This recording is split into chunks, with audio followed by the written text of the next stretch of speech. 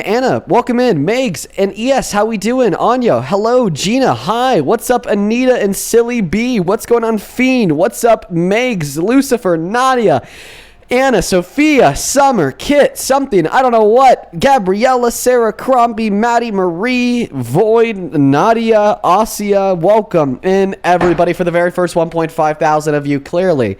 As you can see, we just started the live stream for the afternoon, literally moments ago. You guys are the early birds. Now, there's always a handful of things that you as the early birds could really help us do here, and that's to help the live stream push out more far and wide across that For You page. So hopefully we could get some crazy MAGAs in here to debate. So if you want to help us out, make sure that you're double tapping away on that phone screen of yours, sharing out this live with a couple of friends. If you don't want to share it directly with some friends, reposting it does the same thing. I make sure I always repost the live on my second account. You should too. I mean, why the hell not, right?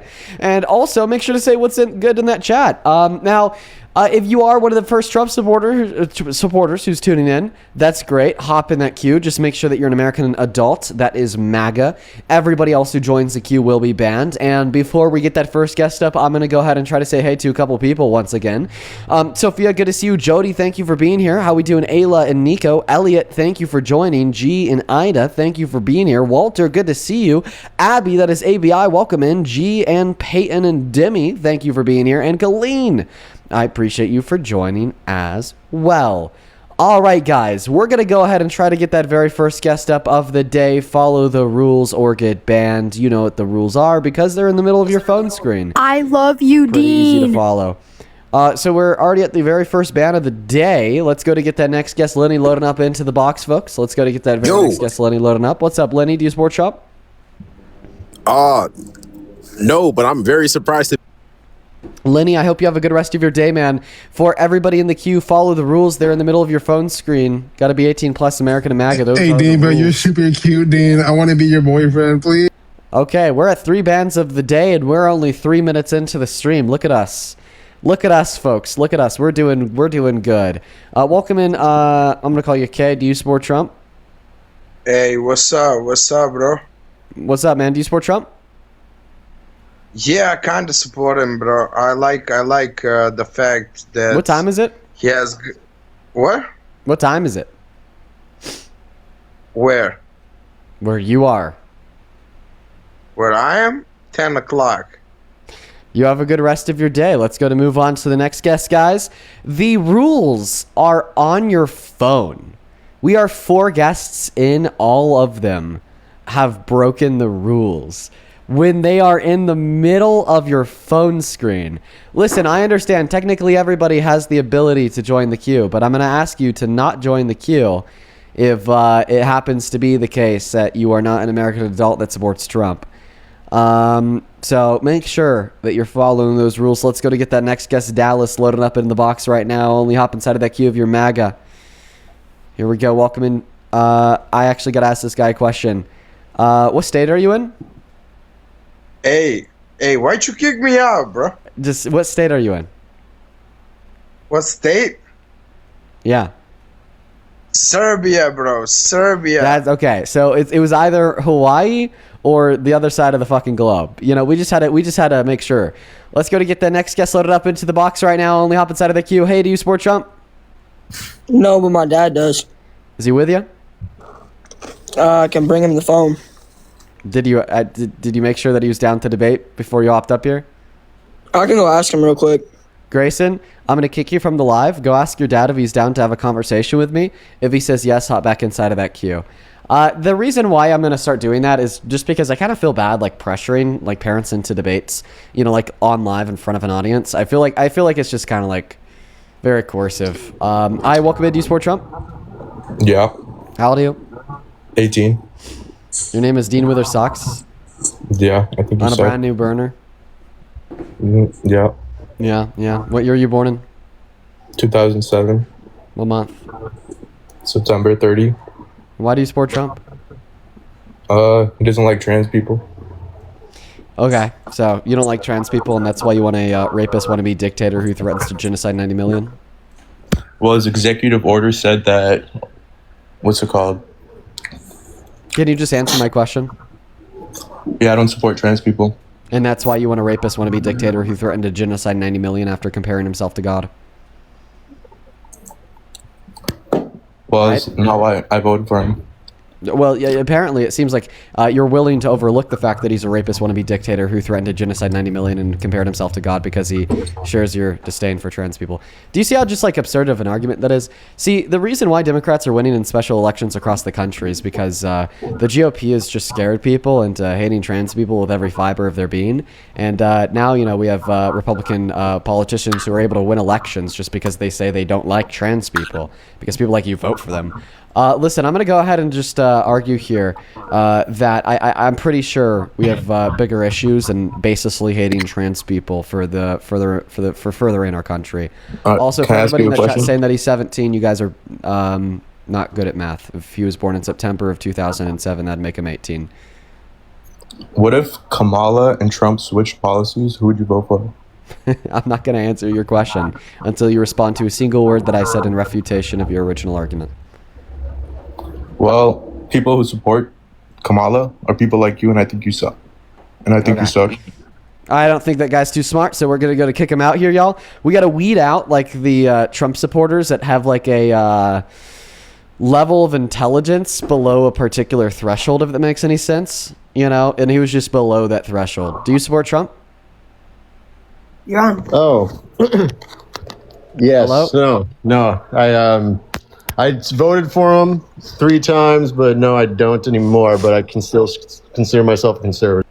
Base, dude. Really happy to hear that. That's awesome.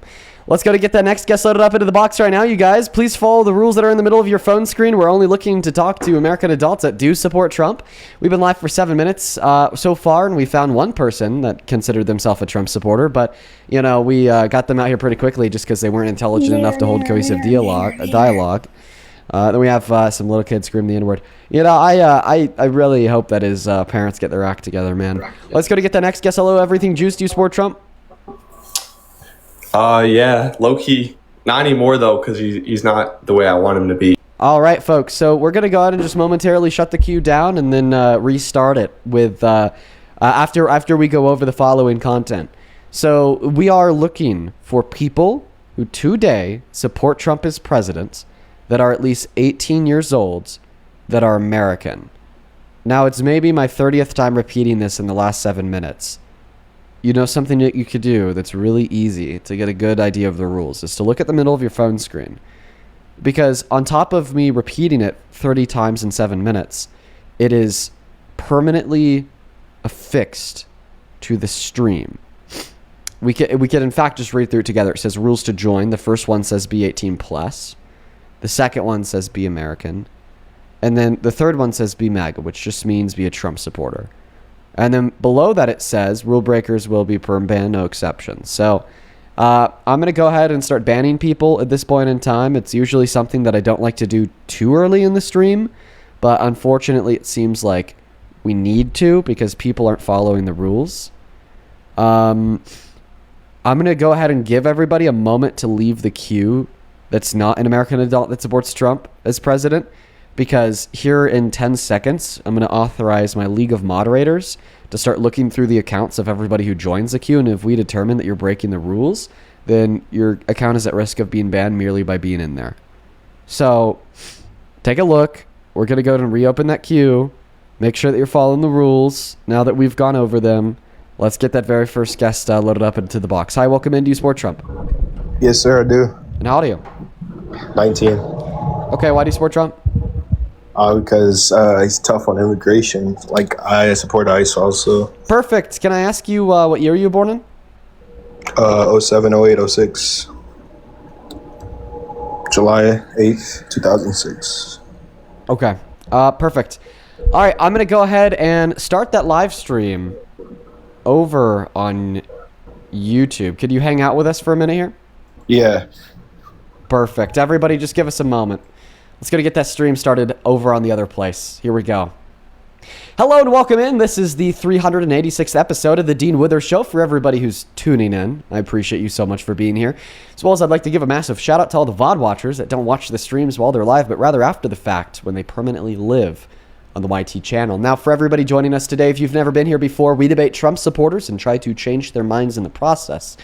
Because Donald Trump is an increasingly deranged lunatic, from attacking the Pope, depicting himself as God, to threatening to genocide 90 million people, on top of breaking his promise in a new wars to start a new war in Iran that has achieved zero objectives, is now apparently completed, with all objectives being met, including regime change, even though the IRGC is still in charge, on top of a bunch of other mumbo-jumbo. Now, clearly, I don't know how his approval rating is going down, but there's still people that support him, so that's who we're looking to talk to. Every day, we also like to go over the breaking news. Today's breaking news is a little silly, if I'm going to be honest.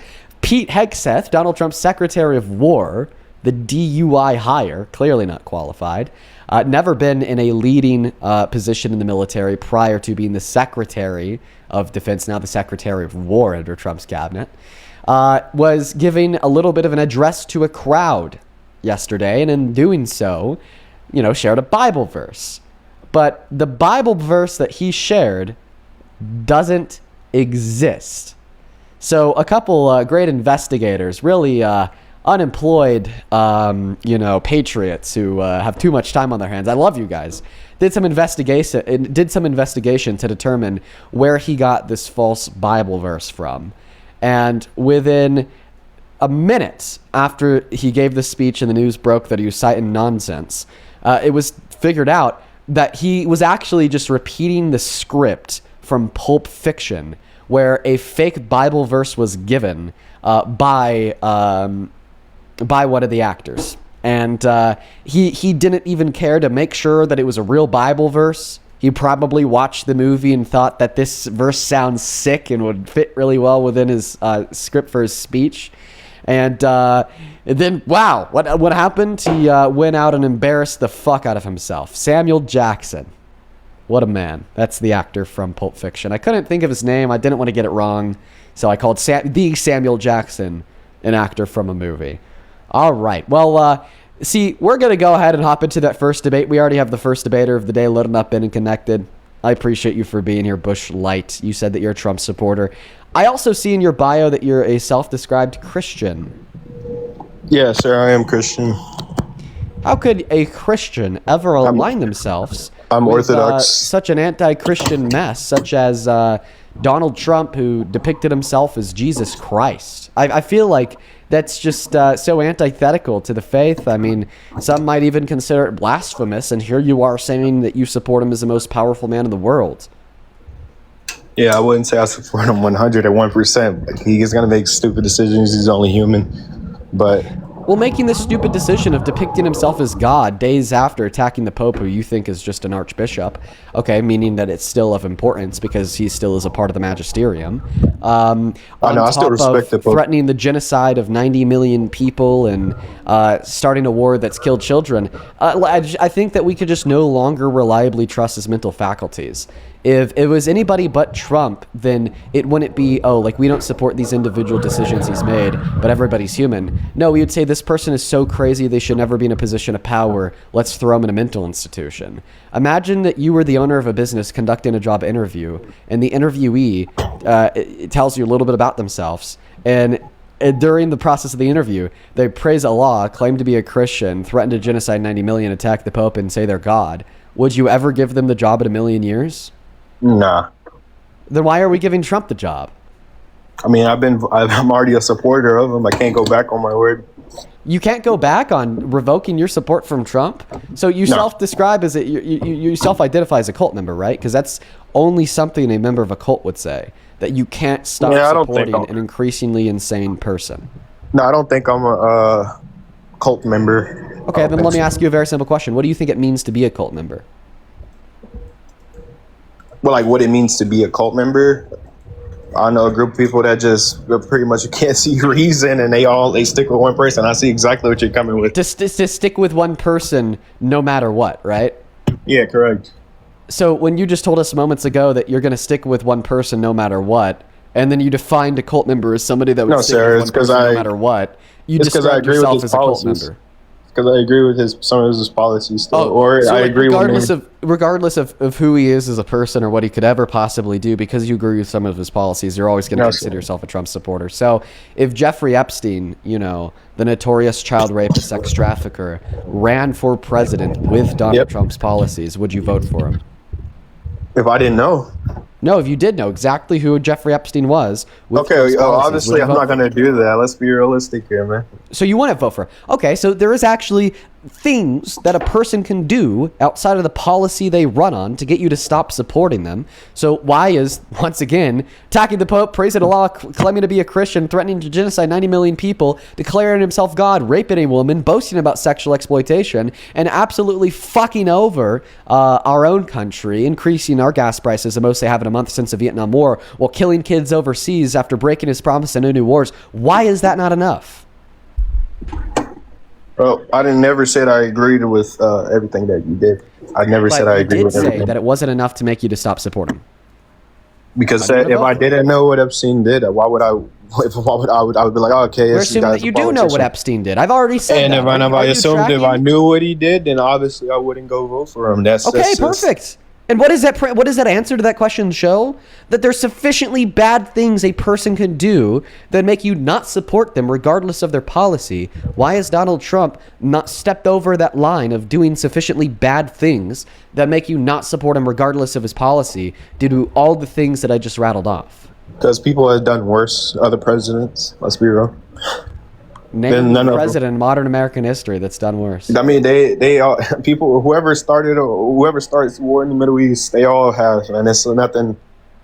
It's just America's main thing. They all go over to the Middle East and want to start war over there. I never said I agree with it because I don't agree with service. Have any of these other presidents that have started war in the Middle East, I mean, just straight up, explicitly threatened to genocide 90 million, claimed to be God, attacked the Pope, praised Allah, and raped a woman? No. Which point do you want to argue, man? You got so many points you're throwing at me. Which point do you want to argue? Well, I mean, I keep on repeating the same ones just to demonstrate that we. I know. I'm asking you which point do you. Modern American. Which point? Listen, I'm just saying that we don't have another president in modern American history that's done worse. I mean, which point do you want to argue? Like, because you're throwing multiple. To argue with any of them. See, the thing is in order for me to demonstrate that no one has done as bad of things as Donald Trump, it requires me to bring up multiple points at a time. Because there's like a couple things Donald Trump has done that are genuinely worse than any other individual action of any other president in modern American history, like J6, for instance. Okay, like the fake elector scheme, for instance. But if we, outside of like those very unique things that he's done that declare him to be worse than any other president in modern American history, what we have to do is we have to talk about all the things that he's done holistically.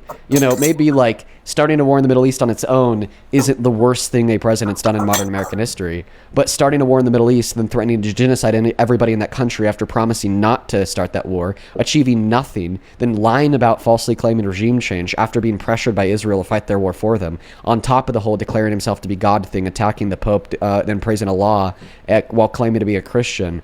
All of those things in combination of one another paint a picture of a very sick man who should be far and away from politics and should be, quite frankly, far and away from any position of power ever. So pretty much a he said, she said thing type of thing, because basically based off what he said, really, you don't like it. He never did any of that stuff, so I mean, he never actually genocided anyone, so I wouldn't really use that as an argument. So you don't think that threatening to genocide 90 million people is the most powerful man alive, backed by the U.S. military after already killing 160 of their innocent little girls, on top of 2,000 other civilians in war crimes by targeting their civilian infrastructure, isn't bad? Wait, was it U.S. Strikes that actually killed, unalived those girls? Unalived those girls, or was it Israel? It was a U.S. strike. Was it? Yes. Like I said, I wouldn't agree with everything that they do, but... So, I mean, I'm giving you like these fucking like nuclear weapons of why Trump is so shitty. Like, how about this? You keep on like saying that like every other president has done the same or worse. Okay, Donald Trump threatened to execute 6 Democrats in Congress because they politically disagreed with him for no good reason. Oh, let's hear this one. Name one other politician in modern American history that has basically threatened to execute their political opponents. I couldn't name that, but I don't think he didn't do that. Oh, he did do that. So he went on Truth Social He said Correct. that they were seditious traitors. He said that their sedition is punishable by death, and then he reposted a follower's comment saying to kill them. So did he say that though?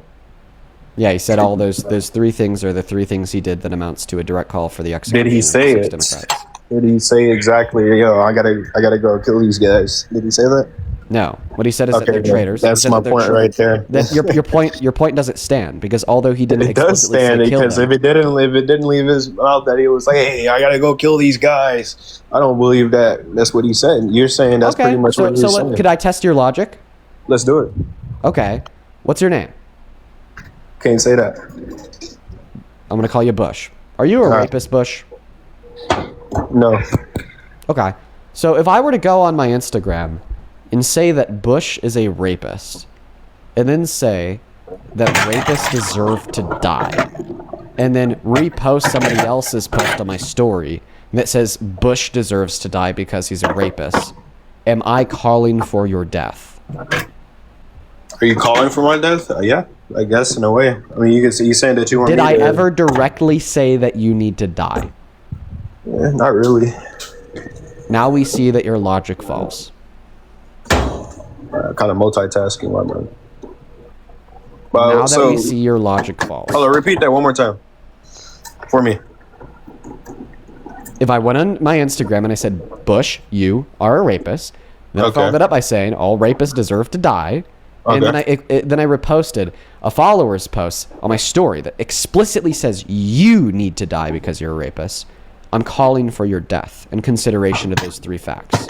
Why do you use so many hypotheticals with your argument, though? Because they help to prove a point. The point that this hypothetical is proving is that your logic is flawed. It's like you're living to how you are defending the premise that Donald Trump didn't call for the execution of the 6 Democrats. I mean, he kind of didn't do that, you know. I'm literally mirroring exactly what he did. You just admitted to it that he didn't do it. That he said he didn't do it. What is going on? I feel like, am I talking to like a rock? Like, you just admitted that exactly what he said. I am pretty muscular, man. If I were to say it about you, I would be calling for your execution. But if Trump were to say it about them, he's not calling for their execution. He's just saying. It literally, he didn't say that. He just reposted something, and all of a sudden, he said everything that I said in the hypothetical. He said they're seditious traitors. Their sedition warrants the death penalty, and then he reposted a follower's comment saying that they need to die. They need to be hung. The same way in my hypothetical, you're a rapist. Didn't he say that George Washington or something? And then I reposted my story. You need to die. You need to be hung. Didn't he say George Washington and the founding fathers or something? Yeah, said hang them. George Washington would. He would. No, he wouldn't. Yeah, I think he would. Why? Why would George Washington hang them? Traitors. Why? What did they do that was traitorous? I'm saying that he would hang traitors. But weren't they traitors? Yeah. What did they do that made them traitors? Mostly all Democrats are traitors. Okay, so what is a traitor? So you wait. You said that mostly all Democrats are traitors. So do you think that mostly all Democrats deserve to be executed? Did I say that? Well, I'm asking you. That's why I'm asking you the question. Do you think that mostly all Democrats deserve to be executed? If it was up to me? Yeah. If it was up to me, I don't know. Okay. All right. So I don't talk to violent people who think that mostly all of the people who politically disagree with them might deserve to die, or I don't know if they deserve to die. So and by the way, that guy claimed to be Christian. Jesus Christ. That guy was claiming to be Christian. His bio said, follow Christ. Dude, they're so delusional. They're so very delusional. Like, what a violent fascist. I don't talk to mask off violent fascists that quote unquote don't know if their political opponents, all of their political opponents, or most of their political opponents deserve to die. Let's go to get that next guest loaded up into the box. That was a very violent fascist. Only opposite side of that queue if you happen to be MAGA folks. Steven, welcome in. Yeah, hey, you a punk ass bitch, bro. Go Trump. You got some big words, Steven. Let's see if you got a big brain. Right. What's your favorite Trump policy? All of them. Name one. All of them. Just name one. All of them. Just name one. No. I say you can't name one. I'm not gonna answer any of your questions because I sat here and watched you not answer any of his. All you do is pose questions. Like what question did he ask that I didn't answer? And then you try to take the moral high ground on Name the country one question I who's didn't led answer, terrorism or name for one policy of 47 years, Trump's that you support. Executed people in the street, my boy. That's Who what are ICE you did. to take the moral high ground with these people? Are you nuts? Wait, you're talking about how ICE Are executed you people in the insane? No, street? you're not answering the questions. Are you insane? No, I'm not a rapist supporter. You are. The proof. Who did he rape? Who did he Eugene rape? Carroll.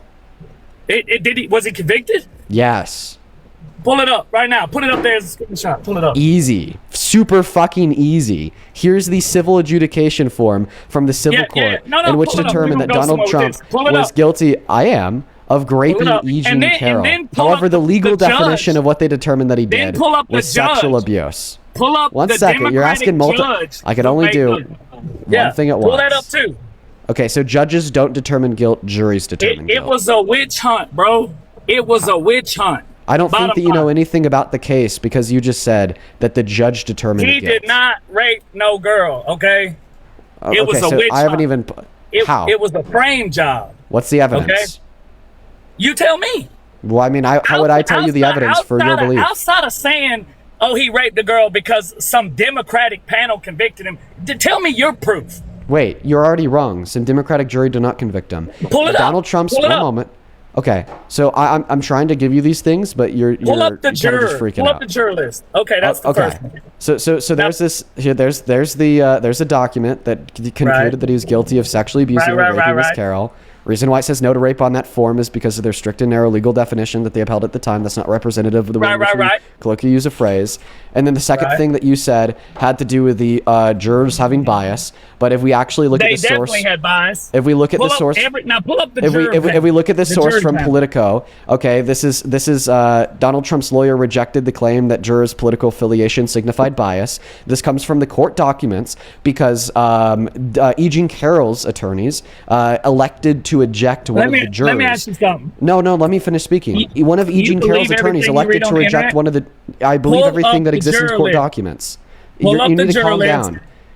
You need to calm down, okay? One of Eugene Carroll's attorneys, okay, elected to eject one of the jurors that loved Donald Trump and loved Tim Pool, who's a very far-right Donald Trump affiliate. He's an Everybody influencer. loved Trump before he ran for office. So what does that mean? And then, okay, Donald Trump's lawyers responded to that election from Eugene Carroll's representation by saying that even though he loves Trump and, he loves Tim Pool, that signifies no bias. Okay, and the conclusion of this is that even Donald Trump's own legal representation argued that there was no bias on the jury. I got you.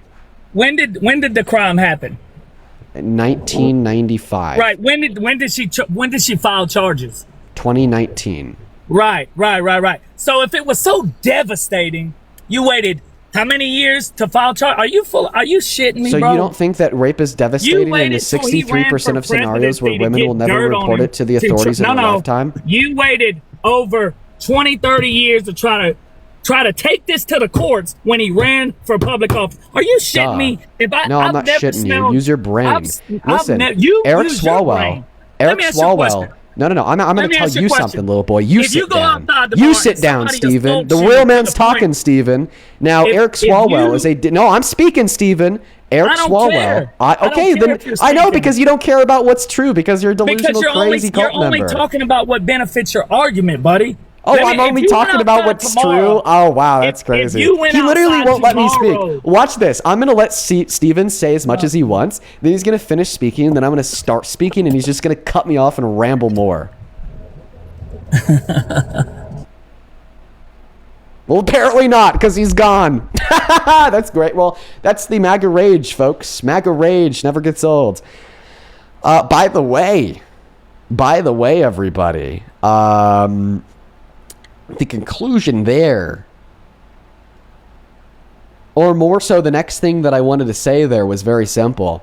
Eric Swalwell, Democratic ex-congressman from California, he had engaged in sexual violence directed towards 5 women that came out a month before the election, and I think that really helped me to better understand how to respond to people's counter-arguments against Eugene Carroll, because I believe them. Even though they came out a month before the election against a Democrat. Why?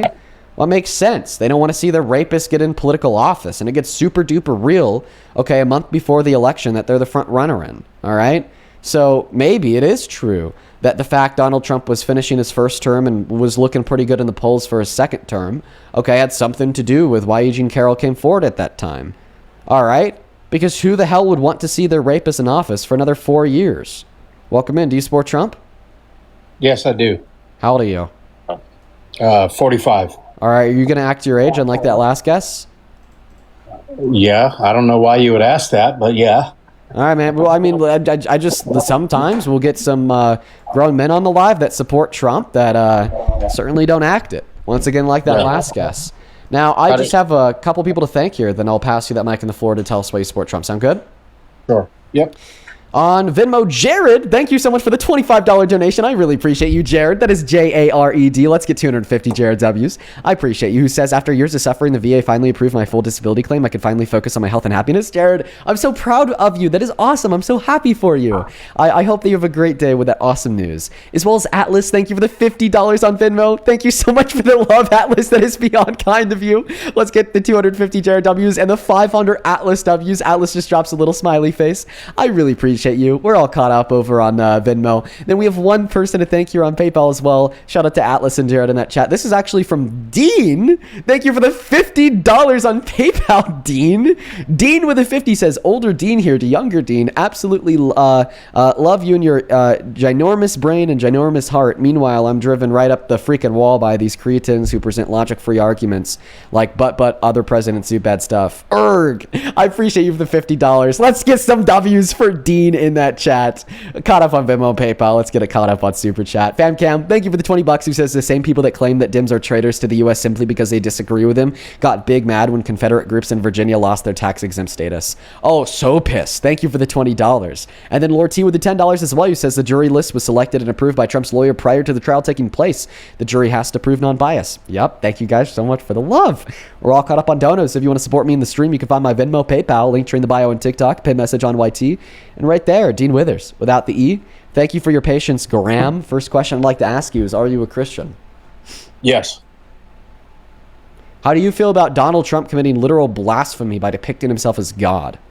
I don't like that. I posted that on my Facebook as well. I don't think that was a good thing. How could you still support him after that? Well, I didn't vote for him to be Jesus Christ. I voted for him to run the country. Okay, so you're saying, well, even though it's really immoral, you didn't vote for him to be moral. Okay, well, I think you actually kind of did vote for him to be moral because good public policy is benevolent and ethical. Bad public policy most of the time is not benevolent and very immoral. Okay, but outside of that, even just ignoring the morality of this, him depicting himself as Jesus Christ, I think what it also proves on a descriptive level rather than a normative level is that he's lost his mind. Okay, he's lost control of his cognitive function. I mean, how crazy does a man have to be to declare himself as God, attack the Pope, threaten to genocide 90 million people, and praise Allah on Easter Sunday? Well, here's the other thing. He didn't threaten to genocide 90 million people. He said, and this was a threat. That's what good leaders do. They can threaten people and get them to calm down. And what did they do? Did they not calm down? You just said it was a threat. Did Iran not calm down when he threatened them with it? Threatened them with what? A total annihilation. Which would be what? Genocide, right? No, it means. What do you mean genocide? You're asking if they. Seems you. Let me ask you. Do you think that Trump said that he was going to send a bunch of nukes there? Donald Trump threatened to kill their whole civilization, which is tantamount to genocide. And is that not a threat? I'm literally. Did he say how he was going to do it? Dude, you've tripped yourself up. Let me help you. I claimed that Donald Trump threatened genocide. Mm-hmm. You said he did not threaten genocide, but he threatened genocide. No, that's not what I'm saying. Do you think that Trump said that he was and death of the entire Iranian civilization be genocide? Mm-hmm. How do you annihilate a whole country? How do you annihilate a whole country? Yes. Why is that relevant? How is it not relevant? Because the question isn't with what means could he prove this threat to be genuine? but rather just did he threaten it point blank period. Now, do you think But that could a have lot been a of threat nukes. just to scare off the people who is threatening to annihilate? Do you think that could, maybe just possibly, Dean, do you think that may have been a threat to where to kind of scare them off? That's what I'm saying. I'm saying that he threatened genocide. We're agreeing that it was a threat of genocide, right?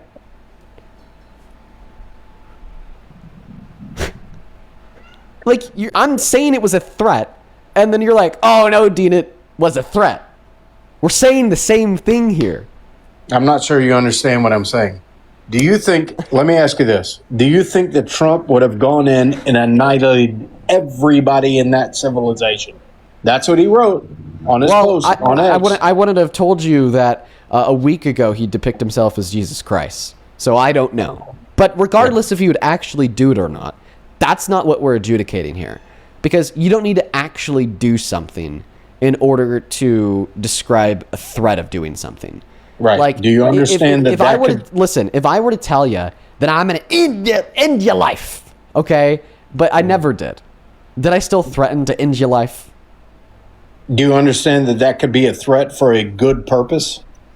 So now you're arguing that he did threaten to genocide them, but it was good? Yeah. Okay. I just want to clarify. Is that your position? Sure. Yes. Okay, so you went from saying that he didn't threaten to genocide them to now saying that he did threaten to genocide them, but it was good. Yeah. So what I'd say here is it's actually never a good thing to threaten to genocide 90 million people, including millions of small children. Mm-hmm. Yeah. First of all, he never threatened that, but that's okay. Do you understand? Define the word genocide? If you threaten to kill my kids, and I wrote back to you, I'm going to K Dean, is that okay for me to say that? If you, over years and years and years, which the Ayatollah did since the 79 revolution, was that okay for Trump to say that? We're going to wipe out the whole civilization. Was that okay for him to say that as a threat after he's been threatened over and over? Not only him, but the United States of America being threatened by the Ayatollah, by Iran constantly. Is that okay? Is that okay for Trump to say something back to them? So from my perspective, no, because it's never okay to threaten genocide.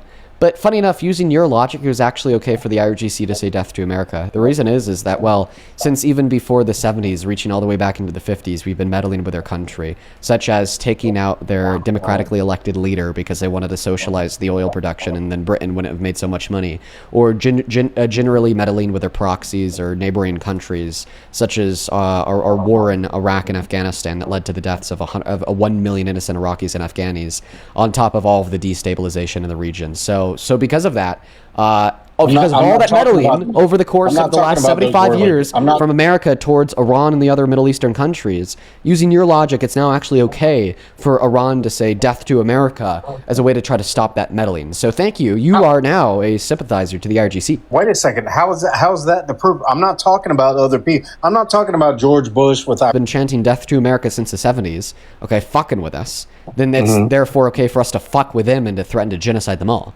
Okay, but what you forget is that we've been fucking with Iran before the IRGC even existed. Therefore, I know we started it first. Okay, like with the coup of their democratically elected leader in the 50s, general destabilization of the region, the onslaught of their neighbors, okay, sanctioning them, removing the sanctions to enter into the JCPOA, then Donald Trump basically pulling out of the JCPOA to then re-implement the sanctions, fucking with their proxies. So because we've been fucking with them longer than they've been fucking with us, therefore we started the meddling, and therefore they are justified in then responding to the meddling by chanting death to America, because keep in mind, in accordance with your logic, because they've been, meddling and saying death to America for so long, it's actually justified for Donald Trump to then turn around and to threaten to genocide them all. But since in all reality and consideration of all history, we started it, we meddled first, and we've been meddling ever since. In accordance with your logic, they're the party that's justified in chanting death to us, not the other way around. Then why did the 79 revolution happen? Why was Iran free before that? I could answer your question. Okay. Because we took out their leader in the 50s when they were free. Then we didn't. The CIA This is where you're wrong, Dean. This is where you're wrong. This is why you don't know history. You act like you know a bunch of stuff, Dean, but you don't. That did not happen. The CIA I don't know admitted to where it. you get this from. Why do you CIA. think the '79 revolution happened? Dude, it I'm had telling you nothing where I'm to do getting with this from. Americans. I'm telling you where I'm getting this Who was from. the leader before the '79 revolution? Stop talking over me. I'm telling you that I know that we did take out their democratically elected leader in 54 or 56, and then we put him on house arrest for the rest of his life and installed our own leader. And where did he go? Where did he go? One moment. And I know that we did that. Stop it. You're interrupting me while I'm trying to give you the evidence for it. You can't just scream and shout over me that what I'm saying never happened and that I don't know what I'm talking about while I'm trying to give you the evidence to justify what I'm talking about. Like it's unreal. But that aside, my evidence that this happened in 1956 and we took out their leader and put him on house arrest for the rest of his life and then installed our own leader is the CIA. That's Dude, not even you're true. still Where doing do you you're get still this from? I'm trying to tell you right now. All right, you're I've screaming. been trying to tell you for the last 3 minutes. You're literally, when I'm trying to tell you where I'm getting this from, you're screaming over me, saying, "Where are you getting this from?" It's fucking annoying. Me. I'm saying, where are you getting this from? I've been trying to tell you. Are you going to let me tell you? Yes, go ahead. The CIA admitted to it in Congress. Where? What Congress? Sure, for sure. When did CIA admit to Iranian coup?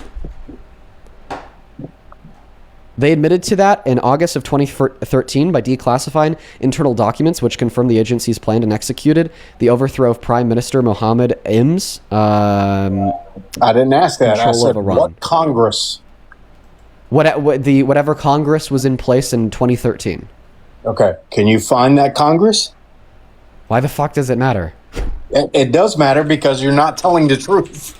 Can you find the Congress? I feel like I'm Andrew Wilson now. Yeah, the 113th Congress. Yeah. Okay, 113th Congress. Let me look that up. I don't mean to be like Andrew Wilson, Dean. I think you're a cool guy. I don't mean to be like this, but just you've got to be able to be truthful. I'm looking this up. I'm being truthful. Okay. Looking this up now, 113th Congress. Just look up 2013 CIA declassification of Iranian coup.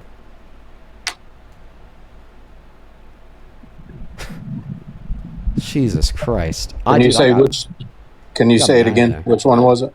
2013 CIA declassification of Iranian coup. 2013. Or you could just look up the operation. It was Operation Ajax. That's probably easier. Yeah, that would be easier. Operation Ajax. Dude, I'm still a little bit flustered. Fucking hell. You should be flustered because you're lying. Most of the stuff you're talking about, you're lying. Yeah, I'm totally lying about Operation Ajax. It never happened. I didn't say that. I said most of the stuff you're talking about is lying. I'm looking this up. Well, I guess you got unlucky by asking me for evidence for the one thing that apparently I'm happy. I happen to be saying that's true. I'm surprised you don't know about it. I feel like this is kind of one of the things that you have to know if you want to have serious political discussion about American interventionism in Iran.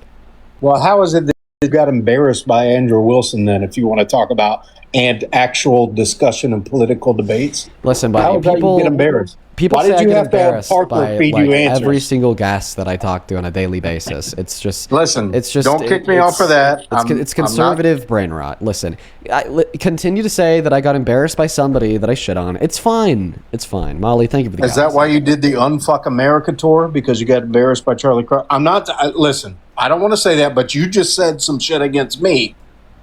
I didn't want to say that against you. You did just say some shit against me. Okay. Did you not? After you said that there was always Republicans or somebody saying that they don't know history.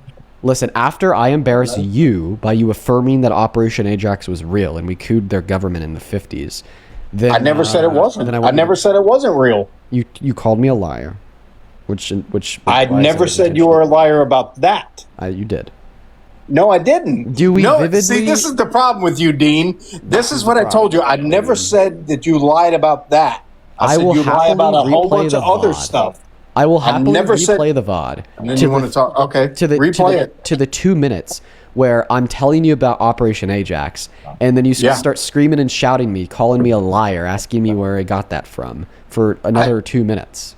I never said that. I said I'm looking it up right now. You just said this is while you're looking it up, just stop talking and start researching. And in the meantime, I'll go ahead and replay when you were like screaming and shouting, calling me a liar. Can you replay? Congress was in place in 2013. Fair enough. Been fucking with them longer than they've been fucking with us. Therefore, we started the meddling, and therefore they are justified and then responding to the meddling by chanting "Death to America." Because keep in mind, in accordance with your logic, because they've been meddling and saying "Death to America" for so long, it's actually justified for Donald Trump to then turn around and to threaten to genocide them all. But since in all reality, in consideration of all history, we started it.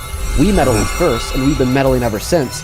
In accordance with your logic, they're the party that's justified in chanting death to us, not the other way around. Then why did the '79 revolution happen? Why was Iran free before that? I could answer your question. Okay. Because we took out their leader in the 50s when they were free. No, we didn't. The CIA. This is where you're wrong, Dean. This is where you're wrong. This is why you don't know history.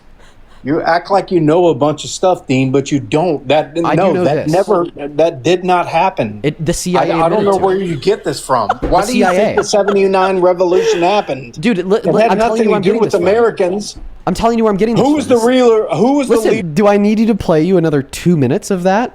Or I think I've really proven my point here. Yeah, play the beginning again where you just interrupted me from the beginning.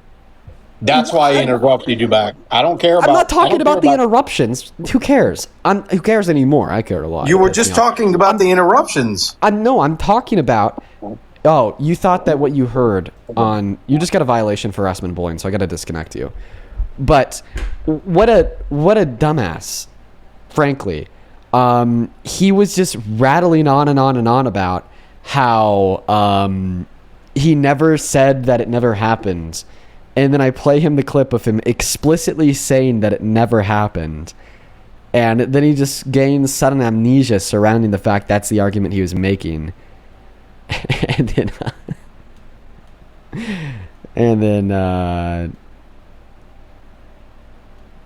had to kick him. Trump supporters, folks. These people vote. Let's go to get that next guest loaded up into the box. Graham, you got a 10-minute flag for harassment and bullying. I could let you back on in 10 minutes from now. It is 2:54 Mountain. I could let you back on at 3:04 Mountain. Oh, boy. Welcome in. Do you support Trump? Edit profile? Yeah, I do. Okay. Are you going to... Not the last guest. Sorry, I'm having a hard time walking. Not the last guest, but the guest before where you said George Washington never hung anybody for treason or anything. No, that's not what I said. I don't doubt. You said he never had anybody hung. No, you misinterpreted what I said. I don't doubt that George Washington has hung people for treason. Were guilty of treason because they were not. You said you think George Washington had people hung. He said yes. And it's true, he did, and it was mostly for treason after the Revolutionary War or during. Okay, I'm telling you that you're wrong. I don't think that I'm telling you that. Look it up, Dean. Look it up. Do I need to do the whole replay of the VOD again? I looked it up and copied it and pasted it and spammed it all in your chat, buddy. Dude, I agree with you that George Washington hung people for treason. That's not what's being disputed here. What's being disputed is that the Democrats who Donald Trump advocated for the execution of were guilty of treason. Well, you're disingenuous, man. So what am I disingenuous for? It was your misunderstanding of what I was saying. And then Parker, he called something out on Kamala supporting transgender for getting surgery in California that was incarcerated. And he said, "Oh, I promise, look it up and I'll bring you back up." He wouldn't do it because he knew he was wrong and he blocked me. Y'all are disingenuous. You're going to grow up one day and you're going to regret all this. I will never regret the most patriotic thing I have ever done in my life. This is not patriotic, bud. It is absolutely patriotic. You are Every day. taking up for people that if you went to their country, they would kill you. Okay, what people? Iranians. Innocent Iranians would not kill me. Go over there, bud. It's self-implied that's what I via want the you to fact do. that they're innocent that they wouldn't kill me. That's a little. You make enough money. That's a little challenge to you. I dare you to get a plane ticket, get on a plane, and visit Iran. I'd have to use their public infrastructure to do that. I'd probably end up dead because we've been committing war crimes and bombing their public infrastructure. But the point that I'm making here is I'll tell you who I stick up for.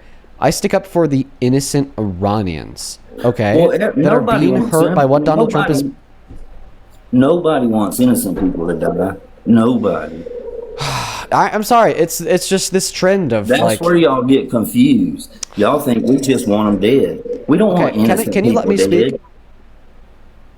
Speak. Thank you. I stick up for innocent Iranians. The innocent Iranians that are being killed today by U.S. tomahawks. And the innocent Iranians in which would have their life destabilized or ended in the future through bloody civil war by a more authoritarian regime if we were to create a power vacuum in the region, the same way we did in Afghanistan and Iraq. But that point aside, I want to know why you support Trump. Because I think he really does want to make America great. I think he wants to make it better than it is.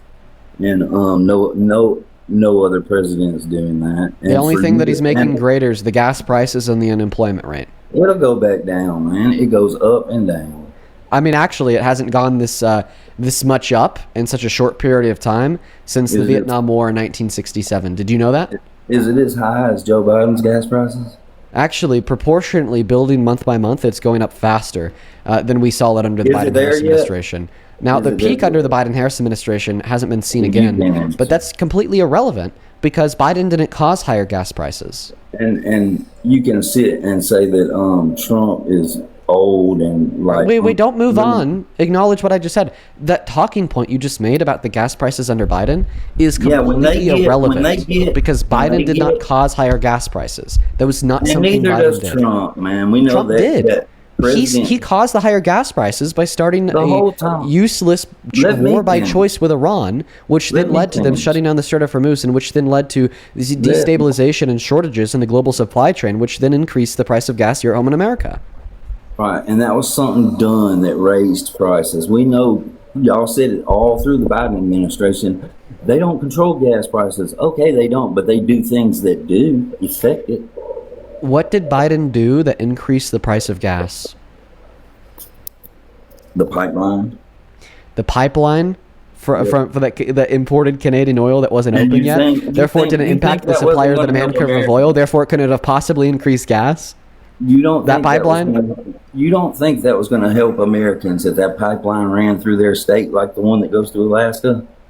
You're now pivoting the conversation into saying... No, that wasn't a pivot. That's still about the pipeline. But it's not about how Biden increased the price of gas. Because we know that shutting down the pipeline... I just told you Biden didn't... No president did. They do things that affect it. And I don't know what they're doing to affect it. Doing something to affect the gas of price to go up is increasing the price of gas. Right. And Joe Biden did that too. You just said that those two things were different. But you just said that those two things were different. So you're trying to get me all mixed up, man. You're getting yourself mixed up. It's not my fault you're a fool. Dude. I'm what? It's not my fault you're a fool. I think I'm pretty smart to have a fucking traumatic brain injury. Do you know anybody that's been to Iraq? Sorry to hear about that. Sorry to hear about your TBI, man. Thank you. All right. Do you know anybody that was at war in Iraq and know that every building they destroyed that a civilian owned, they had pallets of fucking money that they were... I appreciate you for coming up, dude. You take care. All right, folks, we need to quickly hit a restart on that live stream. The reason why we need to quickly hit a restart on the live stream is because we just got 4 back-to-back flags for harassment and bullying. So, like, unfortunately, we gotta, like, restart, like, literally right now, or else our stream is gonna get taken down. I really don't want to do this. And Graham, by the way, I'll let you back up if you want to come back in after the restart. I could do that. I really don't have to do this, but unfortunately I have to. And the reason why I have to do this is because if I don't, then I'll just get my access to the live stream feature taken away. For everybody watching on YouTube, this will not affect you. This is just for the viewers on TikTok. Now, if you want to be able to come back after the restart, folks, make sure to hit that follow button, top left-hand corner. Even if you want to unfollow, okay, like once you're back, all is good and dandy. It just happens to be the very fastest way to come back in here. So I'll see you all momentarily. I will be right back, folks. Oh, you know what? Actually, I'm just going to give you guys a moment to hit that follow button while I thank a couple people before we restart. Karmic, thank you for the $10, who says MAGA suffers from toxic insecurity. This guy's proof. Everybody that we've debated so far today has been proof. I don't know what's in the air, but something's in the air because these guys are nuts. Sophie, thank you for the $20 on Venmo. Let's show some love to Sophie in that chat. Sophie says, whenever a guest starts crashing out, you should start calling for quote-unquote Jessica. It works well with children. I don't even know what that means, but thank you for the $20, Sophie. Sarah, thank you so much for the $10, who says, at the moment, I'm convinced that the only remaining Trump supporters are insanely scary, violent people. It's definitely a lot of people that we debate. Jake, thank you for the $10, who says, these weirdos are the epitome of the Dunning-Kruger effect. I know, you get to see it in real time. And then Laura, thank you for the $25, who says, I love what you do. I could never. Did you see the news report today about RFK and raccoons? Dude, RFK is a straight weirdo, man. That guy does not need to be in politics. I did see that. That's crazy. And then we just have two people to thank on PayPal. Neither of them left a message, but both of them sent $20 donations. Anna and Alberto. Thank you both so very much for the love. Show some love to Anna and Alberto down below in that comment section. You guys are so incredibly awesome. Thank you guys so much. You guys fucking rock. Thank you. We're going to go ahead and hit a quick restart. We'll be right back, folks. Hit that follow button and see you in less than 5 seconds. The restarts take 3. Today, which sucks. Hello, welcome back in, everybody. For everybody tuning back in on TikTok, let's try to get to where we are at before we had to hit that restart. So make sure that you're double tapping away in that phone screen of yours. Shout out this live with a handful of friends. What I always do is I like to repost it so it also shoots out to the friends. And double tap on that phone screen. I'm going to go ahead and say hey to a couple people in the chat. Welcome in Roa. What's up, Corey? What's up, Rhoda? What's up, Terrific and Penelope? Malice XO. Welcome in Something. Telma. ES, Asia. Welcome in Megan. I appreciate you guys so much for being here. We're going to try to get that first guest up. It looks like Graham maybe wanted to come back. So I was definitely down to get Graham up in here. If I see Graham in the queue, we'll get them loaded in. In the meantime, we'll get Rich Lifestyle connected to that live stream. Hey, do you support Trump? Yes, sir. How old are you? I'm 19. What year are you born in? 2006. Is it easier or harder for you to live a rich lifestyle when everything costs more and money is harder to make? Yeah. So that was not a yes or no question. That was an easier or harder question. Harder. Okay. So if your name's Rich Lifestyle, that must mean that you want to make a bunch of money, right? Because that's how you get rich. But now you're saying that Trump is making it harder for you to get rich. I just day trade, bro. Well, I mean, day traders, they've been suffering too. All right? Day traders need some volatility in the market, but you need predictable volatility in the market. Not unpredictable volatility that shifts every single day with, a new extension of the war to Iran, a new statement tanking the price of oil.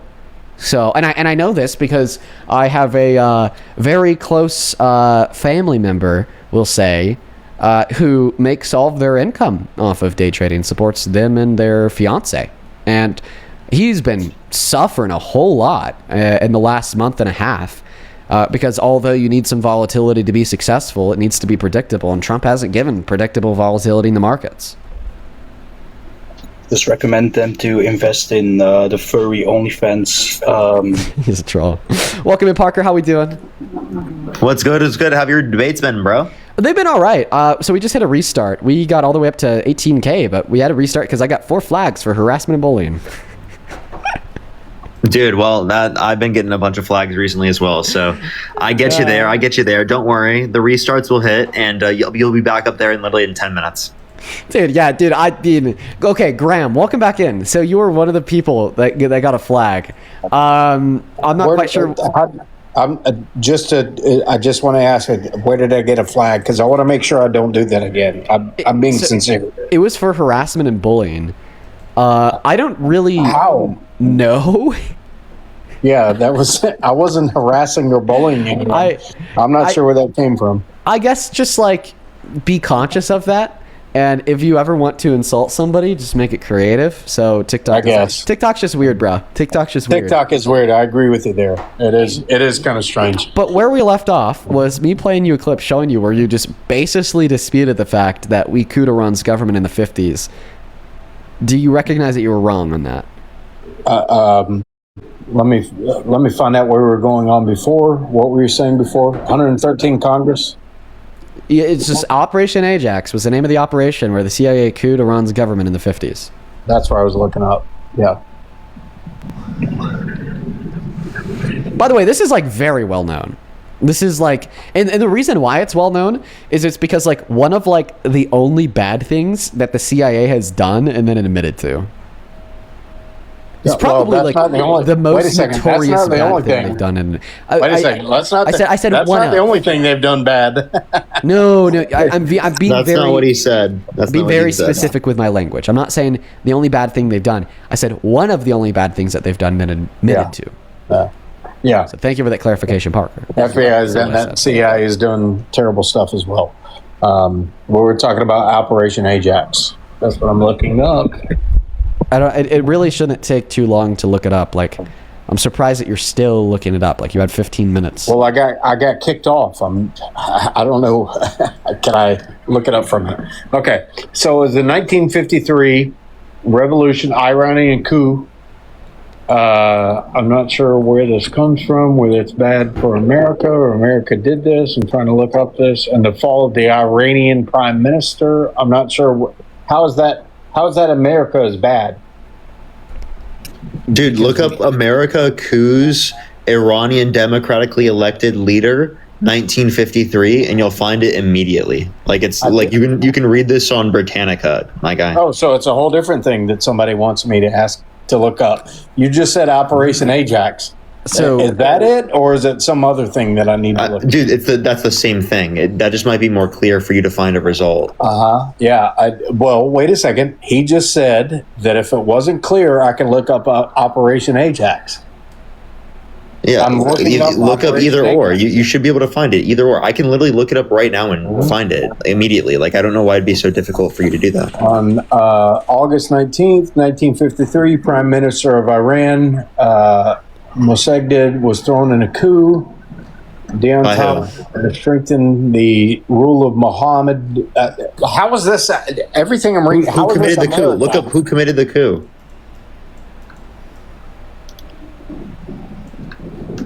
Isn't that like one of the most relevant things? Who did the coup?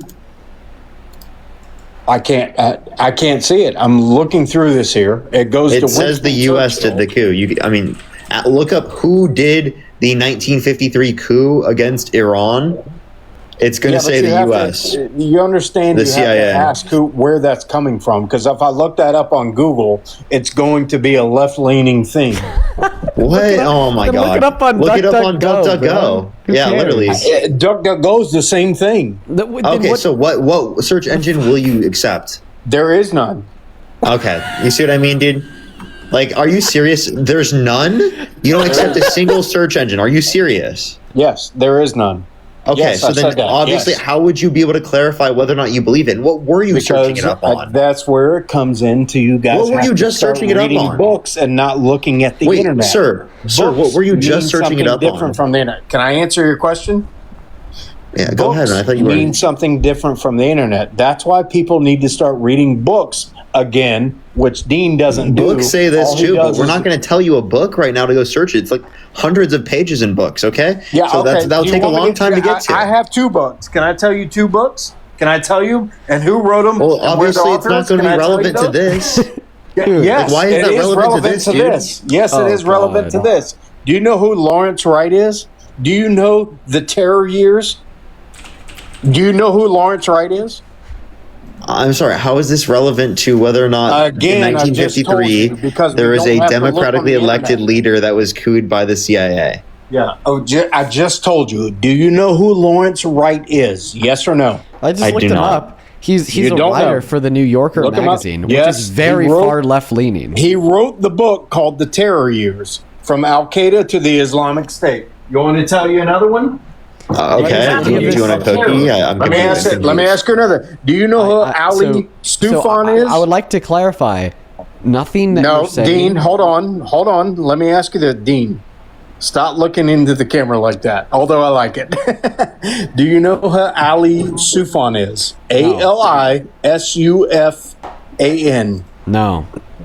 Of course you don't. That's why we need to stop looking at the internet and we need to start reading books. What? And that's why you get embarrassed most of the time when you're trying to talk about stuff because you don't know what you're talking about. You're looking at internet sources who are people like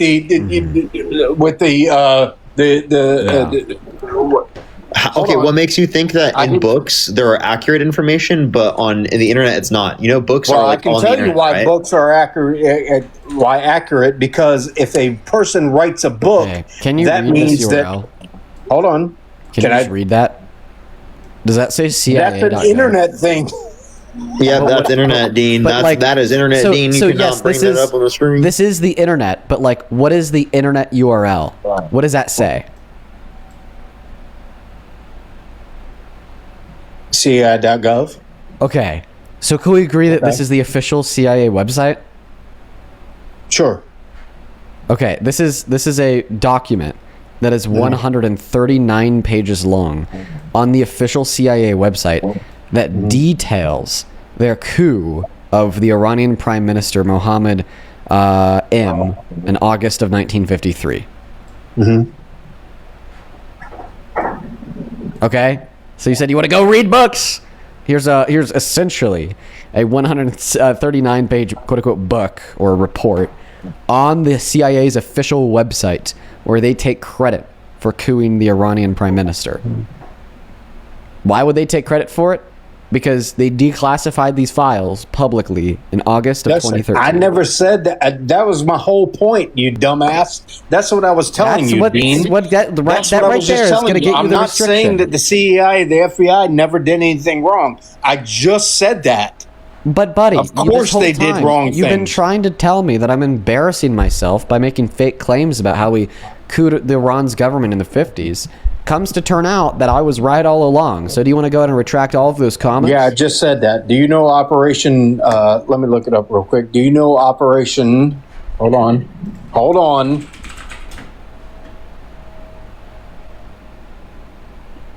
Do you know Operation I don't know? This guy, like, barely knows how to conversate. Like, we have to be able to track. Well, first of all, it's not conversate, it's converse, you dumbass. It's not conversate, this it's right converse. here, we use the terms interchangeably.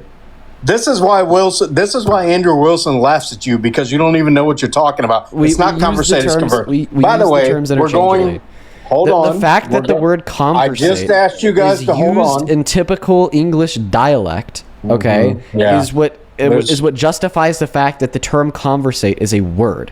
Technically, conversate is used in the same... It's converse. Language is not objective. Yes, it is. No, what the fuck? It can't be. Do you even know what that means when you say that? When you say language is objective, can you tell me what you think that means? Me? Yeah, tell me what you think that means. It means that there is a proven point of anything that wait. Oh, it's converse? It's converse? It's converse?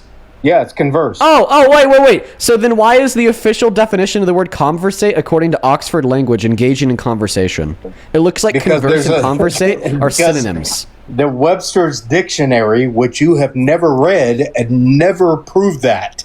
This is from Oxford. Yeah, actually, Dean, that's on the internet. That's fake news. Yeah, internet media. That's my whole thing. Conversate has never been a word, even though it's been used for 200 plus years. Hey, Dean, and this not other a word, never a word. Okay. Holy shit, that's Parker. Wait. You cited Webster. Wait this a is second. Merriam-Webster.com. Wait.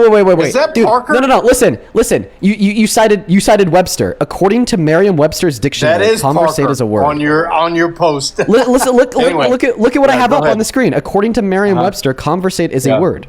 It's not like it says my name right there. He left. Is it because he saw me? Dude, no, it's because he got caught up again. He got caught up again. Dude, he tried to like get one over on me by claiming that conversate wasn't a word, and then I showed him how conversate is a word in the Oxford Language Dictionary, and they said, I don't trust Oxford, I only trust Merriam-Webster, and then I went to merriam-webster.com, and they defined the word conversate as well. I welcome in. Do you support Trump? I do not. All right, man. We're just looking for Trump supporters. You take care. And he got a ban, because he got a ban for the same reason that he got a ban before, because he started getting mad, and then he started saying DUMBASS. You say words like that, TikTok will ding you, and you will get your account taken down. It's not something I would personally choose to do if I had complete control over the platform. If I had complete control over the platform, I wouldn't like censor people and kick them out for saying DUMBASS. But like frankly, it's not up to me, it's up to TikTok. Hey, welcome in. Do you support Trump? So I am on the fence. Okay, if the election was held tomorrow between Trump and Harris, knowing everything that you do now, who'd you vote for? Trump. Okay, perfect. Then you're in the right place. Let me thank a couple people, and we'll hop into the discussion. Momo, thank you for the $20 on Super Chat. I appreciate that, Momo. Let's get 200 Momo W's down below. I really appreciate you so much. Thank you, Momo. Momo with the $20 says, Trump could legit light a baby on fire and punt it into the crowd, and these people would be like, oh, everybody makes mistakes. Like, this is not Hannah Montana. Yeah, bro, for real, Momo. He could do anything at this point. Thank you for the $20. Mary, I appreciate you for the $20 as well. You says, now that you've been all the true MAGA, you're getting nothing but uneducated bullies. Thank you for slaying the little IDIOT dragons. Love you. I love you too, Mary, and thank you for the $20 and the very kind words. Thank you so much. Same thing to Shin. Thank you for the $20. Who says, quote unquote, look it up from a dude who doesn't know how to look stuff up and doesn't trust anything on the internet ever, according to his own admission. How crazy is that? And we just got a massive super chat in from Pet Dad. Pet Dad, thank you so much for the $100 super chat on YT. Thank you so much, man. That is fucking outrageous. I don't deserve a penny of that. That is so much money. I want to see so many W's for Pet Dad down below in the comment section. Genuinely, I do not deserve a penny of that. Pet Dad with $100 says, right on, bro. Thank you, Pet Dad. I want to see 1,000. Like I said, Pet Dad W's down below. That is beyond kind. From the bottom of my heart to you, man. Thank you so much for your kindness and generosity. I don't deserve a penny. Holy. Bobby, appreciate you for the $15 on Venmo, who says, Dean, every guest has been focused on blame and transfer of responsibility as projection. Do that what you will. Oh, yeah, they all engage in Darvo. Every single one of them, man. Thank you for the $15, Bobby. Sophie, thank you for the 5. Then Ellie, thank you for the 5. And then Amanda, thank you for the 1. I appreciate you. On PayPal, thank you so much, Caroline, for the $20. Thank you so much, Caroline. Let's get 200 Caroline W's down below. That is beyond kind of you. Thank you for supporting what we do here, Caroline. And no worries. I hope that your migraine starts feeling better soon, Caroline. Shout out to you. Thank you for the 20. Same thing to Roberta. Thank you for the $20. Who says, love what you do. If MAGA is too stupid to figure it out, you are welcome to kick them. Right? I know. We need to start doing that more. Thank you for the $20, Alberta. And then Z, thank you for the $5 as well. With that, we're all caught up. I really appreciate you guys. If you guys want to support me, the stream, or what we do here, you can find my Venmo, PayPal link in the bio on TikTok. Put a message over on YT right there. Dean Withers without the E behind the VMPA. Now, tell us why you'd vote for Trump, given that the election was held tomorrow with him versus Harris Stacey. Let's start there. So, like I said, I'm on the fence, but I believe that he does have plenty of upsides. I think that, the most controversial one being immigration. And that's what actually leads me to being on the fence. I do believe that everybody should get into the country legally, obviously. But I don't know if the way he's going about it is too strong at this point in time. Okay, so I don't think that we should support policy that doesn't materially benefit our country and only materially hurts it. And that's his immigration policy, right? As a massive economic downside, we'll start there. Undocumented immigrants account for 8.6 million of our laborers, 12 million of our consumers. They contribute 1.1 through 1.7 trillion dollars to the GDP annually and pay over $100 billion per year in taxes. We lose them, we lose their economic contributions, and our economy suffers because of it. On a human rights level, there's a lot of human rights abuse that takes place, from deporting people in violation of their natural right to due process to be tortured in CCOT, like Abrigo Garcia, who was illegally deported, to authorizing ICE agents to racially profile black and brown people, to supporting the execution of citizens in the streets of this country. I just don't think that we should support it. So, and that's where I'm coming from. Where I live, it's very rural. I live in essentially a potato farming community. And that's where the majority of our funds are. They come from the migrant workers that come in and help out. And a lot of them that come in, they don't do anything wrong. They come here, they work, and that's what they do. Okay, so then why would you support it? So that's okay. So when you look at it and you have people that come in illegally and they do not contribute, okay? They don't contribute and they cause issues. Do you feel that they should still be allowed here? So they do contribute, and they're proportionally less likely to cause issues.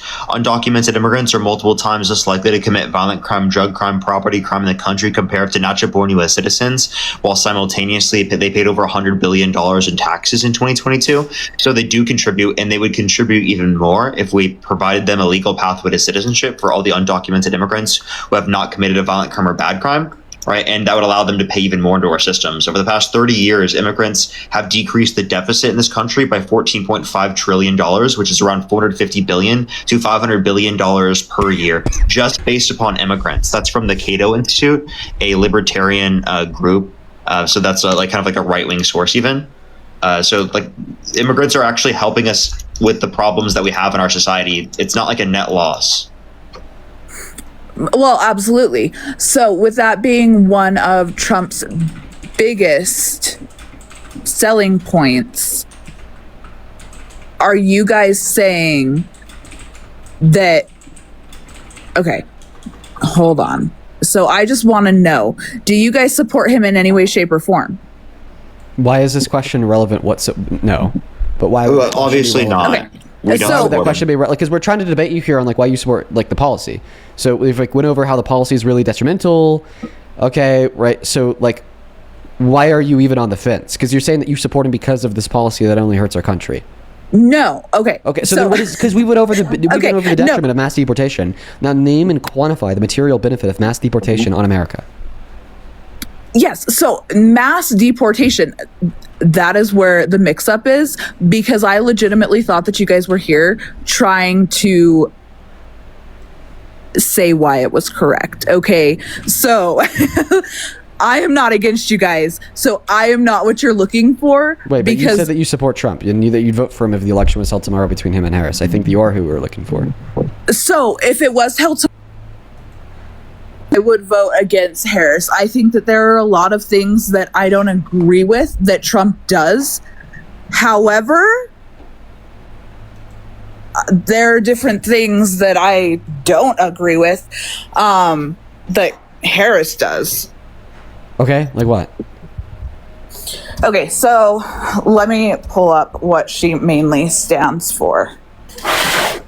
So you can't just name anything off the is there anything off the top of your head that you could mention that you just disagree with? Off the top of my head, what I disagree with? Yeah, like anything that you just like ideologically disagree with, anything she proposed you disagree with, anything like that. So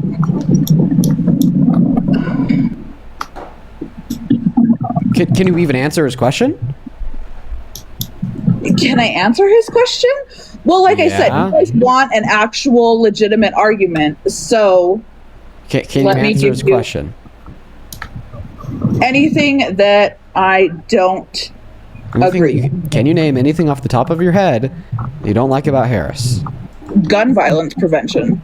Like what specific policy? Or I guess we could Wait, she respond said that to she doesn't like gun violence prevention? Correct. Yeah, do you like gun violence? So I believe that people, obviously it's an amendment right, that you should have access to firearms. Yeah, but she believes that too, right? Like, but obviously you can believe in that and then also simultaneously believe that there should be, basic gun restrictions, right, that are going to lead to better outcomes for the people and more gun safety. Like, so are you saying, do you agree with universal background checks? Absolutely. That's like an example. That's like what Democrats agree with. So that's a gun violence prevention policy. Yes. So that's kind of what we're advocating for. So what specific type of policies are you referencing that you disagree with? Because so that we can kind of respond to that. Banning assault weapons like ARs. Okay.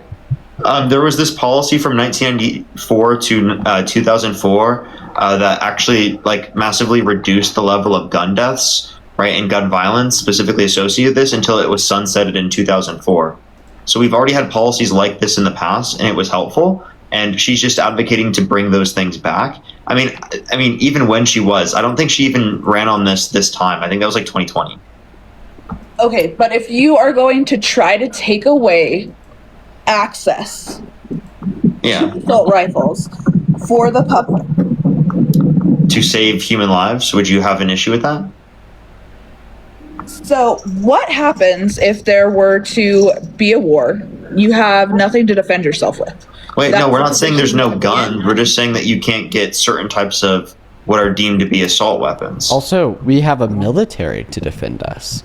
Yeah, and like literally like defense systems with missiles, and no one's gonna like invade our country because of geography, and we have allies, and like economically speaking, they wouldn't be able to do that. So there's a lot of issues where that wouldn't even be happening in the first place. So I just don't see that to be a good enough reason to say that we should be, having guns in all these circumstances, because we wouldn't say that's a good enough reason to have fully automatic weapons. We wouldn't say that's a good enough reason to say that someone should be able to have like a minigun or an RPG, So why would we say that that's true for certain types of assault weapons where we have good evidence that indicates that restricting access in certain ways could lead to the saving of lives? So you're assuming that everybody that gets these weapons is a bad person and that they are going to use them. No, we're assuming that bad people will be able to get them to a greater extent, given that it's legalized. So we want to restrict bad people from being able to get it to the same extent by imposing these certain types of regulations, right? We're not 100% getting rid of it, but we're reducing the likelihood of it happening. And we're not saying that like there aren't good gun owners. There absolutely are good gun owners. And I would say most people probably are good gun owners, right? In general, in terms of like they're not going to use it to go unalive people. But the reality of the matter is that this is the best way to prevent the bad people from doing this. Otherwise, it's really hard to do that. I kicked her a while ago. Oh, okay. I didn't see. Sorry. She just I'm sorry. She just wasn't like giving anything. She wasn't giving. Jeremiah, do you support Trump? Oh, yeah, 100% I do. Hey, Parker, remember me from earlier when you ran? I don't think I ran earlier. Maybe you got a flag or something? You definitely ran when you kicked me after we were talking about foreign policy, but that's beside the point. Why did I kick you? What was my stated reason? You said I was trolling. Okay, well then they probably were trolling. Okay, well then I still think you're a narcissist, Parker, but that's beside the point. Oh, yes, I support Trump. Definitely trolling. I'm gonna go and try. I'm going to go and thank a couple people real quick. Wheelie, thank you so much for the $20 over on YouTube Super Chat. I appreciate you. Wheelie with the 20 says, everybody forgets that Harris owns a Glock, and frankly, we got to bring that up more. Hell yes. Hell yes. Thank you for the $20. Show some love to Wheelie down below in that comment section. I really appreciate you. I really appreciate you, somebody could say. Shout out to Wheelie down below in that comment section. On PayPal, thank you so much, Laura, for the $100 donation. Laura, holy cow. Thank you. I really appreciate you so much. Let's show some love to Laura down below. I want to see 1,000 Laura W's down below in that comment section. I really appreciate you. Thank you. That is nuts. That is beyond kind of you. I'm so very grateful for you. Laura with the $100 says, for putting up with ignorance. Laura, holy shit. We've definitely put up with a lot of that today, let me tell you. Thank you so very much. Thank you. Show some love to Laura down below in that chat. $100 is beyond kind. And I'm just so very grateful for you. On Venmo, thank you, Tina, for the $40 donation. Please show some love to Tina down below in that comment section. Tina, just because of the nature of your message, I'm going to keep that to myself just so we don't like trigger any members of the audience. But just know that I really appreciate you, and I'm so sorry that that happened to you. I want to see 400 Tina W's. Tina, as always, it is so good to see you again today. You've been hanging out with us on TikTok for a while. You've been very, very kind to me. And just know that I see you and I really appreciate you. Joseph, I appreciate you for the $10 as well. He says, with no internet sourcing allowed, I can't imagine. I can't but help imagine how big his collection of encyclopedias are. I know, right? No, he must have a whole room dedicated to encyclopedias. Thank you so much for the $5, Amanda, as well, for dealing with an IDIoT. Thank you so much, Amanda. We're all caught up. If you want to support me or the stream, you can find the Venmo, PayPal link through the bio on TikTok, pin message on YT, and right there, Dean Withers without the E. Good way to ask a question or get a message across.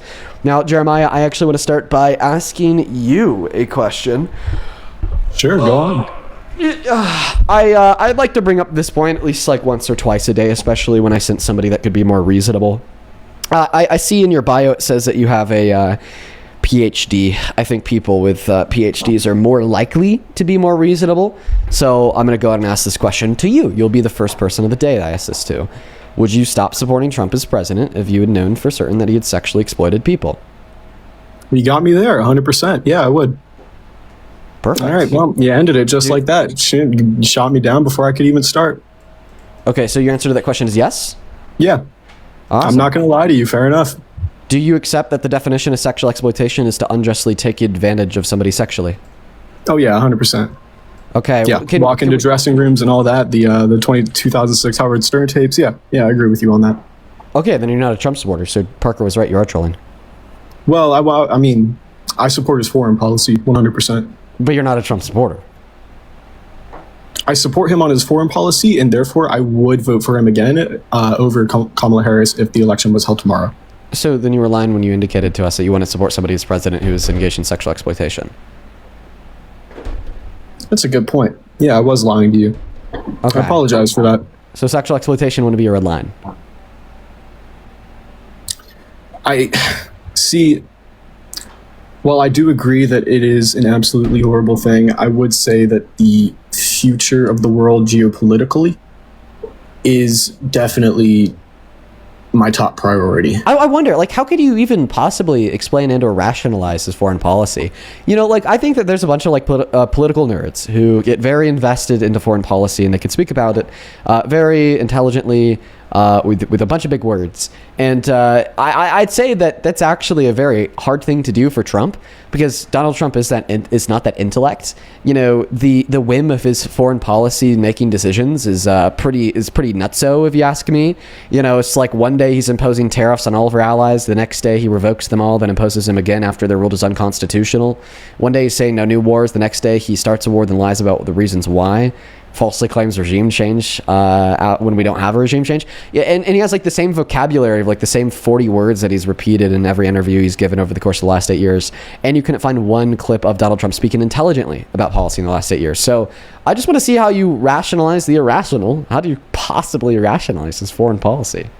Well, before I start rationalizing it, I would like to address one point, and that being him talking about no new wars during his campaign. And I talked about this with Parker earlier. I think that 100%, I'm 100% certain that if he was honest about, hey, you know, we're going to go in, we're going to intervene in Venezuela, we're going to intervene in Iran, he wouldn't have won the election, but that's just because the average American is just scared of war. And that's a simple truth. So you think that we've really needed to do what we did in Iran. Let me ask you this. Do you think that he was lying when he told us the reason why he started this war was because they're an imminent nuclear threat? No, I do not. I do believe that U.S. intelligence indicates that we completely obliterated the nuclear program months ago, actually last summer in 2025. And U.S. intelligence also indicates that they haven't even started on rebuilding it. So if their whole program is destroyed and they haven't begun to rebuild it, then they can't possibly be an imminent nuclear threat, which translates into the conclusion that Donald Trump couldn't have possibly been telling the truth. Right. We did kill a lot of their nuclear scientists, but they still have that uranium. The main issue is we need to get rid of that uranium, the uranium that they have enriched. And who knows, some of it might have been taken out. I'm not going to say some of it was taken out whenever we rescued those 2 pilots a few weeks back, but there's a chance that somewhere I saw something. I don't know. I don't think it was true, but I saw something about a nuclear, I forget the international, the big international like nuclear organization. There was like a ID card. The IAEA? Yeah, EIA. There was a, I can't remember it off the top of my head. Parker, I'm a little bit of a California sober person, if you get what I mean. But anyway. there was an ID card left by someone there, like by one of the cargo planes that we had destroyed, if you had heard about that. But anyway, one thing about foreign policy with Trump is ever since Reagan, we had been doing the same thing. We had just been appeasing. Please, just stay on topic. I understand that there's some enriched uranium in Iran. There's no enriched uranium to a level in which would be required to make weapons. And according to U.S. intelligence, their nuclear program is destroyed. So then how could they be an imminent nuclear threat? Well, that depends on their definition of destroyed.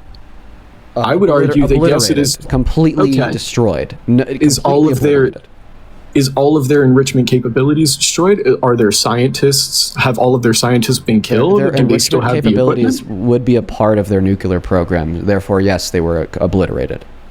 Okay. Well, then maybe he was lying, but I would still argue that they still had, and either way, they would have given the rest of the uranium that they have to Russia. That is a red line. So then you accept that he was lying about the reason why he started the war, right? Perhaps, but that's military deception. That happens all the time. All the time. Throughout history, He lied about never starting a war. Deception. And then he broke that promise by starting a war. Then he lied about why he started that war. Okay, when tensions get high, you need to start lying. Now let's talk about another lie. He lied when he said all objectives have been achieved, because there's been no objectives achieved. I'd say a few objectives have been achieved. Like? The blockade of the Hormuz Strait. He said that before we set up our blockade in front of Iran's blockade, which, by the way, our blockade's been pretty shitty because it's been allowing sanctioned Chinese oil tankers to go through it. So, yeah. But regardless of that, this claim that all objectives have been achieved was stated prior to the U.S. blockade of the Strait of Hormuz. So what objectives have been achieved? We took out their supreme leader. We extracted. He was replaced by his son, so they still have a supreme leader. It's speculative that he's even alive, and if he is alive, he's in Russia currently. Okay, well then, if the son's taken out, then it'd just be passed off to the next guy, likely the leader of the Treasury. Yeah, we gotta keep negotiating. We gotta keep negotiating until they're all gone. So we find someone that can negotiate. But he said that all objectives have already been achieved. There's no more objectives that we still have to achieve. It's just him politically rambling. So he lied again. He lied again about achieving all directives. Listen. Trump's not the best man. Now we've been able to point out 3 lies. But he's a good figurehead because a lot of people in America support him. If they put Vance or if they put Rubio up, he would not have won. Wait. So he lied about not wanting to start a new war. Then he lied about the reasons why he started the new war. And then he lied about achieving all objectives in that new war, right? Like I said, when tensions get high, you have to lie. It's a simple truth of reality. I think I see why Parker kicked you for being a troll. Were we honest with the Soviets? I think that dude, honestly, I'm going to do the same exact thing that Parker did. If you think I'm a troll, he's now going to call you a narcissist, Dean. You're a narcissist, Dean. God, dude. Parker, bro. Dude, low-key, like, when he came up here, he said, Parker's running. In the back of my head, I was like, oh, like, shit, like, what if, like, maybe, oh, just spit on my lip. What if, like, maybe Parker actually did run? But no, that guy was definitely a troll. 100p, dude. Crazy. Howdy. Hi, welcome in. Do you support Trump? Yeah, I support Trump. I just wanted to pedal back about an hour ago. You said something about the E. Jean Carroll case, and I wanted to, break it down real quick for you. I just had a question for you in that regard. About the woman who Trump raped? Yeah, so here's the question I have. It took her how long to report the crime? You said about 24 years, I believe? Yes. Yeah, it's about 24. Yeah, it's sorry, not you, but like in generality, it took her 24 years. The issue I'm having with that, though, is that last time I checked, if you or me got anything done to us in that manner, it wouldn't take us 24 years to report it. The issue I'm having, though, is that wouldn't not reporting this crime enable this quote unquote rapist Donald Trump to enact his rapist tendencies on other women? Wouldn't she thus then be complicit? Which is exactly why I think that rape culture, not victims, are complicit in causing more rape. No, she is complicit. No, if there are more victims, she is complicit. She's not complicit. Rape culture is complicit. No, it's very simple. I can explain to you what I mean. Because I understand the point that you're making. Yep. I agree with 50% of it. I just disagree with the other 50%, which is the conclusion which you're yielding. You are right that when somebody does not report a rape, okay, this would then likely allow the rapist to go out there and rape more people. But Correct. I don't think that then the victim would be complicit for not reporting that. I think that the system in which influenced the victim to not report the rape is complicit in perpetuating that. Okay? There are very genuine and compelling reasons why victims do not report what happens to them. Okay? Like the social repercussions in which they then yield for reporting them. Like the fact that E. Jean Carroll lost her job as a reporter even after the court proved it to be true. The fact that she was turned into a monolith of the left and is consistently demonized every day by people on the right. It's happening right now. Funny enough. Okay, like the fact that in many other scenarios, victims completely lose their livelihood. They get ridiculed by fans and by friends and families. They're not believed. Okay, they're driven to insanity. You know, they're driven to self-unalive. And now I understand that. And all of these things are promoted and caused by a system in which does not believe survivors even when they prove it in court. So ultimately, you are right that But the she fact didn't that a prove it in victim court, doesn't come forward, one moment, okay, Go ahead. would then allow a rapist to go out there and rape more people. But I don't place that blame on the victim because the victim has genuine motivations for not coming forward. But I rather place that blame on the system in which gave the victim the genuine motivations to not come forward. That's my position. The problem is, though, is that once the victim is in a financial place where the threat of having their financial future ruined is no longer applicable. Wait, can I pause real quick? You don't Sorry. believe there are future victims, correct? Sorry, Parker. Benjamin Netanyahu only paid me to speak to Dean. You will be spoken to next week. But yeah, no. The issue I'm having. What type of crazy fucking statement? No, it's Parker. This is the Dean and Fawcett's. You hopped in the queue with Parker on the panel. That's you acknowledging and accepting that you'll also be talking to Parker. Now, if you only want to talk to me, feel free to come back, okay, when I'm doing solo debates. But as long as Parker's on the panel, Parker's invited to engage in dialogue, and deflecting away from a question in which is asked by Parker is no different than deflecting away from a question in which would be asked by any interlocutor inside of a debate. Now, like I said, I understand if that makes things feel a little bit unfair for you because it's literally a 2v1. And for that reason, feel free to come back when it would be a 1v1. I won't put any blame on you for making that decision. That's fine. But what we're not going to do is act like you're in control of the live and you get to dictate when my co-host Parker is or is not talking to you when he was on the live stream before you joined. Okay, I just find that really weird that now. Okay, how about this, Parker? Now you and me. Dean had his chance with me in his turn. Now let's get you and me. What was your question, Parker? You don't believe that she or that there are future victims, correct? I don't believe that there are future victims. So then what do you think she did wrong? What do you think? The propensity for him to commit more crimes is the act in which I'm holding her morally accountable for. Even if there was not another victim after her. Wait, you can't hold her morally accountable for anything if you don't think anything happened after that point. Again, but the first and foremost. So is this supposed to be an internal criticism of our position, or is this an external critique? No, this is an internal criticism on her behavior. Okay. I don't want to live next to a rapist. It doesn't hold to be an internal criticism because we understand the motivations are because of the society and the culture that exists that prevents rape victims from doing this in the first place.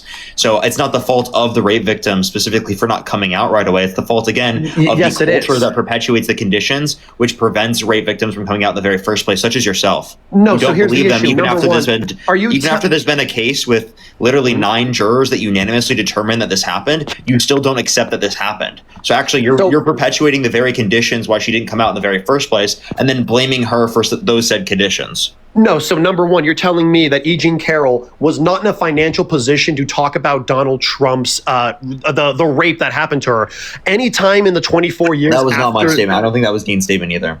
No. You're saying that there's these societal impact finances, but it also impacts social reputation. Her as an individual, her job, career, it impacts her family, right? Like literally she could be harassed, her family could be harassed, especially if a person like this is in a position of power. So it has various impacts. Also mentally, like in terms of trauma, like you have to go through the trauma when you're calling out the person who did this to you. You have to understand that. And I understand that. The problem that I'm coming... Wait, so by the way, are you saying that rape victims you know in your life that have not come out and literally held their abuser accountable in a criminal court or tried to do so, do you think that they're complicit? Yes, 100%. You do. So do you know any... who does not acknowledge... Wait, that's just insane. A person who does not acknowledge... Honestly, that's or a insane person to me. who does if you were to not say that to a rape victim's face, I think that's disgusting. Bring up a rape victim. I'll say to their face. Come on now. Because again, if someone is committing a and you don't alert the rest of the society around you, then you are complicit. Don't look at me like that, Dean. If I robbed your house, if I broke into your house and robbed you, right, and you didn't go and say, hey, I'm prosecuting Fawcett, he's a home burglar, he's a home invader, you would thus then be complicit in my string of home invasions. You're complicit in someone stealing from you just because you didn't tell the police? That makes no fucking sense at all. Yes. That makes no sense. If you know the person who did this crime to you, if you didn't go to the police because of certain types of wait. If you don't go to the police because of certain types of societal repercussions that could impact you, right? Does that mean that you didn't get something stolen from you? That makes no fucking sense. No, it makes you complicit in any. If you're complicit in someone stealing something, wait. If you are complicit in someone stealing something from something from you, does that mean that they just didn't steal it from you then? No, you're bastardizing what I'm saying here. What I'm claiming is that by you not reporting an individual's crimes to the general public, you are thus allowing them to continue on their spree of criminality. I could prove to you why your argument is like wrong beyond just calling you disgusting maniac. If you'd like me to. I mean, go ahead. I mean, how could this be wrong? So, because of the exhaustive cost of what reporting the rape would potentially yield, okay? That's what would override any social obligation to report. And I could prove it. Let's assume in this hypothetical world, after being raped, if you were to report said rape, you would automatically die on the spot. Okay? Would you still argue? Okay, continue, but that was such a weird... Okay, go ahead. Would you still yet argue in this hypothetical world that victims of rape have an obligation that, if broken, would be immoral to report it? If causing them, if in reporting it, it caused their death. If they died on the spot, listen, this is America, not Afghanistan. Like, Can obviously, you answer my like question? I would. Yeah, it would obviously. Yeah, that cost is high. Yeah, you're not going to do it. Okay, It's the exhaustive cost. What you just the problem agreed is, to. though, in America, that exhaustive Let me cost doesn't finish- exist. let me You're making finish a my false argument equivalence here. again. So what you just agreed to is that if there is a high exhaustive cost that could potentially be onset and yielded from reporting a crime such as being raped, okay, then we don't have an obligation to report it. And what I'd argue is that high exhaustive cost exists for real victims because of the social ramifications in which many victims do experience following, being raped and then reporting it. Some of the exhaustive costs that could be onset, are actually isolated in a vacuum outside of the social impact of rape culture, which would just merely be reliving that experience by accounting to it in court.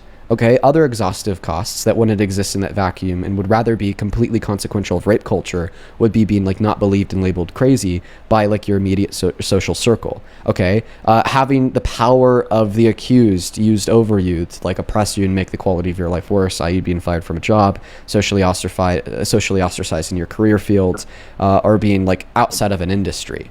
Okay, other exhaustive costs, and I could continue to go on about this all day. But the issue I'm talking about, though, is that the claim once that I'm aging... making here, you're stopping. You're Go interrupting me. You're going to stop. Go ahead. The claim that I'm making here is that in real life, exhaustive costs actually do exist for many victims in which publicly report rape. Therefore, they don't have an obligation to report it. So, two things there. Number one, publicly reporting it, just reporting it in of itself is not not a public affair. Bringing charges to someone, while it is on the public record, I have a very high doubt that this would be something that, she can still label herself as Jane Doe 1 or Jane Doe 2. She doesn't need to put her full legal E. Jean Carroll name on the actual charge itself if it's going to lead to demonstrable, horrible consequences at the end of the line. But the second thing, too, the exhaustive cost of this. Number one, if that's the case, once a victim has their actual costs, like the financial side of things figured out, and there's no negative effect to reporting a crime like that, then they are obligated to report it. There's no negative side effects. There's no exhaustive cost. Like for E. Jean Carroll, she was a reporter. Exhaustive costs that would exist in the hypothetical scenario of somebody independently taking this forward into a court operating under an anonymous name such as Jane Doe. The first exhaustive costs would be the trauma of reliving the experience in recounting it in court. And then the second exhaustive cost would be like potential like negative side effect from like the rapist then, you know, going after the accuser, right? Like one really good example of this would be the story that we hear about the Jane Doe that upheld civil litigation against Donald Trump for raping her with Epstein when she was a child. Keep in mind, by the way, you're running an internal critique here, so you have to accept that because your critique is internal. All right. Yeah. And then the exhaustive cost that like she experienced, even though she operated under anonymity and an appearance of Jane Doe, was like threats on her life from like Trump associates. Right. That's like what is said. Yeah, because they probably know who. Yeah, because they probably know who she is. Yes. Now, what I've successfully done in this circumstance is I've now identified the exhaustive costs and which would nullify any obligation for a victim to come forward, even if it was with an assumption of anonymity. And this is the why problem is, though, we already have witness protection programs within the United States of America, so that's a non sequitur. Secondly, again, anonymity can be program in of itself is an exhaustive cost. Yeah, it's an exhaustive cost. No, no. Completely uprooting your life and changing your identity. Not the exhaustive cost on the victim. Your family just thinks that you're fucking dead. You never get to see them again. You get transported to some random place across the country and given a new identity, and you're told that you can never use your old identity or access the internet in many circumstances. Yes, that's an exhaustive cost.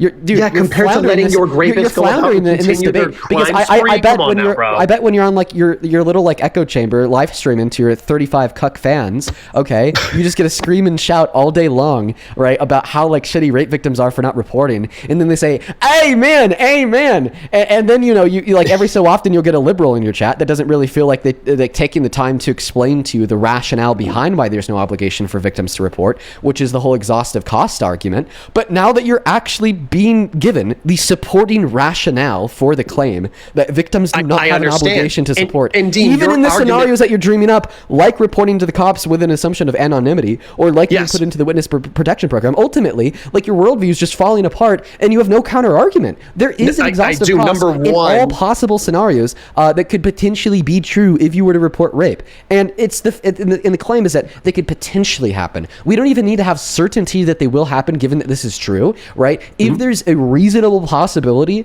of these negative outcomes and exhaustive costs on setting given that they report it, and we know that that reasonable possibility exists because we could identify in so many other circumstances, then they do not reasonably have an obligation to report it, else risk engaging in something that would amount to an immorality. But here's the issue, though. By allowing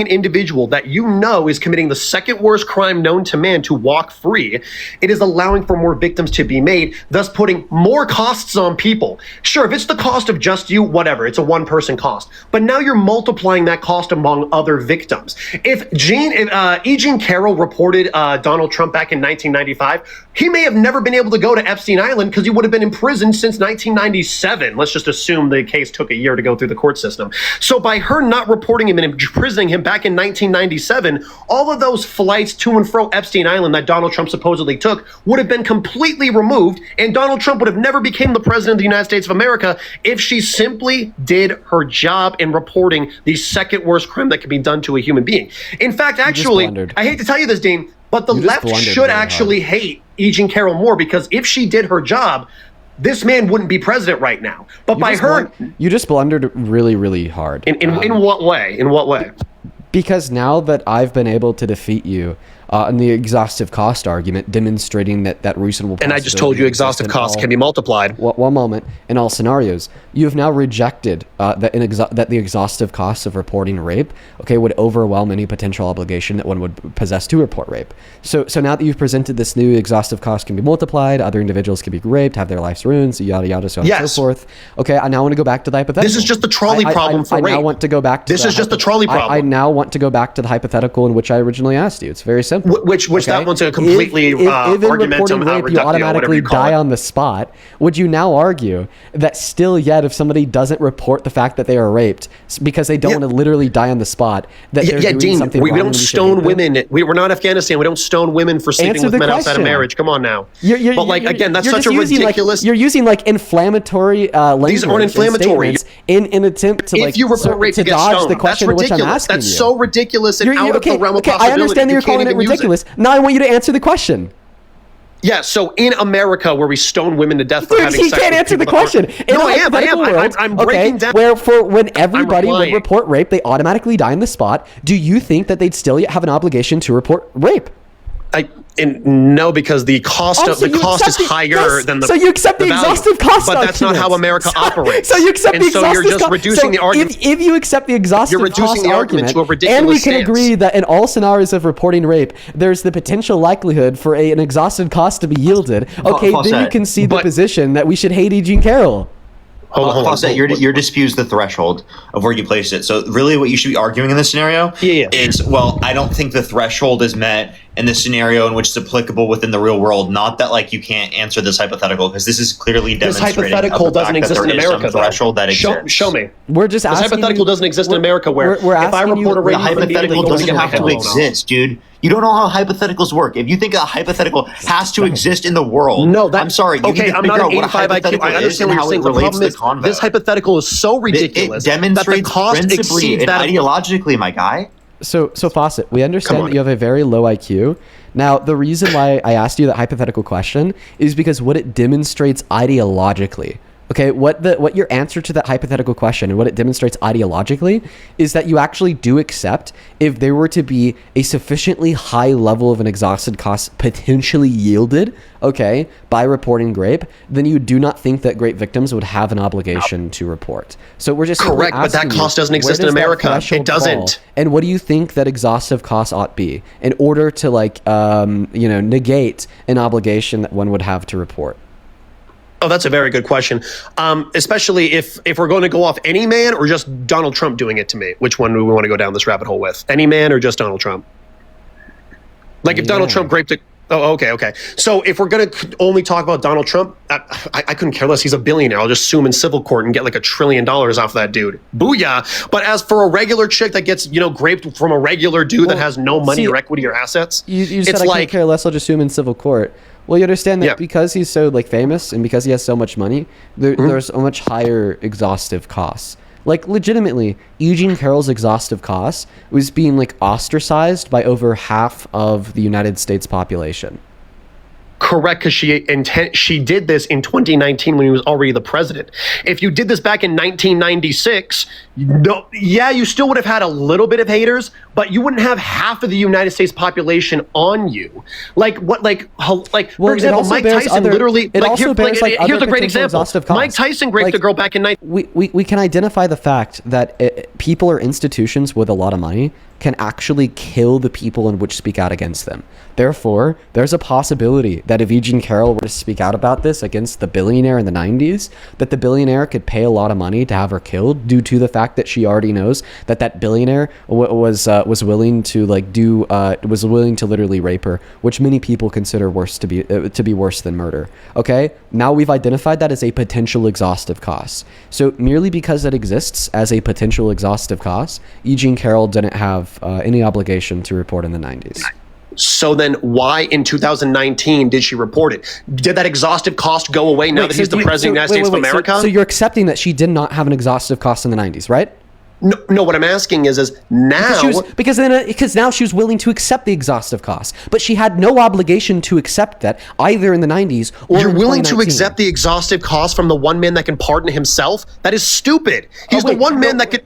He's the one man that can blow your head off and get away with it, and now you claim can't pardon himself on a state level. B, but now you're just saying that it's stupid. So now you've completely shifted the argument. You are now completely conceding that she did anything wrong. It is. And now your new argument is that she did something stupid. So thank you so much for conceding the argument, because the first argument in which you're trying to make is that E. Jean Carroll was culpable for moral wrongdoing because she had an obligation to report. But then I was able to demonstrate and prove to you that reasonable potential exhaustive cost existed for reporting. Therefore, E. Jean Carroll had no moral obligation to report in the 90s or now. Now you've completely shifted the argument away from the original proposition that E. Jean Carroll, did something immoral by not reporting, and we should blame her for this, and we should look down on her for this, and we should hate her for this, to now just arguing that E. Jean Carroll did something stupid. All right. So now that we've completely foregoed E. Jean Carroll of all moral wrongdoing, and now the argument is simply simply about her intelligence level, we have completely defeated your position. No, that's not Thank it. you. I'm saying that he is now the president of the United States of America. Okay, he is so the then- one so man then- that so can then go pardon back to the moral himself. argument that she was morally wrong, not that she's stupid. Because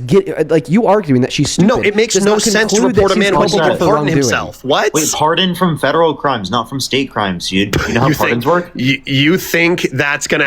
You really think Donald John Trump is going to respect state laws if it came down to it? Hell no. No president would. That's oh, not you how accuse me of rape? I'm gonna pardons pardon don't- myself. Wait, I'm sorry. What? Pardons don't literally mean that he's not. Pardons don't take away the state record. They only take away federal record. I'm like so confused with what the fuck you're trying to say there. Yeah. Like, that What I'm literally is getting at is no. I'm gonna meet you to also add this on because you're not listening to me. Like you're like trying to speak to get your point across, comparing to listen to hear my point. So like not only was Parker right there, yeah, like Trump just simply doesn't have the ability to issue like state level pardons, even though he's like this tyrant that likes to break the law. He can't break that law because that would require culpability from the entirety of a state's judicial program. So you're expecting the entirety. You understand of the supremacy United clauses? States, You understand the supremacy clause? criminal justice system to Do act you in understand? Does not accordance apply to with pardons. Donald What Trump. is that saying? You think the supremacy clause applies to pardons? Oh my god, dude, that's so cringe. That is like, then why can't he pardon himself of the felonies right now? Explain, why hasn't Trump pardoned himself of the felonies? Because it's still on his record. You know that, right? Oh wait, that's crazy that he hasn't. We've actually not repealed Article 2, Section 2. That's crazy. I can't believe that actually. Well, that was back when states were more considered more country-like. He doesn't have an answer to that, does he? I just gave you. I just looked it up. Apparently, no, you can't, which is such a cringe way to operate a country. Okay. But again, He said, so essentially he just conceded and now it's just cringe. No, Yeah. it kind of is know. cringe. Parker, he's now conceding the whole pardon argument because he is legally illiterate. Okay. And earlier, he implicitly conceded the E. Jean Carroll is a bad person, culpable for moral wrongdoing. Yeah, no, I heard this part. She is. By then shifting. Wait, no, you don't believe. She's a Wait, stupid person, not Paul a bad Stead's making the wrong claim. You're doing that as an internal critique. You can't make this claim from your own perspective because that would mean it's an external critique from your own perspective. You don't believe that she's culpable because you don't believe that there are future victims. This is why I critiqued what you said earlier. You don't even realize when you make that statement, it's an incorrect statement from your own perspective. Yes, in Because if it's 1995, internal she wouldn't have critique, known you can't this. say that. In 1995, she wouldn't have known this. I'm talking from the year 1995. You're saying in 1995 by letting she your wasn't rape. raped. That's what I'm sorry, you what? believe. You said that you do not believe she was raped in 1995. Yes. So then why do you believe that she's a bad person for not coming out about this Because earlier, if the grape was given that legitimate, you don't why would you believe- do? Why would you wait till the man was the There you go. president? You say if it was legitimate. You don't believe it was, so you can't make that claim from your perspective unless you're saying it's an internal critique. You weren't positing that from an internal critique. You were positing that as an external critique. That's why I asked you earlier. Is No, this an because external I'm or an taking this internal from the critique? perspective of E. Jean Carroll. I'm not doing this from Fawcett. I'm doing this from E. Jean Carroll's but earlier you perspective. said that you believe if I she's a bad was person. E. Jean Carroll, But you I said would less than be- a couple of moments ago that you believe she's a bad person. Yeah, yeah, Oh. because But because that's I'm not saying from the this from an perspective of internal E. Jean critique of Carroll. E. Jean Carroll. No, if that's I was not, E. Jean but you're Carroll, not E. Jean Carroll. okay, can we not play pretend here? Come on, Dean. I know you're older than 4 years old. You know how to play Wait, now pretend you're saying here. that was from the perspective of E. Jean Carroll. Yeah, so then if you I would was- say, if I was believe touched by E. Jean Trump in a Carroll's a sexual bad manner- person. You would say, I believe I'm a bad person. But no, you said, I believe E. Jean Carroll's a bad person. Bro, just admit that you're getting tripped up on the difference between internal and external critique. So, Dean, we can make statements based upon E. Jean Carroll's perspective. Therefore, Donald Trump's a rapist, right? Yeah. You'll say that because that's also her perspective. So, are you willing to say that? Now, here's the issue, though. Wait, you see how he won't respond to that? Are you willing to say that? Trump is a rapist? Do you realize people can lie, right? So yeah, she can say he's a rapist, but she can be lying. Oh, wait. But I thought Like this was an internal 90% of critique- accusations. I thought that this was an internal critique from E. Jean Carroll's view. So it wouldn't be, it could be a liar. Either it would be a lie, in which case then you wouldn't say from her perspective that she's morally culpable for wrongdoings of not reporting the rape that never happened earlier. Or it would be that it was she still not would a be. She lie. Therefore, you'd argue that Donald Trump is a rapist. So which one is it? Inside of this internal critique in which you were offering, is it true that she was a liar, or is it true that she was telling the truth? Even if she was telling the truth, she's still culpable for any future victims. So she is telling the truth. So inside of this internal critique, she's still morally culpable. Wait. So then you're ushering in an external critique. He says he believes that. Wait, then also once again, when you say if she was, then you're ushering in an external critique. Okay, let's just say he did do it, and she was a victim of his. Dude, he's just making category error after category error. Category error after blunder. Let's say he did it, right? I know, dude. This guy's blundering so fucking hard. It's not like this is unreal. You're bouncing between internal, external. So let's just stay internal. That's what you're doing. Let's just stay internal for here, okay? That. If this was an internal, let's just say I am E. Jean Carroll and I did get raped by Donald Trump. I experienced it. It happened, whatever. By me, E. Jean Carroll, getting raped, I should have 12 hours later been at the police station with a semen sample from, what happened. I've already told you why she didn't have an obligation to do that. It was because of the potential exhaustive costs that could exist, given that she did report. Therefore, she was not morally obligated to do so. And then you followed that up. I'm almost done. Then you followed that up by saying, oh, well, if she was unwilling to accept the exhaustive costs in the 90s, then why would she be willing to accept the exhaustive costs in 2019? Oh, I don't know. Probably the whole 24 years to think about it thing. But regardless of what the reasons are insofar as why she wasn't willing to accept that exhaustive cost then, but she is now, we've now completely ruled out the claim that she's a bad person. Because in order to instantiate the claim that she is a bad person for reporting it 24 years later, you'd have to argue that she had a moral obligation to report it 24 years earlier. And I already gave my moral obligation. But due to the fact that you cannot we don't live in America where you get killed for saying your rape victim's name. You don't get killed in America for that. Okay, well, guess what? Inside of America, when we see billionaires with a shit ton of money, with class control, with power, and even control inside of government, like Donald Trump had to some extent in the 90s, okay? If this individual is willing to rape a woman, okay? This is now introducing the possibility that if that woman were to come forward, that individual could pay a shit ton of money to get them killed. I'm not saying that is certainly what would have happened given that E. Jean Carroll reported in the 90s, but due to the fact that possibility existed, there was no moral obligation to report due to the possible exhaustive costs. And I understand that, but for her to examine for her to examine the exhaustive cost while the man is then thus the president, not in 2003, 2004, 2007, 2011, 2013, for her to ironically examine the exhaustive cost. Thing a victim's thinking about after being assaulted is the exhaustive cost. Like, let's be fucking real here. Due to trauma, people aren't thinking about these things, and you're gonna say, oh, they have so much of an obligation, even though the trauma literally can restrict people from being able to make these types of determinations. So Parker, you're telling me between 23 and 24 years, she somehow had this enlightenment of, it's my time to come out. Really? The numerical difference between 23 and 24 years, really? I like how he hasn't looked in to see what she specifically thinks about what her reason was for this. Because you understand that's predicated off of the fact that she had family, that she didn't want to deal with all of the harassment, that she specifically had the idea that people wouldn't believe her, which, by the way, you're fucking perpetuating right now, buddy. Again, you don't even acknowledge any of that. Dean has a point, though. No, again, she can operate underneath anonymity. Like, that completely destroys your point.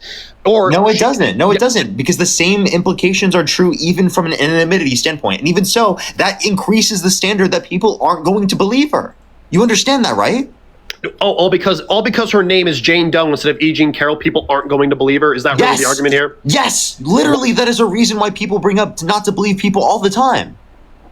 Because I don't want my name out there because I promise you, if that was true, you'd be claiming that right now.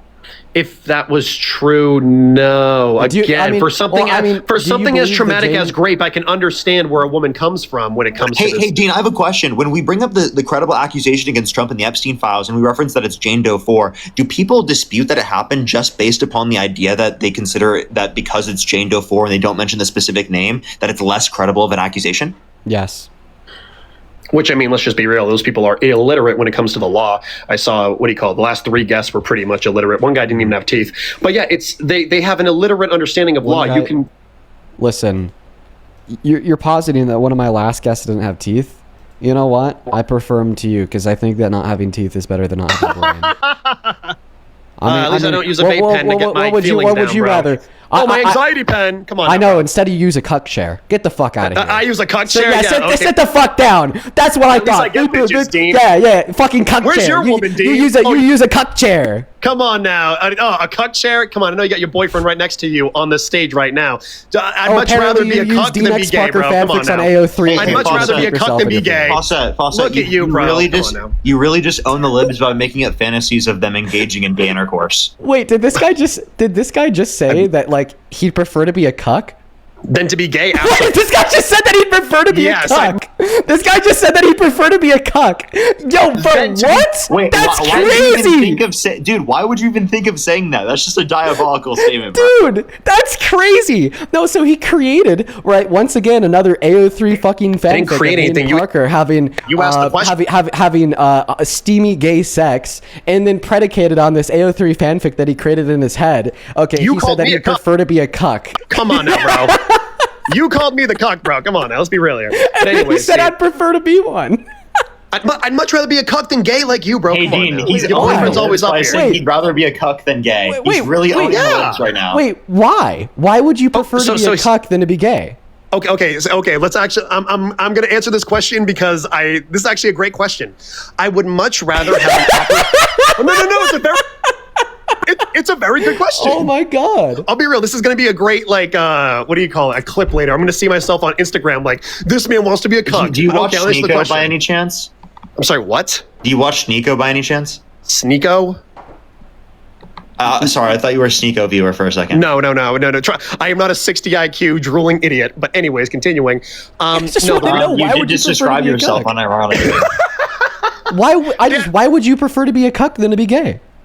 So very simple. Number one, homosexuality goes against the natural order of things. But secondly, would you rather see a man fuck your wife or get a dick in your butt? Which one would you want? I'd much rather have a man take my wife than getting a dick in my butt, bro. I'm just telling you, that's how it is. I don't like no things in my booty. That's how I know if I ever got raped, I would tell the police within 12 hours because nothing's ever going in my booty. So that's how I know I'm not really built for being gay. Because you know, you know that you could be a top, right? Like you know that you don't have to just be a bottom. Bro, have you ever felt the inside of a man's booty? It is not a pleasant place to be. No? Are you speaking from experience? Hey, listen, we all went to medical school and dropped out. Come on now, bro. Let's be real here. But no, it's not a place that I see myself being, so that's why I'd much rather be a cuck than gay. Wait, so you see yourself being a cuck? I see myself closer to being a cuck than being gay. So I would you never see be a yourself homosexual. being a cuck? No, I don't. I said I'd closer see myself cuck than gay. Like that's what that means. Oh, see, okay. Dean, here's the thing. Wait. Also, I'm so mansplaining, you're not woman understanding. I just want to clarify. So, hey, like being gay, like has nothing is an to do with abomination. Yes. Being gay is an abomination. Why is that?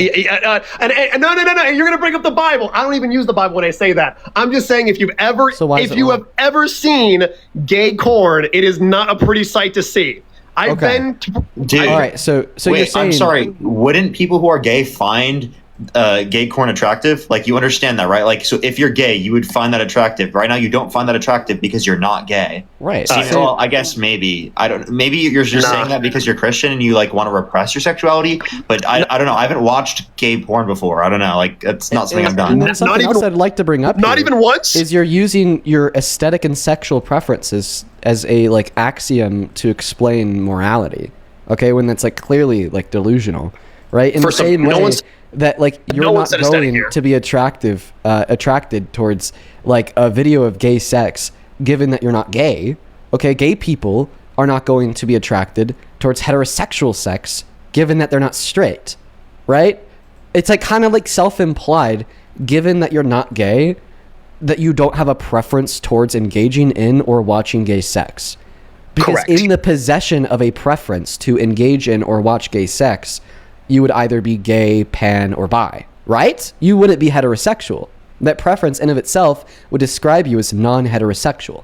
So next question is, do you think that gay people can justifiably say that being straight is an abomination since they do not have a preference, right? And are not attracted to watching heterosexual pornography?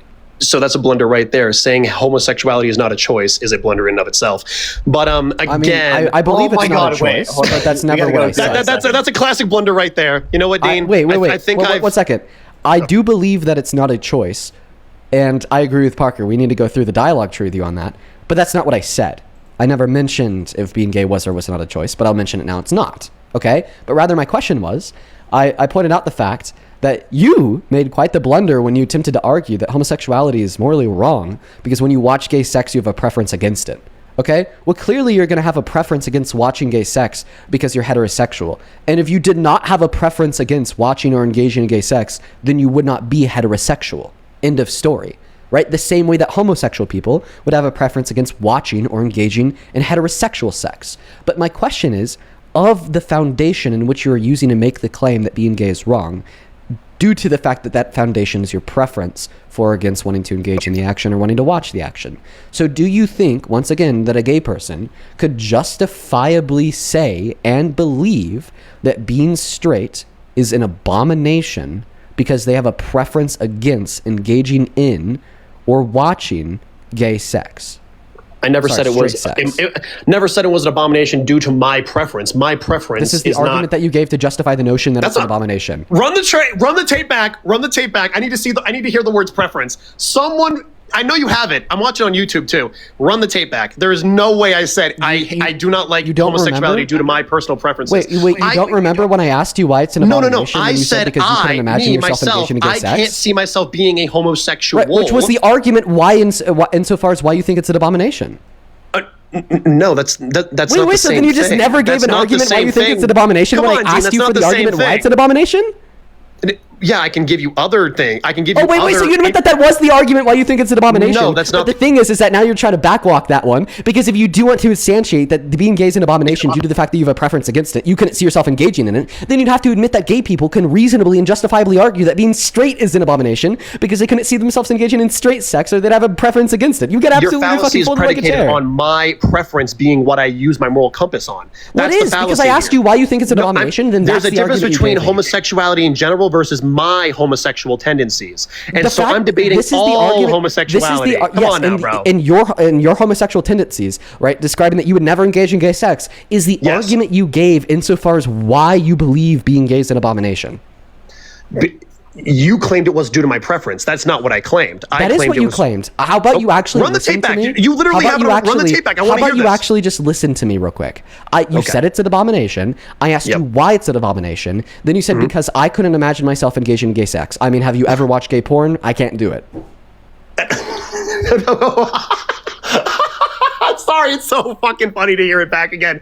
But yes, Right? So what does that amount to? That amounts to you arguing that it's an abomination because you have a preference against it.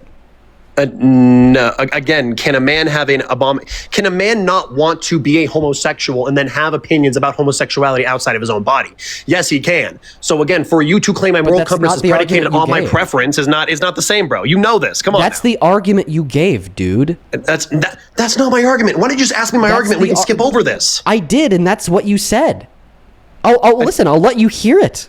Then let me hear it back. Ladies and gentlemen. Then you said because you're Christian and you want to repress your sexuality. Not even. If I ever got raped, I would tell the police within. Which one would you want? A cuck than to be gay. So very simple. Number one, homosexuality goes against the natural order of things. But secondly, would you rather see a man fuck your wife or get a dick in your butt? Which one would you want? I'd much rather have a man. We got to go to where you said it's an abomination. That's so that you don't have to just be. Are you speaking from experience? No, it's not a place that I see my. I said I'm closer to woman understanding. I just want to clarify. So, hey, like being gay, like has nothing. Is an abomination. Yes. Being gay is an abomination. Why is that? No. You're gonna bring up the Bible. I don't even use the Bible when I say that. I'm just saying if you have ever seen gay corn, it is not a pretty sight to see. I've been. Dude. All right. So wait, you're saying, I'm sorry. Wouldn't there you go?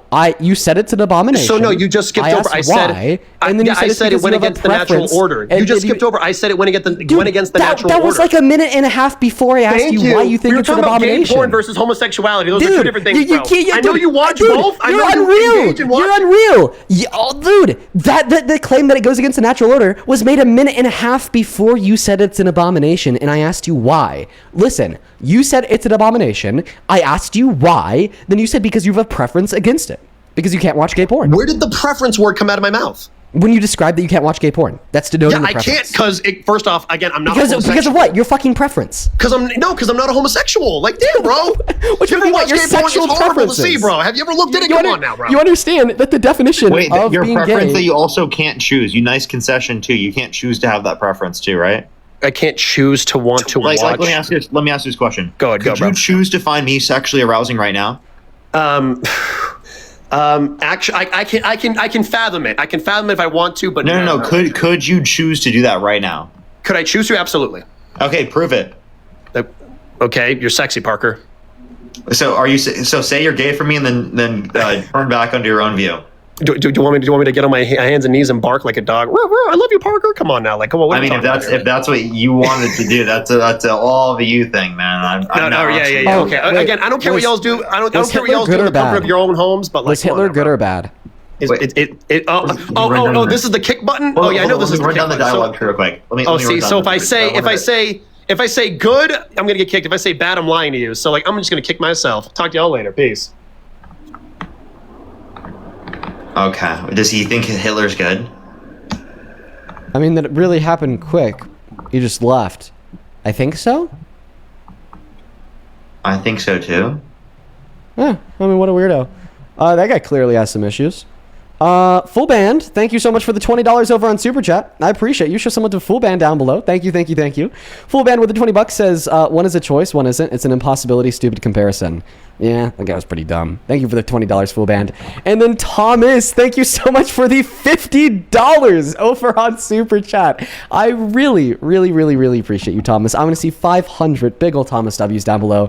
I really appreciate you. Thank you so much, man. Show some love to Thomas in that chat who says, this caller's quote-unquote reasoning, i.e. victim blaming, is the exact reason why people don't come out. Disgusting. I hope every woman finds a safe way to avoid the caller. I'm pretty sure that women don't need a safe way to avoid the caller because the caller avoids them. He lives in his mom's basement and apparently loves his digital little cut chair. Thank you for the $50. That's very, very kind of you. Thank you, Thomas. On PayPal, Robert, thank you so much for the $30 on PayPal. Thank you so much, Robert. Let's get 300 Robert W's. Thank you so much for supporting what we do. Who says, hey, Dean, it's good to see you as well as Parker. Thank you for helping me with my sanity. Also, I've had difficulty with getting on the Discord. Is there a good place to message what the issue is? Well, I mean, PayPal, start a conversation under that donation. If I see it, I'll happily try to help you. Thank you for the $50, Robert. You are awesome. As well as Carrie, thank you for the $10, who says, love your work. Thank you, Carrie. I appreciate you. And then Alvia, thank you for the 97 cents. Jasmine, thank you for the $5, who's calling that last guess a POS. Yep. Carrie, thank you for the 5. Then Darius, thank you so much for the $20 on PayPal. I really appreciate you so much, Darius. Show some love to Darius down below. With the $20, who says, callers blaming Carol for not reporting her assault sooner, while CNN exposed a global academy for men to learn how to drug and grape their GFs and wives. 62 million visits in February alone. I'm sick of men blaming women of their actions of men. Yeah, I wouldn't doubt it that he's probably a rapist himself, you know, Darius, like that in my opinion, at least. I appreciate you for the $20. That's probably why, in my opinion, he was saying that. Then Shula, thank you for the $13. I appreciate you. Who says, Dean, I submit my undergrad thesis on the Creed of Nicaea in under 2 weeks. Best of luck, Shula. Thank you for the 13. And then Brooklyn, thank you for the $20. Who says, Dean, I'm a great victim of multiple occasions. And it took 11 years to report it because of people like the guest that you just had on. Thank you so much for being a voice to defend victims of grape. Forever a fan. I'm so sorry to hear that happened to you, Brooklyn. Thank you so much for sharing that with me. Thank you for the $20. And I'm just sorry that you had to listen to that asshole. I mean, like I said, he clearly has some problems. I appreciate you so much for the love. All right. I think that we have a couple people to thank here on Venmo as well, but before we do, I just want to thank Gavin over on Super Chat, who just sent a $50 donation in. Gavin, thank you so fucking much for the love and support. Show some love to Gavin. Holy cow. Gavin with the 50 says, thank you, Dean and Parker, for spreading the voice of reason to these insufferable people who think that rape and genocide are qualifiers for presidency. Yeah, I mean, that last guy, he should just lose his right to freedom of speech and a vote. That's what I think for you know, the Nazis who like to blame victims of rape. By the way, I used Nazis literally there. At the end, he said he'd be lying if he said that he thought Hitler was bad. You know, so I mean, since they love fascism so much, why don't we just go ahead and take their freedom of speech away, take their right to vote away? You know, let's help them live their wet dream of totalitarian end state with no regard for human rights, right? Thank you so much for the love. I appreciate you, Gavin. There's another couple people that I have to thank on Venmo. Vanessa, thank you for the $5, who says, nephew, did you see the Hegseth quote, the Hegseth quote, Pulp Fiction and Prayer? I did. Oh my God, he looks so stupid. Ink, thank you for the $5. Then Julie, thank you so much for the $20. I appreciate you so much. Julie with a 20 says, I didn't report because he was my husband and children's father, and I was terrified my children would believe him and cut off ties with me. The cost would have been too high. Julie, I'm so sorry to hear that. And just know that you're totally justified. 110% valid, contrary to what that last guest was suggesting. Thank you for the $20, Julie. As well as Raven, thank you for the $4. Kalayan, thank you so much for the $5. And then Veronica, thank you for the $10. She says, also in many cases, the cost is not worth reporting it. Yep. And then Mad Scramble, thank you for the $10. I appreciate you, Mad Scramble. Sarah, thank you for the 10, who says, this is straight incel manosphere brain rot. Yeah, fuck that last guy. Maddie, thank you so much for the $15. I appreciate you so much, Maddie. Show some love to Maddie. Then Rachel and Josh, thank you both for the 5. And then Jamie, thank you for the $25, who says, as a victim of SA, I was quite literally encouraged by the DA not to pursue charges against the man who hurt me. This man disgusts me. Yeah, that last guy literally, like, you know, complete, like, bottom of the barrel rot. Fuck that guy. Jaden, thank you for the $15, who says, tell Fawcett I said his music sucks ass and he'll never be president. Oh, he wants to be president? That's fucking concerning. Bethany, thank you for the $10. I appreciate you, Bethany. And then Gail, thank you so much for the $20 donation on Venmo. I wish I would have seen that earlier. You asked me not to read it out loud, so I'll keep it to myself, but I really wish I would have seen that earlier. Let's get 200 W's for Gail. And then Jamie with the $10, quote unquote, to my favorite team. Thank you, Jamie. And then Robot, thank you for the $10 as well. He says, your guests are often louder than you. I probably need to balance my EQ. I probably do. With all that, we are all caught up. What a lunatic. Parker, what did you think about that lunatic? Dude, it's just, we get crazy people like that every once in a while. It's just like, they're so nuts, dude. To me, it's like the saying that great victims are complicit is just so fucking insane in that, like, because, like, obviously you have to understand the exhaustive costs. Like, you have to understand that, like, in that scenario, like, the level of pain and trauma that puts a great victim through again after already being traumatized. You know, it's just, it's so sad. Yeah, honestly, my personal opinion is that he does it for attention. Probably, like, you know, that's what a lot of Nazis and Groypers do, is they pride themselves on, like, getting that type of attention. Yeah. And they like that negative attention, and it, like, gets them off. It's really gross. Yeah, like something has to go, like, really wrong in somebody's life for them to grow up to believe that Hitler was a good guy and we should hate victims of rape. Like, something has to go so dramatically wrong that I actually don't believe something has gone so dramatically wrong in the lives of the people like that last guest who will say that. I don't think he actually believes that victims of rape are terrible. I don't think he actually believes that Hitler was Jesus and super great. I think that he says those things to get attention, because the one thing that has gone wrong in his life is he has never got any attention.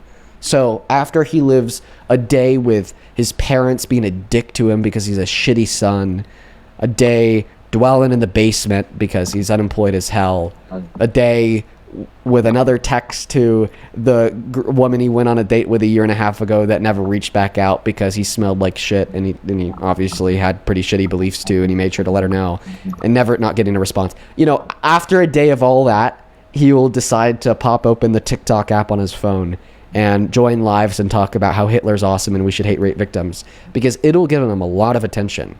You know, like, think about all of the people who went to his profile to comment on his post to call him an asshole.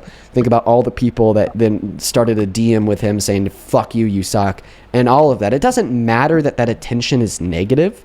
It is still attention, and that's why I personally believe that people like that do it. Dude, it's just, there are some people just like that, and to me it's just, like, so sick. Because it's like, they don't even realize the harm they're causing when they do things like that. It's just, it's absurd. Yeah. And I think that's another reason why, you know, like, the overt, very proud, literal Nazis are people that we'll sometimes see in real life, okay? especially for like the black and brown people watching, like I know you guys got some experiences of some overt racists doing overtly very racist things to you in person. Okay. But like also I bet that a vast majority of black and brown people would agree that they experience that to a higher extent on the internet than in person. And that's why I think that a lot of it is just straight up like attention seeking. And of course it doesn't change like the immorality of it, because it's the impact that matters, not the intent, right? Which is exactly why we talk so much about impact over intent. But it kind of helps us to psychologically understand why it occurs, and hopefully we could address that in like future generations of ensuring that we are teaching children from a very young age in our educational system, what kind of traits have to be true of their personality, i.e., playing with other people during races, upholding empathy for those around you, trying to do what is not just best for yourself, but best for everybody. So inevitably, by being a more virtuous person from childhood and then on, they'd be more likely to get more attention and then not reduce themselves down to being a Nazi on the internet to get that. And I mean, hopefully that's something we're able to do in future generations to a higher extent. But Parker, we got a flag like 30 minutes ago. Oh, I'm assuming you can hit a restart. Yeah, are you going to join back up? Yeah, I have probably like another 40 minutes or so. Bet. For everybody on TikTok, if you've been watching all day, this is going to be the second restart of the stream. Unfortunately, the reasons why we have to do these restarts is because sometimes TikTok decides that they want to over-moderate the shit out of what we can and can't say on these lives. And I called that last guess like some mean names that they consider to be harassment and bullying. And because of that, now we have no push on the live stream, so we have to restart it. This is a cycle of TikToks. It's really, really bad for a couple months, then virtually no moderation for the next couple months. It's just something that me and Parker have been experiencing the whole time that we've done this. So unfortunately, we have to hit that second restart. If you want to be able to rejoin the live stream, hit that follow button in the top left-hand corner of the stream. Even if you don't want to unfollow me, you could unfollow me once you're back in here. The restarts take less than 5 seconds. And I will hopefully see you all very, very soon. A faster way to come back is once the live stream's ended, it'll just say live is ended. It will show you my profile picture. If you click on the profile picture that you see when the live ends, you'll be on my account page. Count to 10, refresh the account page, then click into the new live through the PFP. And I'll hopefully see you guys here very, very soon. Parker, see you soon, man. See you soon. And this is also just... Next, gets loaded up in the box. AD Sports. Why were you screaming at a black woman on Santana's live, bub? I never screamed at a black woman on Santana's live, bub. You were at Ari.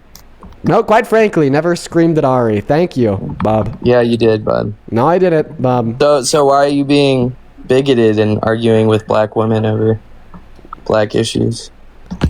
What black issue did I argue with a black woman over? I don't know. I mean... Oh yeah, exactly, because I fucking wasn't. Exactly, because I wasn't. Crazy, right? Well, what is it like to be so obsessed with me to like sit inside? What's it like to yell at black women? I never yelled at a black woman. Holy shit! She would think differently, huh? Well, actually, no. She never claimed that I yelled at her. She claimed a lot, but not that I yelled at her. Okay. Then what she claimed? Yeah, go talk to Cass about it. Actually, what is it like being my #1 fan? What is it like disrespecting women? He's literally in our box 24/7. He's the guy, if you don't know, for people who are on my stream, the why are you so obsessed with me guy? He's in my stream every single day because he's so obsessed with us. He loves us. He thinks we're grifters, but he gives us all the attention in the world and he loves us so much. And like, he will never stop joining our live streams because literally it's his favorite content. Yeah. Also, what are your thoughts on me hating white people? I mean, I don't know. That's a crazy statement to say. Right. Because you hate white people. Because you know, like now we have to like coincide the fact that the last time you were on my live, you told me I'm a grifter because you think that I hate white people and support white genocide because I advocate for more immigration into the country. Oh, but you know, now you're sticking up for the black women. No, you're ideologically incoherent. Okay, you don't track truth. You don't say things because you think they're true. You say things because you're a bum. Moving on to the next guest. Only up inside of the queue if you happen to be MAGA. We got Sophia loading up into the queue.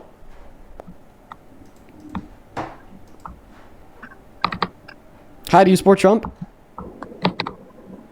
Used to, not as much as I used to anymore though. Love that. Thank you so much, Sophia, for dropping your support for Trump. That's great.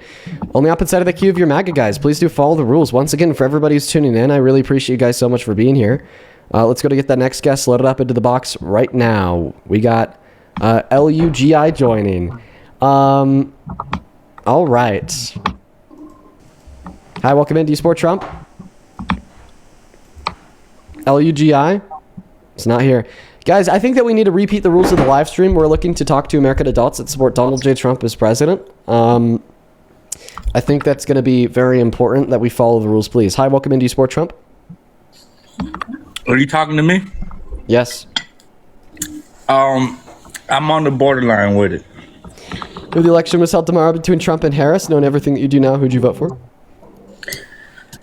I still really don't know because at the end of the day, you know, it was kind of like, I thought it was kind of wishy-washy how like Biden ran. And then at the last minute when he was losing, Kamala was like, I'm running. So, you know, that was kind of like, yeah, that like to the average person, that was kind of like, okay, you knew you were going to lose. So at the last second, it was like, here, I'm going to pass it to you, you know? Yeah, I don't, there's nothing like controversial about that though. Like, yeah, that's why it happened. And okay, so let me ask you this real quick. All right, so do you believe in democracy? Obviously, I think you do, right? Yeah, democracy's based.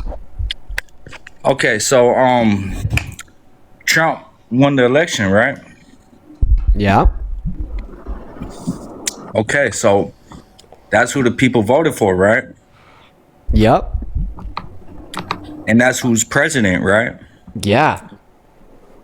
Okay, so at the end of the day, regardless if you believe in it or not, is doing a smear campaign gonna change anything?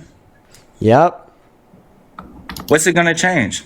The social support for Trump, not to mention, it'll guide people to vote for more Democratic candidates in the midterms to hold them accountable or possibly get them out. Oh, so you're talking, okay, so we're really gonna talk about, so we're gonna talk about a system that is really corrupt and really Have a good one, Dom. We got Sean loading up in. I mean, he just kept on asking. Have a good one. We'll see you later. Yeah, have a good one, bro. Welcome in, Sean. Do you support Trump? Hey, yeah, I still do. Even after he depicted himself as the Lord your God, you quote-unquote Christian? Yeah, I mean, that was like the tipping point, you know, it was hard to defend, but he did delete it, then he somewhat apologized What for time it, is it? So. Blasphemy is unforgivable, right? What time is it? Sean? Left. Sean left. Dude, why is the queue, like, we had so many Trump supporters in the queue right before we restarted the stream. We restart the stream. Now the Trump supporters are nowhere to be seen. I would like to get a Trump supporter up in here because I would like to use the restroom. But that'll first require that we get a MAGA guest loaded in. Hi, welcome to Israel 9/11 67. Okay, alright. Moving on to the next guest. Banned, quite frankly. Holy shit. What are we doing? We got John loading up. Mistake, thank you for the 20 on Chat Super. I appreciate you. Thank you so much for that love. Who says, I'm not sure if this was mentioned before, but Samuel L. Jackson's monologue is based off of a real quote from the Bible, but Hegseth still altered the ending, lol. Yeah, he like changed it so it wasn't like a legitimate quote. Thank you so much for the 20 on the Chat Super and for letting us all know. Still trying to find the next guest, folks. Trying our best. I swear we are. Chat. Hi, welcome in. Do you support Trump? Hi, so I'm basically from Poland, but... Then please stop breaking the rules. I don't know, how long it's going to take to convince you all that my rules are final. They are certain, and they will not be broken by anyone. Hello? Do you think that, do you support Trump? Yes, I do. How do you? 18. What year were you born in? August 15, 2007. What time zone are you in? I'm in California, so it's 3:50 p.m. I know, but I don't what have time accent. I'm immigrant. Oh, it's 3:50 p.m. I know, but like, what is the name of the time zone? Oh, Pacific. Ocean. Okay. What's the capital of California? Sacramento. I live nearby. Okay. I would know. All right, sounds good, man. I'm going to go to thank a couple people, then I'm going to go to pass that mic and the floor off to you. Tina, thank you so much for the $20 over on PayPal. I appreciate you so much for that love. Thank you so much, Tina. Let's show some love to Tina down below in that chat. I thank you so much. Tina with the 20 says, TDS is the most. If you ain't with me, then you're against me. I know, right? Yeah, that last point made no sense. Thank you so much for the love, Tina. As well as Lefty Linda. Thank you so much for the $10. And Joelle, thank you for the $10. Thank you guys so much. I appreciate y'all. Real quick over on the VENMO, thank you so much, Anna, for the $50. My God. Let's get 500 Anna W's down below in that comment section. I really appreciate you. Thank you, Anna.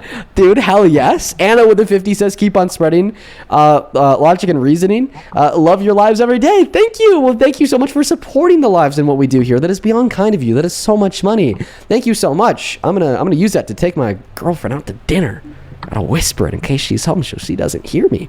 Thank you for the $50, Anna. Then Abby, thank you so much for the $20 as well. Thank you, Abby, who says, we believe in the Deanocracy here. Yes, Emperor Dean, we believe in the Dean dictatorship here. Thank you for the $20, Abby. And then Emily, thank you for the $10. And I just read your message. Shout out to you. You sound like a great mom, Emily. Thank you so much for the love and support. Haley, thank you for the $10. His wife says you were 100% correct about why that Nazi was saying things that he was. And it's the reason MAGA works. Trump weaponizes a group of people suffering and search for acceptance and meaning. They fall for it every time because they're so desperate to feel chosen and fought for. It's sad. You are absolutely right. You are completely right.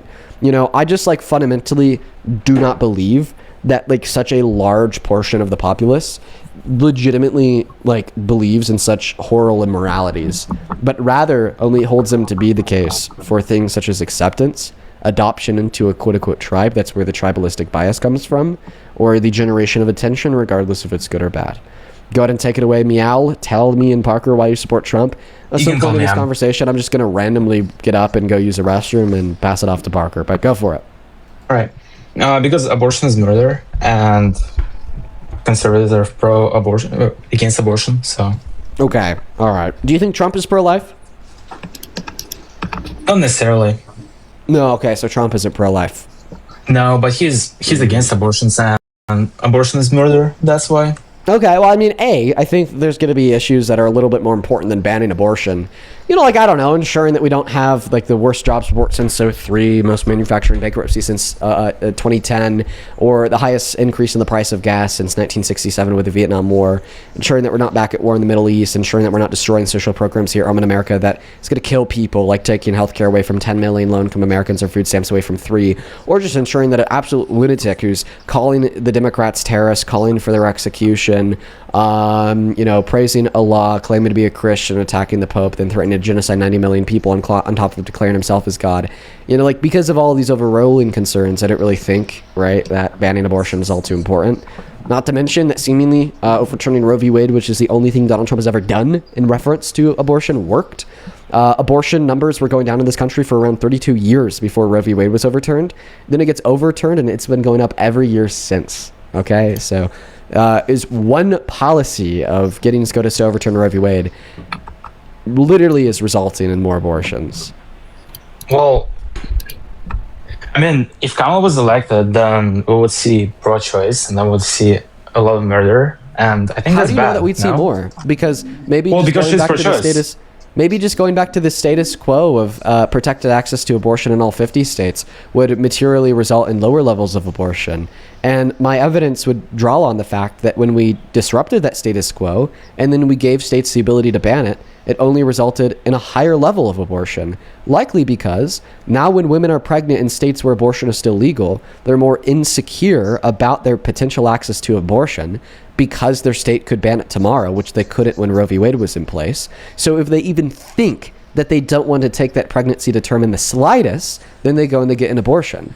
But prior, when Roe v. Wade was in place, when they had that protection, they knew that they were good. They didn't feel insecure about their future access to abortion. So maybe if they thought that they maybe didn't want the pregnancy, they would still maintain said pregnancy because they would feel confident that if they wanted to end it, they could with an abortion. Ultimately, until they never got an abortion, gave birth, and then became a mom. Right? So this is a legitimate theory insofar as why protecting women and girls' access to legal abortion in this country may reduce the level of abortions that we see backed up by empirical data over what happened after we overturned Roe v. Wade. My source that abortions went up when Roe v. Wade was overturned and then states started to ban it would be the Guttmacher Institute. Makes sense. I think you're right. Boy.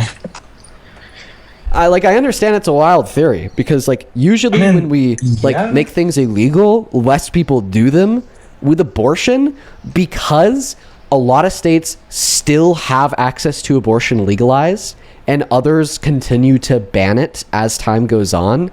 I think that it promotes this environment where women almost feel like and are more likely to get abortions because that looming thought in the back of their head, maybe they want this pregnancy today, but what if they don't want it tomorrow? And then their state bans abortion tomorrow. The current system that we live under incentivizes women to get more abortions than the system in which we lived under prior to Roe v. Wade being overturned. Okay. But, all right. Yeah, that makes sense. But at the same time, don't you think that life begins at conception and then after that, any abortion is like murder? Okay, well, now that you've agreed that it makes sense and we don't want to overturn Roe v. Wade, then you concede your support for Trump because that's the only thing legislatively that he's done in reference to abortion. Plus, you should care a lot more about the material outcome of more fetuses being aborted than the idealistic, non-material belief that abortion is murder held by conservatives that is not held by many progressives. Okay, yeah, I guess it's reasonable. Thank you, Ian. Is that all? I mean, I was thinking only about abortion, yeah. I don't like his Iran and everything economy, how gas prices are rising up, but I was only thinking about how liberals want abortions every day. Okay. All right. Well, I appreciate you for coming up, man. All right. Bye. Thank you. That's crazy. I just made a pro Roe v. Wade argument from the pro-life, anti-abortion worldview. Are you proud of me, Parker? Yes, bro. I love that argument. I've been running that argument for a while. I love it so much. It's one of my favorite ones. I run it all the time now because they have no response to it, Dean. Yeah. Literally, there is no response. How do you respond to that? Literally, of course, they're going to concede if it led to more abortions. They're not going to support it. We hear you. Hey, yes, I'm 18 and I'm a Trump supporter. Am I going to get kicked? You're 18? I'm over 18. I'm 32. Well, don't interrupt Parker. Let him finish speaking. Don't be mean. Okay, all right. Well, I got kicked. Oh, yeah, I remember kicking you. I saw you in the comment section. You're like, I had a legitimate argument. Fuck Dean, he ran away. And I kind of forgot who you were, so I was going to bring you up and say, well, what do you want to say? But I don't really think that you're giving a legitimate argument, Dom. Okay, so what is your legitimate argument? Okay, yeah, we shouldn't support Trump as president because point number 1, he's a rapist. Point number 2, he's boasted about sexual exploitation. Point number 3, his economic policy sucks, reduces the purchasing power of over half of this country, according to the CBPP. Point number 4, other economic outcomes in this country have been terrible. Unemployment's up, inflation's up, GDP growth is down, bankruptcy is up, investment into American manufacturing is down. Not to mention that we're getting the worst jobs report since early 2000s if we count for recessions and the highest increase in the price of gas since the Vietnam War. Holy shit. Bro, number 4, you said a lot. Can we just start with the first? You say he's a rapist. Yeah. Okay. That was the first. Okay. So true indeed, he is mentioned in the Epstein files. True. And he did say things like, if you like a woman, grab the whatever. True. Okay. So I'm not gonna dispute that. But at the end of the day, until we have 100% concrete fact that he actually is a rapist, what are we going off of? A jury verdict. Okay, show me this. What am I looking at? A jury verdict form from a court that determined he was guilty of rape. Now let me explain! Because if you look at this jury verdict form, Does it say he's guilty of rape? No. It says that he's guilty of sexual abuse. So what do I say that he's found guilty of rape? Well, it's because the jury determined that he forcefully You penetrated just a woman's said he vagina. wasn't found guilty of rape, but your first argument was that he was raped. found guilty of rape. It sounds contradictory on the surface. It sounds contradictory on the surface level. I can explain to you what I mean. Explain. Yeah. So legally, okay, he wasn't found guilty of legal rape. Okay. Right. Because legally, rape was defined as a very strict and narrow, strictly narrowly, as the penetration of a vagina with a penis forcefully. Now, what the jury determined he did to E. Jean Carroll was that he forcefully penetrated her vagina with his fingers without consent. Now, this is something in which we colloquially understand to be rape under the common usage, okay? And this is now something that is understood to be rape in 38 out of our 50 states, including New York. They updated their definition the year after this lawsuit concluded. So this is why I say that this court determined that he raped a woman, because they did. Okay, It's not in accordance with their legal definition that was outdated. But hold on. Okay. Correct. But you said civil. True. So I could civilly lawsuit anybody. False. No. Okay. So explain to me a civil lawsuit. Okay, yeah, for sure. Well, first, in order to even launch a lawsuit, it has to be determined that you're not wasting the court's money, because ultimately the judge's salary is paid by we the people. So a judge has to rule that the lawsuit has merit. And then if the lawsuit has merit, then you have to serve the person. If you serve the person, they contest it. Then you have the option of settling outside of court. If you don't settle outside of court, then it goes in front of a judge and a jury. But then in order to get that guilty verdict, then the jury has to rule that the other person actually broke the law. Okay, you know what? I'm not even going to argue on this subject. What's your next subject? What was your next topic? In order, the next thing that I said was that he admitted to sexual exploitation. No, I'm not going to argue on this because, okay, well, I know you asked me for the next topic. I'm just regurgitating the points that I gave to you in order. Now that we're breaking them down. Okay. So the second point that I gave you in order was that he admitted to sexual exploitation. Yeah, I'm not arguing with you on this. Okay, you okay, so you want the third point that I gave you? No, I want to get off. The third point that I gave you is that he's destroying the economy. Okay, he's destroying the economy. Okay, explain that to me.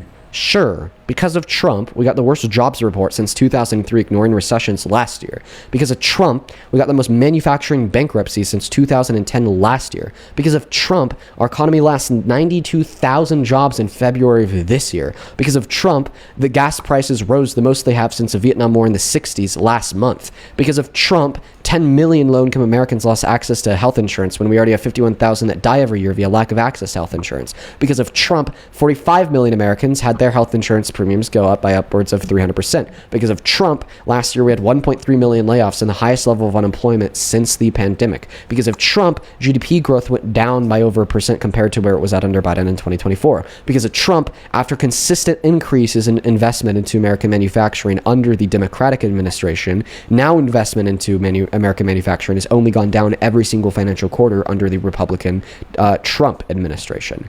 All of these macroeconomic data points indicate one conclusion and one conclusion only, and that conclusion is that Donald Trump is destroying the economy. Okay. So let me ask you a question. Do you think it is a coincidence that the e-files got released in December, and since then he kidnapped a Venezuelan president and went to war? No.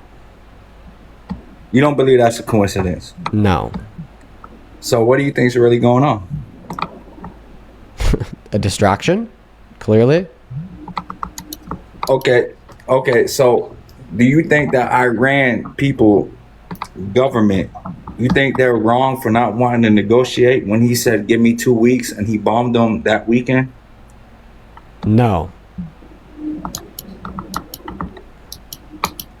Okay. So what is Trump doing good though? Because at the end of the day, he won the presidency. Aren't we trying to ask you that? Yeah, aren't you supposed to be the one answering that? I mean, I can't speak for over the Trump supporter. I can't speak for over 200 million people. You can't speak for the good things Trump is doing. I'm trying to figure out, why did Trump win presidency? Because you voted for him? I can't vote. Okay. I can't. You're trying to figure this out. You know, Google is a great alternative to Dean and Parker on TikTok. Yeah. I can't vote, but I'm just trying to figure out. Okay, so all right, hear me out. All right, we know Trump is an imbecile. We know Trump is on True Social and tweeting more than he's doing anything else. But at the end of the day, this person has got to be Trump. But at the end of the day, Dude, you this had guy over, said in the comment section that I kicked him because I was scared of him, and he had a really good argument. Yeah, you did kick me. Because I was scared of you. All right. Yeah, I think. Yeah. Yeah. I got kicked. I was right? Scared of you. Yeah, because I was scared of you. Okay, so let me ask you this. Tell me. I hope you have a good rest of your day. Thanks for coming up. Michaela. Is that how I pronounce your name, Michaela? Hi, Dean. It's Michaela. Can you hear me? Michaela. Okay. There's one individual who donates to me with that same name, Michaela. I've never known how to pronounce it until now, so thank you. Michaela, do you support Trump? So, I'm very unique. I'm not like MAGA. This is my first time on a live, by the way. And actually, I voted for him. I voted right across the board in the last election. Okay, no, and everything that you do now, if you went back in time, would you do it again? Yes, and I'll tell you why. All right, you're in the right place. So let me thank a couple people, and then I'll pass you that mic, all right? So I'm a U.S. Air Force veteran. I worked in the intelligence community, and I was at Georgetown University School of Foreign Service. And I know, and I was in national security. I was planning to go back into it. I was focused on U.S.-China, so I'm not looking at it from the vantage point of an average American voter. So I wanted to ask you, is that okay? I can still share. If you would vote for Trump again, you're in the right place. Can I thank a couple people before we hop into the debate? Absolutely. Okay, Camp, thank you so much for the $100 on Super Chat. Camp, holy shit. Thank you so very much for the love and support. That is absolutely beyond kind of you, and I'm so very grateful. Thank you so very much, Camp. That is unfucking real. I want to see 1,000 Camp W's down below in that comment section. Thank you.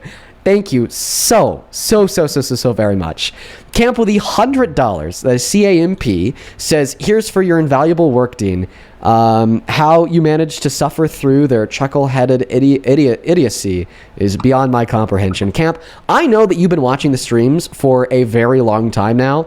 I'm so very grateful for you and your continued support, and just know from the bottom of my heart that I don't think I deserve it, and it means the world. Also, same thing to you, Beth Davis. Thank you for the $50 on Super Chat. Thank you, Beth. Shout out to Beth and Camp in that chat. Beth with the 50 says, if you aren't part of the solution, then you're part of the problem. If we blindly follow a person because they are the president, are passive, and don't do anything about it, then you are just as bad. Thank you, Dean and Parker, for doing what you do. Well, thank you, Beth, not only for the $50 donation, but for the absolute truth nuke. Abso-fucking-lute truth nuke. Thank you, Beth. On Venmo, thank you, Max, for the $5 asking for me to get a whiteboard. I still need to do it. Holy. Thank you so much for the love and support, Max. And then on PayPal, Didi, thank you for the $5. Kea, thank you for the $5. And with that, we are caught up. If you want to support me or the stream, you can find my PayPal and Venmo in the link tree in the bio on TikTok, pin message on YT, and right there, Dean Withers without the E. Take it away. Tell us why you support Trump. Beyond Media. Golly, appreciate you for the galaxy. So support would be like very aggressive. I think that we need to really overhaul our American foreign policy across the board. I am partially in support in what he's doing. Now, when it comes to implementation with exactly what information he had, I didn't work in the intelligence community, and I do think it's up for debate what should be done. However, I think that the mainstream conversation around national security policies surrounding the Islamic regime in Iran, as far as his targeting of their nuclear capabilities, which they were developing under JCPOA. There were a lot of problems with it, as there are many problems. Well, you just said that they're developing their nuclear capabilities under the JCPOA. They were developing them. They had enough uranium. I don't believe that you were ever part of the intelligence community. I was. You can look up my name. The reason why I dispute that is because that's not what the intelligence community said. Well, they are not coming out with information, and this is part of the other problem. So that's why I'm not like super like, oh, I'm against whether you're against him or not. They did. But the one piece of information They- that JC, the global they intelligence did- communities came out about was in accordance with the IAEA, okay, Right. reaffirming that they were not an imminent, that they were not actively developing nuclear weapons. They were not an imminent threat, or they're not actively developing them. Well, they were but actively. what I meant to They were say is that actively they weren't developing actively them. developing them. They have Okay. something called UGFs, and they have underground facilities. They were developing nuclear weapons. Here's the issue. Okay, so What's we're your not going to be able evidence to have that they this were doing argument. that while the JCPOA was in place? So here's the. So I mean, it's only going to be from the intelligence community. Kirtland Air Force Base is where we have our global strategic force. Intelligence, once again, right? The IAEA. They're not coming out with information. Doesn't mean they're not developing it, Dean. They were coming out. Wait, but like, where did you get the information that this is true? I work in the Air Force, and my friend was teaching at the Nuclear Warfare College. But we have classified systems, which are called Wait, so like you're they're- sharing classified information? No, so this is not classified because. So then they came out with it. Here, let me explain. Okay. Iran came out and said that they were obviously building nuclear weapons. There's a video of one of the Iranian officials stating this. But when it comes to JCPOA, we have different policies, and we have had information piecemeal here and there that they were developing nuclear capabilities with it. I'm kind of like almost touching the line, but not touching the line, because if you go on OSINT, which is open source intelligence, you can extrapolate with open source information or publicly available information that they were in fact developing these nuclear capabilities. Okay, then give us the publicly available Dean, I information. actually heard your previous conversation. Like we can go you can go binary with what you've got from the intelligence community, but I feel like it's like safe to say, like from your vantage point, if we were to be very hypothetical about it and not use the fact that they were developing it. For instance, you're like, we overthrew I forgot the project, the CIA project, where the CIA went and overthrew a bunch of nations' democratically elected leaders during the Cold War. If you have this dude, you know, they have Khomeini come in, and they're highly distrusting of America because of what the CIA does with covert operations to overthrow regimes. Wouldn't it be safe to say that wouldn't they develop a nuclear capability when we have one, when Israel has one? So like, even if you look at it from their interests, of course, if they're able to develop a nuclear capability with JCPOA, 100% they would develop it just simply because of distrust of what that Western Hemisphere has engaged in over the course of the last century. Isn't that fair to say? Nope. No, you don't think so? You don't think Islamic regime in Iran? Do you know that they're engaged with do you understand their behavior? The organization's behavior, the Islamic regime in Iran? Or do you understand whether the people support or defend? Do you think their people support them? Like, you have to I need to know if you know the dynamics between them and their own people, and specifically which demographics of their people, as well as their behavior across the world, to determine, because it's not about defending or going against whether or not they were or weren't doing it, but you have to look at intent and the reason why they would do it. This is not conspiratorial. So look it up right now, Quds Force. Do you know what the Quds Force is? QUDS. Nope. You're a performer.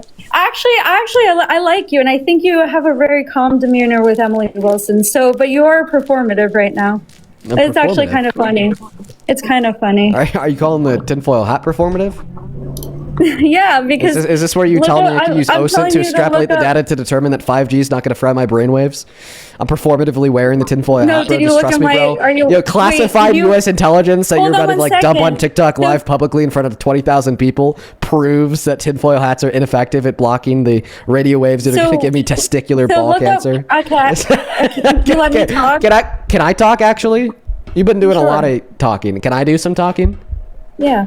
Okay, fantastic. So you first told me that I could use OSINT to quote unquote extrapolate data to prove that Iran was developing nuclear weapons while we were inside of the JCPOA.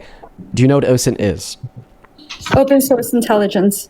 Okay, and what is open source intelligence? Things like the internet, sites, forums, blogs, social media, things like newspapers, videos, Academic public journals, records, government correct. data, anything in which isn't classified under like the FOIA Act here in America, for instance, right? Now, here's the thing. That was just a bunch of word vomit that was tantamount to the claim that you have evidence that is open source, meaning you could give it to me to prove that Iran broke the JCPOA. So give me that evidence. You have to You have be- now you have affirmed to- in your word vomit that it was open source, So you can get it. You can't, and then you could because the Iranian official actually came out and stated it himself. But Sure, then the give me that reason why source. I would Then tell give me you a source for but the that claim. But let me caveat that claim with you, because I know you were passionate about critical thinking. The Iranian officials, you can't really trust their judgment anyway, I just want the because source for they'll the say claim. okay. Let me look it up. Yeah, bro, go hop on OSINT. Go hop on OSINT, dude. Apparently you need OSINT to find a video of a Iranian official claiming to develop nuclear weapons. Holy bunch of word vomit. That's all that is, by the way. Straight up word vomit. But it's fine. It makes her sound more intelligent. It does. That's why a lot of people will use really big words in ways that don't honestly make too much sense. How do I share it with you? By here. stating the source. Like the name of an article and the publisher of the article. The same way you would cite a claim made in an 11th grade research paper.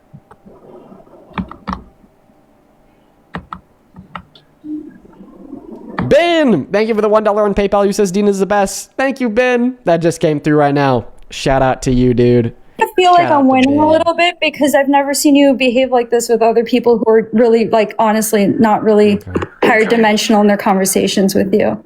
Okay. I don't know why you're taking it as a win for him to think that you're like conspiratorial based upon your arguments, based upon the things that you've said. He quite literally described why he thought you thought that way, and why you think that, given the way that you think that like the U.S. intelligence was indicating that we have undermined the JCPOA when there's literally no absolute evidence that indicates that, then We obviously didn't he's going to think undermine that the that's conspiratorial. JCPOA. I said Wait. Iran, the Islamic regime in Iran. Yeah, you said that Iran broke the JCPOA, right? They were developing nuclear capabilities. It was And limiting. what was your evidence for that? Ali Motahari is one of the evidence. He's the ex-Iranian official who claimed You it just said himself. that their claims are not reliable. So what U.S. intelligence? Because you said U.S. intelligence. I'm giving you indicated this, Parker. I'm telling you that the reason why I wouldn't just rely Iran on never them- claimed to be developing nuclear weapons when the JCPOA You was guys in are in listening. place. So what's Ali his name? Motahari. How do I spell it? Ali Okay. Motahari. It's M. You cut off after the M and the O.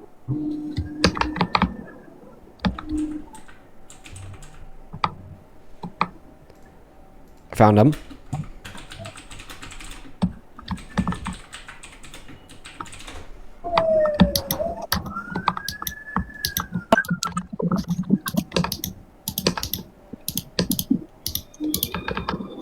Hello? Yeah. Are you talking to me? Yeah, so this came from a 2022 interview where he says that the original goal was to build a bomb and strengthen the deterrent forces of our nation. This is after the JCPOA is gone, by the way. Yeah. Yeah, so this was already after 3 evidence the JCPOA was broken by Iran. This is simply just evidence that they're talking about how they're building it up after the JCPOA is done because Trump pulled us out of the JCPOA. Yeah, keep in mind that she's winning the debate, bro. Okay. So do you see all that ultimately is not evidence that Iran broke the JCPOA? Okay. So do you have any evidence that Iran broke the JCPOA? Yeah, I'm sure I can compile a report from perhaps Government Accountability Office or whatever. They have quite several reports on inquiry of whether or not we're monitoring correctly, whether they're... Okay, can you compile that report, please? I don't think I'm interested because I'm pretty sure you're not interested either. I'm very interested in the evidence that Trump was a liar when he signed off on them not building nukes during the JCPOA. The evidence that the IAEA was a liar when they said that with their 300 in-person visits per year to every facility and 24/7 access to off-site surveillance data, that they never saw any evidence of the development of nuclear weapons. That Russia was a liar because they were part of the JCPOA. That the EU was a liar when they were part of the JCPOA. That the UN was a liar when they were part of the JCPOA. And that the totality of the US was a liar too. right? Like, I just want to let you know that you are like claiming to have uncovered, okay, like a secret government controversy involving. You're making it seem bigger than it is. It's honestly the reason why it's controversial in Washington. Let me explain to you why it would be controversial from a national security perspective. Whether or not he should have pulled the trigger on what he was doing is because there was no perceived imminent threat. That's the question. It's very subjective. Do you have any evidence that they broke the JCPOA or not? Wait, what? Do you think there was an imminent threat? Do I think there was an imminent threat? Yeah. It depends on decision making in Washington. Like I said, the reason why I'm asking you based upon your own personal position. I think that the Islamic regime in Iran poses an imminent threat. However, I don't know if it was. Okay, so they did pose an imminent threat. How could they pose an imminent nuclear threat? They could, or they did. Program. They could, but I think it's more multifaceted. Wait. Could is a different argument from did, because the argument that you're supposed to establish from the intelligence standpoint is that they were an imminent threat at that very moment. And if you cannot establish that, then what's your argument, really? Right. Well, I was saying that it's it is up to debate whether or not he should have pulled the trigger on it. Let me ask you a question. But I do support him over Kamala. No, it's not to debate. There is no debate. If you can't establish that there was an imminent threat, then what's the debate? Well, I think it's up to whether or not you're working. Like, if you think that they should still have a nuclear weapon so that they can coerce the regional players when they fund proxy terrorists across You have to argue that they were. You're not letting me finish because you want to keep this in a lower dimensional realm because you're not going to be able to hold your own. You're not going to be able to hold your own debate. Is your argument for that they had? You guys don't work in national security and probably don't even have an interest in understanding exactly what.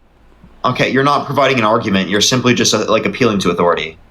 I don't give a shit. No, you're setting parameters to trap me so that I don't explain the larger on-the-ground dynamics with the Islamic regime in Iran, who funds proxy terrorists in the region, and the women of Iran don't even support the Islamic regime.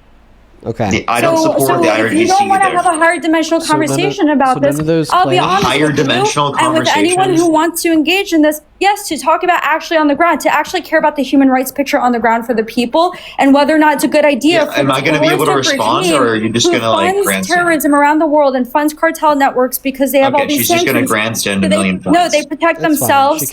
They're not a democratic. You talk about them they're not a democratic nation. The people don't. So, and I'm a woman, I'm a female, so it's not in my best interest anyway to support them. But I'm saying that if you don't want to look at the humanitarian picture with them as leaders in the region, they're not leaders, they're coercive. And then on top of the fact that they obviously know that they're not democratically put in their positions, they're going to do everything in their power to protect their positions. Let me explain something. I actually. Oh shit! You have more to explain? That's I have crazy. more to explain. Let me write it down, Dean. Let me write it down. This is like a serious conversation. You have a leadership. You have influence, Dean and Parker, and I do respect that because your fans respect that. And I respect that you engage in higher order debates. But I do think that when it comes to these issues, it does warrant like a sound and a fair and a well-intentioned. Okay, instead of describing to us like how the debate should go, how about you just make your point? Well, you know what? I don't want to say it. It's your debate, and I appreciate you giving me a platform. But I'm saying, and maybe in a different space, I would love to have a discussion. I'd like to correct you on a lot of the things that you've said. So first, you said that it was up to debate if they were or were not an imminent nuclear threat. You were wrong. The reason why that's not up to debate is because there's no evidence they were an imminent nuclear threat, only evidence that they were not an imminent nuclear threat, i.e. the entire U.S. intelligence community agreeing that we completely obliterated their nuclear program in strikes last summer in 2025, and they haven't even tried to start rebuilding them ever since. So you were definitely wrong there. And then the second thing that you were very wrong about was attempting to question the morality of Donald Trump starting a war in Iran because of how oppressive and terroristic the IRGC is. Okay? Yeah, that also shouldn't give you any question to the morality of Trump's war because Donald Trump isn't going to get rid of the IRGC. Only if Donald Trump were to get rid of the oppressor would the question about the fact they're oppressor be relevant to starting the war. Okay? He's not getting rid of the IRGC. The IRGC is the institutional body that is oppressing the people of Iran today, still funding their terroristic proxies today, that Donald Trump is negotiating with today to achieve a peace deal tomorrow, which would include relinquishing economic sanctions on them to give them access to more money to rebuild their military and give more funding to their proxies. Okay, so you were wrong on every point that you made. All right, and then the icing on the cake was really the shit ass point that you made about, oh, I'm a member of the intelligence community, you're not. Yes, okay, I shouldn't be winning this debate, yet I am. Okay, there's no reason. I'm not saying it's why about winning. a It's about 21-year-old with like that's no professional experience inside of an intelligence community should know more and be more reasonable about foreign and global intelligence than somebody who you're has wrong been in the about all intelligence of what community. you just said, and it's going to come out. It's going to come Okay, here we out. go. I'm telling Here's you Tulsi right Gabbard. now. Here's Tulsi Gabbard testifying in front of Congress that I'm not wrong about what I just said. You're gonna eat your fucking words. So the assessment of the intelligence community is that Iran's wrong. nuclear enrichment program was obliterated by last summer's airstrikes. Yes. In the opening statement you submitted to the committee last night also stated, quote, there has been no effort since then to try to rebuild their enrichment capability, end quote, correct? That's right. And that's the assessment of the intelligence community. Yes. How does it feel to absolutely eat your words? Well, you lost because there's something called high value individuals. And what constitutes a nuclear program, Dean? Because it also includes scientists and engineers. It includes separate facilities where they do research and development.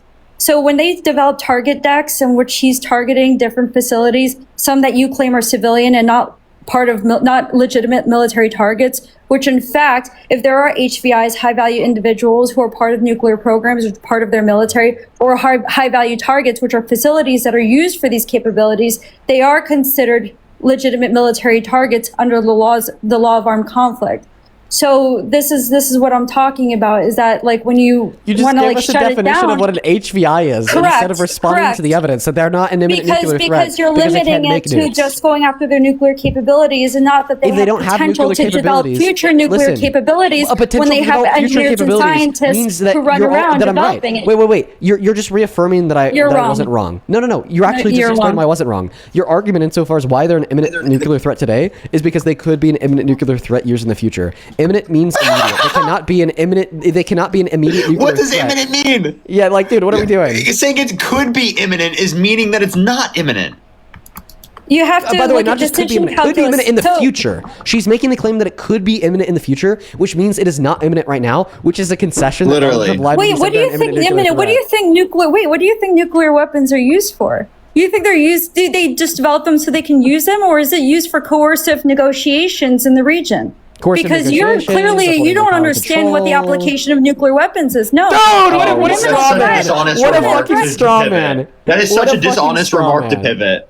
I know. I gotta agree with Parker here. Listen, you got cooked about your false claim that I was incorrect in ushering in the point that there's no evidence to believe that they're an imminent nuclear threat by then like asking us about the usage of like nuclear weapons within maintaining soft and hard power, either by using the nukes for means of coercement or dropping the nukes and killing a bunch of people. And if I were you, I'd wipe that damn smile off your face. I don't understand why you're so happy with getting cooked, not by me, but by the U.S. intelligence community, in which you attempted to claim as authority insofar as why you could speak about things that we can understand. Like, legit, it's so fucking embarrassing, the fact that you claimed authority from the U.S. intelligence community. And then my counter argument against your claim that Iran could possibly be an imminent nuclear threat was the DNI, the Director of National Intelligence, Tulsi Gabbard, testifying on behalf of the intelligence community, saying that we completely obliterated their nuclear program months ago, okay, and they haven't even tried to start rebuilding it since. And because the word imminent means immediate, they're not an immediate/imminent nuclear threat, and you're wrong. Okay, but instead of addressing the fact that you're wrong, instead of addressing the evidence in which we gave you, you instead just decided to ask us if we know the applications of nuclear weapons within soft and hard power, instead of addressing the point to use as a pivot. So without pivoting this time, I would like you to please address the argument I gave you to demonstrate that there's absolutely no merit to the claim that Iran is an imminent nuclear threat, or was an imminent nuclear threat when Donald Trump started the war on February 28th. I'm not using my position, and I apologize if it came off that way. I'm not saying that I have a moral upper hand whatsoever. That's why I made sure to let you know I respect, and I think there's a valid discussion, well-intended discussion on whether or not implementation was the right move. That being said, I was over-explaining because I recognize that I do have knowledge because of my past experience of national security. So I want to elaborate so the audience is aware of the terminology I use, because it's natural for me to use acronyms, and I try to make sure I'm like focused and intentional so that I'm not just throwing around acronyms that don't mean anything to anyone. And when it comes to the evidence, that's pretty much all I have, but also that I do think that it warrants more elaboration that is maybe is past like a debate at this point.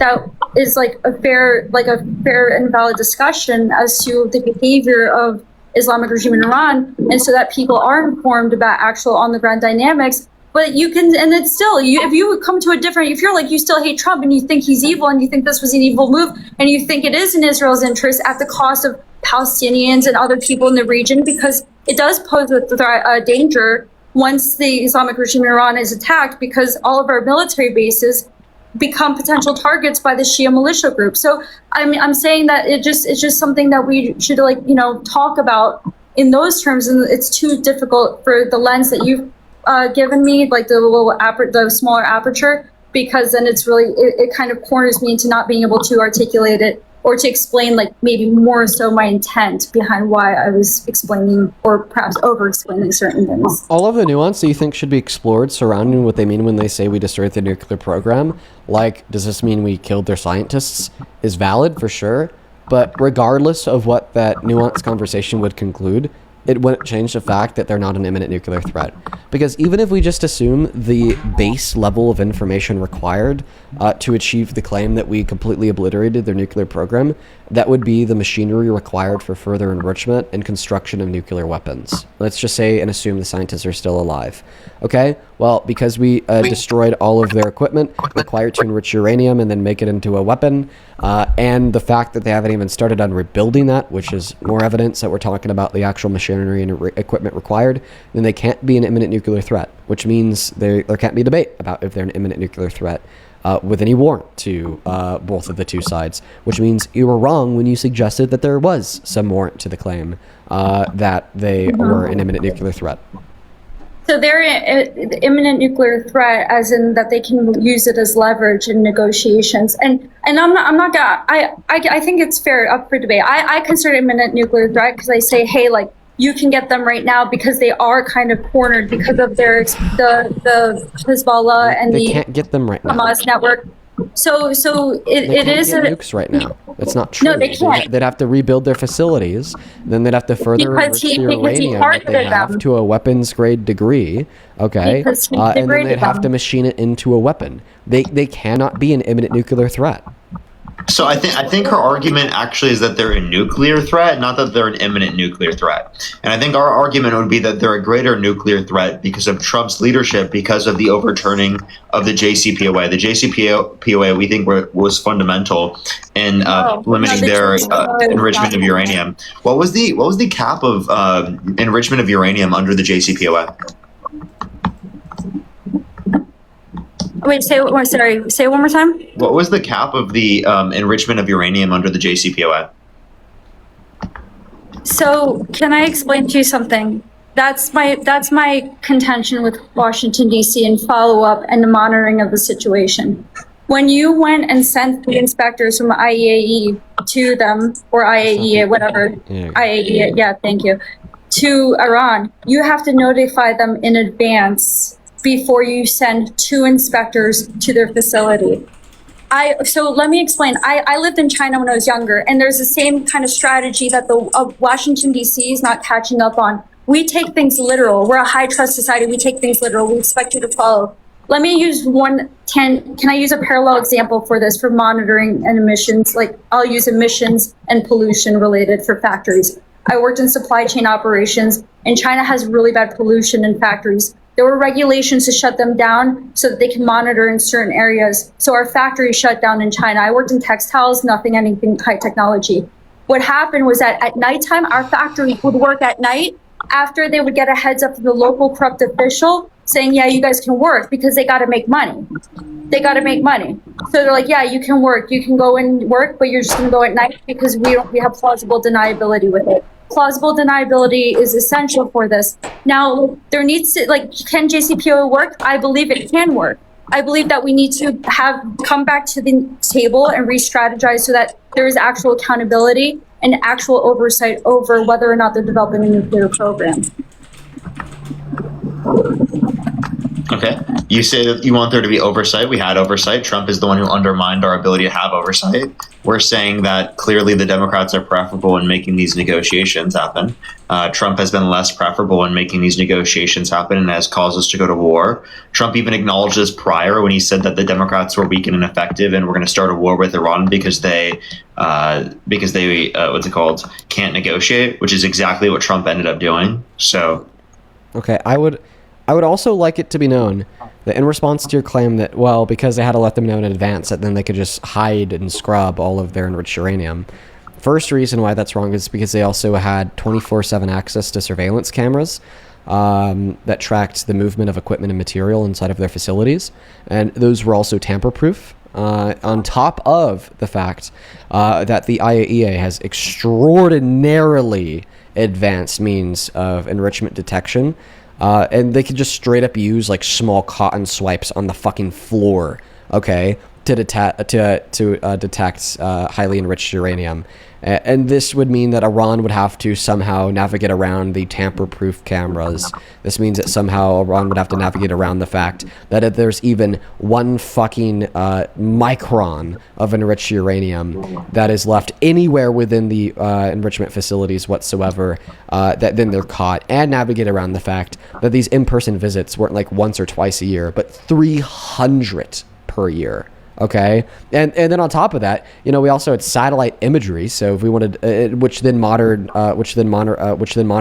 regular vehicle activity. So if there was any vehicle activity to and from the enrichment sites prior to an in-person visit that wasn't regular, okay, well then we know that they were doing shit. And in consideration of the satellite imagery, in consideration of the 300 in-person visits where they couldn't even leave a speck of dust from enriched uranium behind, and in consideration of the 24/7 access to surveillance of all of the sites with the cameras being tamper-proof, you have absolutely no reason to suggest that they broke the JCPOA.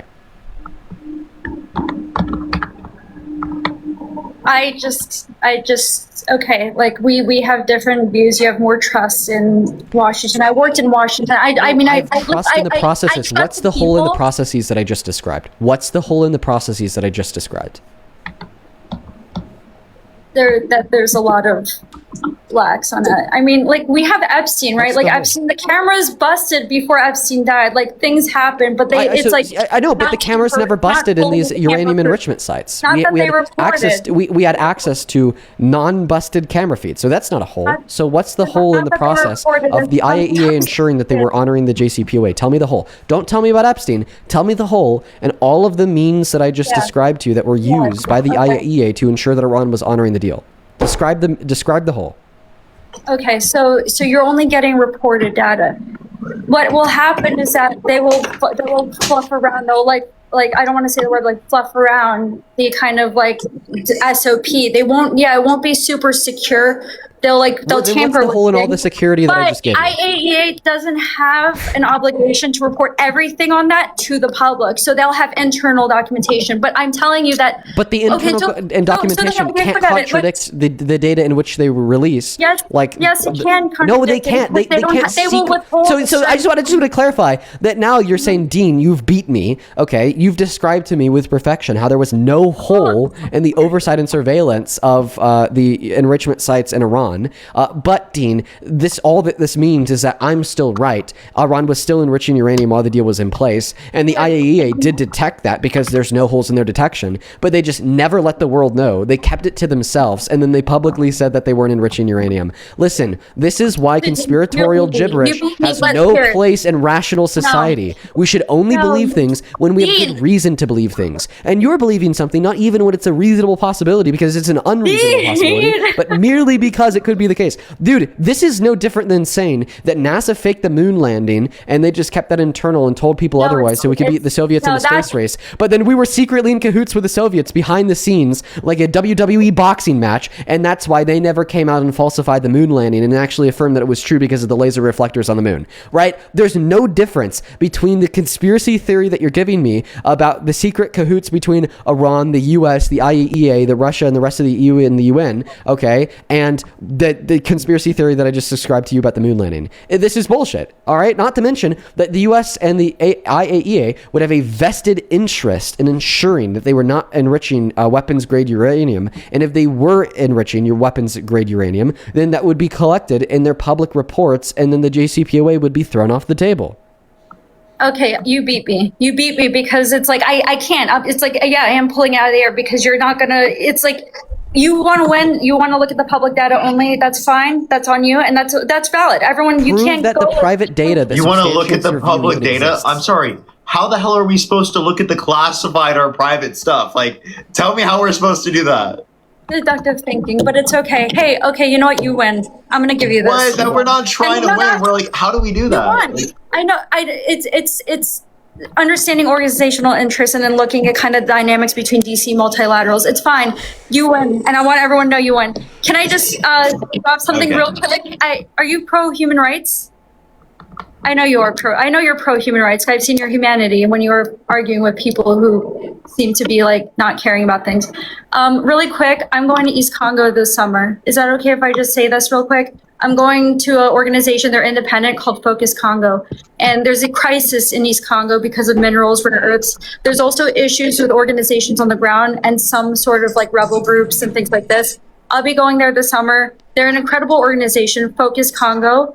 And they have like Kalani follows them, Miss Rachel for Littles, everything. We've done an $18,000 fundraiser for Focus Congo. You have? Yeah. Yep. That's awesome. Pappy Orion is the founder. He's my friend. He's really incredible. You spoke to him? Yes. Oh, that's awesome. So I would assume you know Athena? What? Do you know Athena? I only speak to Pappy, and I know the different, like some of the main people who have big social media presences on this team, but I'll be going out there this summer, Beni, Goma, and Bukavu, so I'll be meeting them. Okay, well, Pappy is an incredible individual. Focus Congo, super cool. Yeah, that's awesome. I didn't know that. I'll tell him. You have a good one, okay? You too. Thank you. Take care. Well, she believes in some crazy conspiratorial gibberish when it comes to Iran, but I mean, at least she's right on the money when it comes to the Congo. Focus Congo is great, by the way. If you want to donate to a great initiative, check Focus Congo out. They really do a lot. Focus Congo and Pappy, they do a lot for the Congolese. They're a great organization that is awesome to donate to. I need to go pee. So I'm gonna go ahead and get that next guest up here once we get the next Trump supporter loaded. Yeah, I only have a few more minutes probably. I honestly thought I would have been gone by now, to be honest. Somebody says leave Africa alone. So Focus Congo and Pappy, he's Congolese. Okay, they operate in the Congo, and they're managed by Congolese individuals. So whoever in the comment section was saying leave Africa alone. Okay, this is a Congolese foundation for the people in the Congo. So they'll know what the hell you're yapping about. We're going to go ahead and try to get that next guest up here very, very soon. So I could use the restroom real quick. Only up inside of that queue of your MAGA. By the way, if you want to support me or support the live stream, you can find my Venmo and my PayPal in the link tree in my bio on TikTok, by message on YouTube, and right there, Dean Withers without the E. Good way to get a message across or ask a question.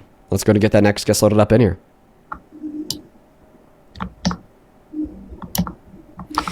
Okay, facts are facts. It's not loading in. We got Brian loading in.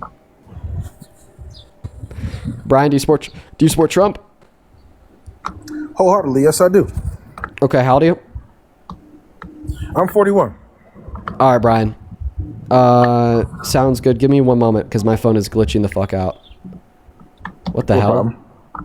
Sorry, dude. My whole setup is glitching the hell out. Give me one moment to get that settled here. I see you loud and clear. I can hear you everything. So. Perfect. Yeah, it's just like the queue on my phone is acting weird as shit. You go ahead and take it away, man. Tell us why you support Trump. This is weird. All right, reason I support Trump. I mean, first of all, I give you a little breakdown. I am prior military. I served in the Navy. But I'm I was sorry. joining. I'm gonna interrupt you. I apologize because I just told you to go ahead. I'm gonna run to the restroom, everybody, and you won't believe who's connecting to the live stream, Parker. But, anyways. Oh my God, bro. But yeah, I'm gonna give you some smoking guns. I want you to be back. Go ahead and do your thing, because I got some smoking gun information for you that you'll actually enjoy. What's up, guys? You could debate with Parker in the meantime. I'll be back. Alrighty. Why do y'all support Trump?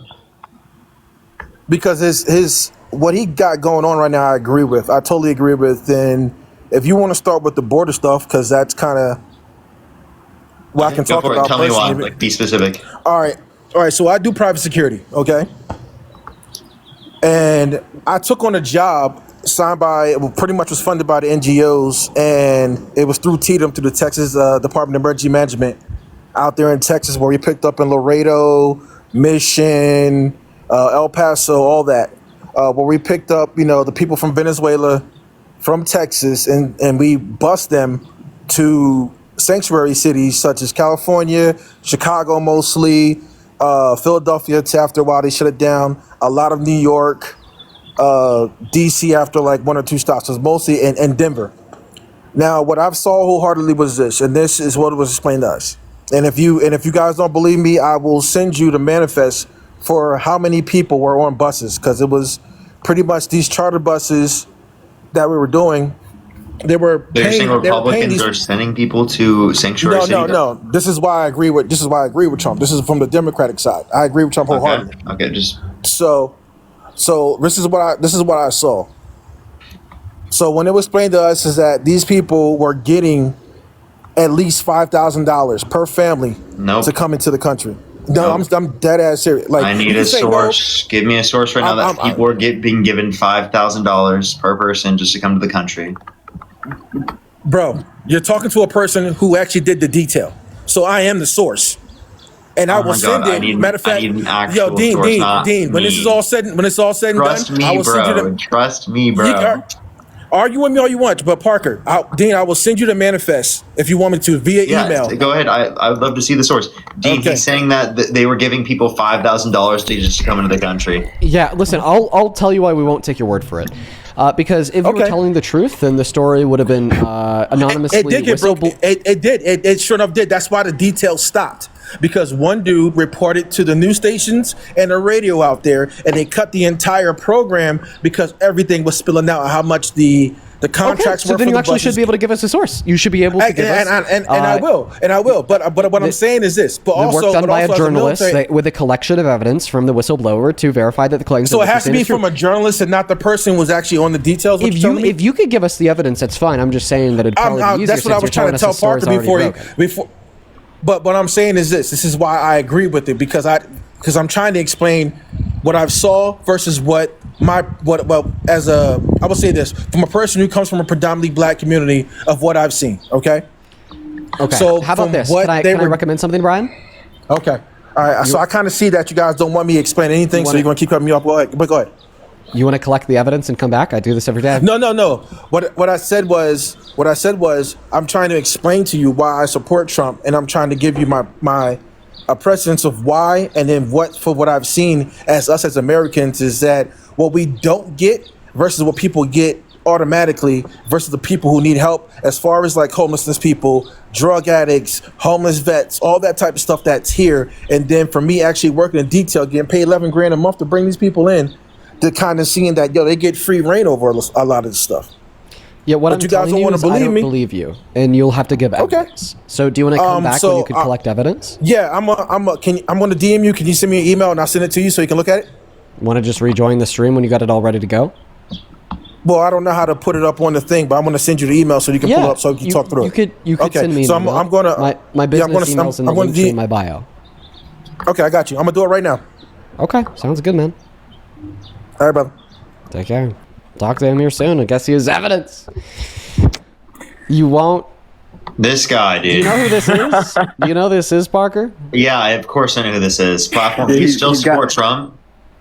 I have a few questions for you guys. Who do you guys want me to vote for? Who do you want me to vote for? Not Trump. You don't know? Harris over Trump. Harris over Trump. So that right there, Parker, gives me the delusion that you're still stuck in with the fact that both parties are good. Because if I sat here and said, do I still support Trump? No, I don't. But I don't support the Democratic Party either. So who should I vote for? Because You should vote Harris for the is an better idiot. person, and Kamala Harris was better than Trump. What is Kamala Harris going to do for our country?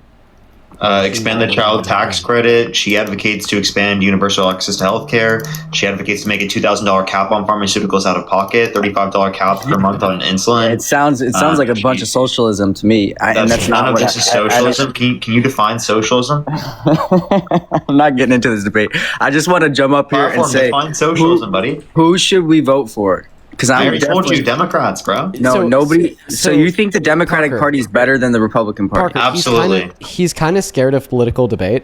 But last time he joined the stream, he said that he made me, that he's responsible for That is the most ridiculous thing, Platform. And I think he said the same thing about you. I think he also said he made you. I think I made both. Platform, of you did not make shit. No, I think Parker. I definitely made you. I made you bigger than you Platform, could. what are you talking about, bro? Brother, you sat up here with how many followers before you started putting me onto your live? Dude, I had literally hundreds of thousands of people in my you stream, didn't. 100,000 followers. Yeah, you wish you had 100,000. I had thousands of people in my stream every single day before you even came in. Whatever. The point is that nobody's voting for Kamala Harris and nobody's voting for Donald Trump. People did vote for Kamala Harris and people did vote The for government Trump. needs to be completely restructured. Who's an independent that we should vote for? If you had to pick one. Hey, can you give us an example? I'm not voting. Okay, so then what are you coming up here for? I'm so happy that you don't vote. Dude, we are so much better off because you don't vote. You know what? You're right, Dean. I'm so happy I'm not voting. Dude, base. First agreement ever. Let me thank a couple people real quick. Wheelie, thank you for the $10 over on Super Chat. Who says, so Republicans had all these people on buses, and rather than deporting them, which is so important to them, Republicans sent them all to the U.S. as an active spy? Yeah, apparently. Would you quickly thank Wheelie for the $10 donation platform? Thank you, Willie. I appreciate the $10 donation. Very kind of you, platform. Very kind of you, platform. Jason, thank you for the real $10. quick. Who says, so intelligence is not required to work in intelligence? I guess, Jason, thank you for the $10. Jack, thank you for the $5. Ish, thank you for the $15. Who says, bro, if you left that tinfoil hat on for every stream, you'd still sound more sane than half these crazy fools, bro. So real, Ish. Thank you for the $50. That is beyond kind of you. Same thing to you, Sarah. Thank you for the $10. Then KM with the $10 says, voices, dude, you hit him with it every time. Thank you for standing up for the soundless voices. Well, I appreciate you for the $10, KM. And then Amy, thank you for the $10. Who says, I really needed this live today. I spent the morning in the ER for the flu, and this is the perfect distraction while I rest up. I'm so sorry to hear that, but I'm really happy that we could help you out. Thank you so much. And then Serena, thank you for the $10 on Venmo as well. Thank you so much, you guys. We're all caught up over there. To quickly catch up on PayPal, thank you so much for the $20 Sandra, who says, I'm a physics/engineering student, but I believe in you and I support, and supporting you makes it worth it. Well, thank you, Sandra. Thank you so much. I wish you the very best of luck in your studies. Thank you for the $20 donation. It means so much to me. Show some love to Sandra down below. Christina, thank you for the $50 donation. Fucking hell, Christina. Show some love to Christina down below. I can't believe this is all you do for the Christina- guests that give you money. You just sit there and say thank you. Like, you should be sending them some merch. Platform, are you mad? Are you jealous? Is that what it is? Jealous of TikTok money? No, thank you. I'm yeah, good. bro. It sounds like you are, Platform. No, I was in the middle of thanking people and you cut me off to say that I don't do enough for them. No, you don't. You need to be sending them merch. Well, I mean, I agree. I should Wait. be sending people merch if they think they're spending money on merch, but they don't. Yeah, we don't have merch, bro. Because we don't have merch. Oh, there you go. You know, there's another great idea for you too. Well, Christina, on a real note, thank you so much for the $50 donation. I appreciate you. Show some love to Christina down below. This is one that's a huge one. Julia, thank you so much for the $60 donation on PayPal. Fucking hell, Julia. I wish I could send you some merch. Thank you for the $60 donation. So show some love to Julia down below, who says, thank you for everything that you do. You've inspired me to study politics. Fucking yes, let's go. I love that, Julia. That's so awesome. I'm so proud of you. Thank you for the love and support. Thank you, thank you, thank you. Let's get 600 Julia W's. And Caitlin, thank you for the 5. Anya, thank you for the 3, and then Kavya, thank you for the $10. I'm so happy that what we do here helps inspire you. Thank you so much. Hey, Dean, let me ask you a question. Now that you're all Platform, caught are you up. still a chiropractor? No, so let me ask you guys something. When it comes to I forgot about that. When it comes to like calling people conspiracy theorists. Wait, you said no? Wait, you stopped being in chiropractic school? Nobody ever admitted to being in chiropractic school. Yeah, I said I'm in medical school. Wait, bro. I'm sorry. We all remember this. You literally were. Dean, why are you or Parker? Why are you trying to talk? You like to talk about people's personal lives when you need something out of the conversation. I talk about your personal life. You brought this up a million times on the stream. I thought I was referencing something that was well known. I've offered Dean $10,000 to fight, to box, meet up in person, but you guys want to sit here. You got your little minions running around researching people's pages. 25,000 you would get if you knocked me down. That would be the just deal. to show up. No. Okay, then sorry, not worth my time. Anyways, I wanted to ask. You guys call people conspiracy theorists. Yeah, you are. It's only a conspiracy. It's only a conspiracy until it's proven right. Correct. Platform, is the Earth flat? No, the Earth is not. Parker, okay, I have a question. Is evolution fake? Macroevolution is, but micro is not. You see what I mean? Macroevolution is just micro plus time. So you must be disputing time's existence. No, that's just Did we false. land on the moon? What? You guys asked me. You guys try to get me into these stupid traps that are. Did we land on the moon? Yes, we landed on the moon. Wow. Well, I'm actually surprised you believed that, Dean. Yeah, that's honestly nuts. Someone in the chat says, Dean, what's the Venmo? You can find the Venmo and the PayPal in the link tree in the bio on TikTok, pin message on YouTube, and right there, Dean Withers without the E. Actually, Platform, can you thank everyone that sent Dean donos? No. Why not? All I gotta say is you guys both supported somebody who.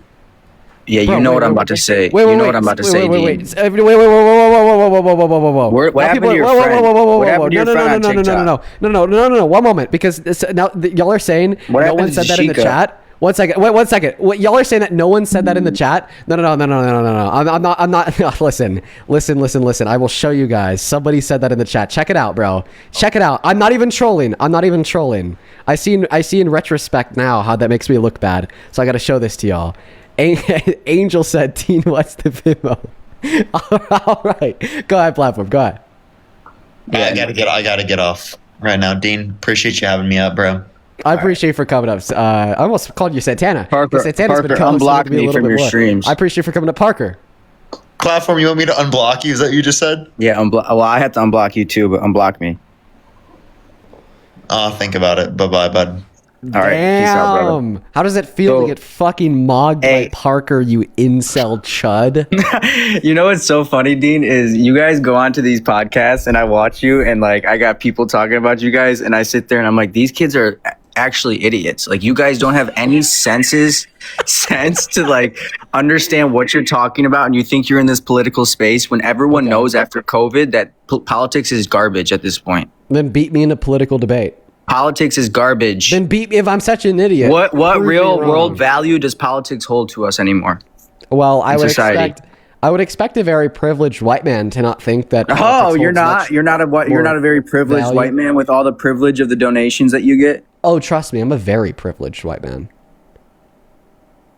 And I acknowledge that privilege. I just happen to also be empathetic, and I could understand how much politics impacts the lives of others because of differences in. Did you get a degree in such as psychology, sex, such as race, so on and so forth? Like, for instance, okay. Did you study any psych growing up? I mean, it says a guy that went to chiropractic school, but I was in the middle of this statement. Did you study any psych growing up? I mean, a little bit as is relevant to philosophy, but not too much. Interesting. Okay, but anyways, what I was in the middle of saying is I understand how, from the perspective of a privileged white man, you think the only impact that politics has on your life is the price of gas, but that just isn't the reality for so many different people. Okay, right? Like, for instance, women. I mean, their access. Well, when we look at things that's happening in Gaza, like a mass genocide, I think obviously Gaza, that's for Palestinian individuals. Exactly. I agree with you. It's or black and brown ridiculous. people in America, in reference to allowing ICE to racially profile people. Now they're scared about getting picked up on the streets. it's You're like worried about ICE, and politics. I'm worried about people in Gaza that are being brutally attacked for no reason other than existing in that area. So I'm actually you're worried about both. you're worried about fake problems within the United States that you think are major problems, and you portray them as major problems to get people to convince to listen to you and believe you, just like the news stations do. So then the problem becomes, Dean, this nation is not a fake the problem. problem becomes, Dean, is I don't see you over in Africa doing what this last guest is doing. You're donating, sure, but unironically did a fundraiser for the organization that they're joining Dean, you in sit Congo. on your chair, What? You sit on your chair Dude, and take that's money crazy. from people and fundraise. Whoa, dude, we rose $18,000 That's amazing. I'm for so the happy for initiative that she said that she was going to be joining and in Congo. anybody else who like looks what? like What a you can be shitty in point that- to make. No, anybody else who's in your and Parker's position, who's getting funding from higher ups or people that are paying you. Wait, higher ups? then- Wait, what higher ups give us funding? Even your guests, you build this following. You're just going to be sitting on your butt taking money Tori, from people, thank you for the and $10. then try to say you're doing something good. Okay, 1 second. Tori, thank you so much for the $10 over on YouTube Super Chat. Thank you for allowing me to do something good. AP, thank you for the $10 asking where the merch is. I might get that soon. Oh, fuck. Dang. All right, I can't say any more than that. Thank you so much for the love. Light Blinded, thank you for the $30 donation over on Venmo, who says, this donation is to help you ensure that you do not send me merch. I love these debates more than anything, and taking time to make and sell merch would take time away from debating, never change. Thank you so much, Light Blinded. I appreciate you for the $30 to help me do something super duper good. Thank you so much, Light Blinded. Thank you. You guys mock Trump because this is like your getaway right now is Trump. Like he's your guys' getaway until the next president or politician comes about that does something more corrupt or better or less corrupt, and then you run with these conversations that just become boring. And this is why I haven't been on in a year and a half. Okay. So if you think the conversations are boring, well, I just want you to do more for yourself, Dean. And politics is not. What are you doing for yourself? I'm doing a lot in my personal life, and I think that you and Parker need to. What are you doing that I should be doing? Get an outside life. Get a life outside life. of this. Okay, I have an Get outside of your 4x4 bedroom and step into the real world and see that nobody cares about these conversations in all reality. They cause arguments. They cause. Then why do we have 20,000 viewers? Right. You have 20,000 viewers for what?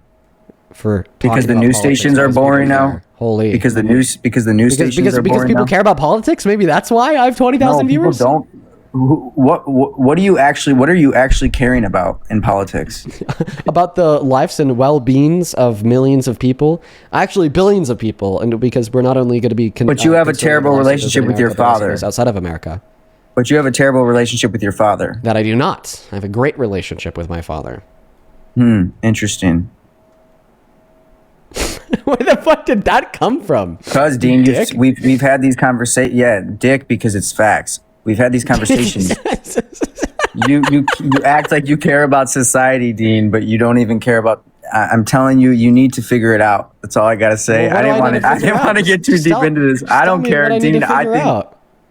I just think that politics it's a joke, and don't vote for Trump. Don't vote for Harris. Don't vote for. You understand that with the right political outcomes, Dean, don't vote for Dean Withers ever in the future. Don't vote for Parker ever in the future. Can you please listen to what I'm saying? Stop voting. Listen to what I'm saying here. You said that you cared about the Palestinian people who are being genocided, right?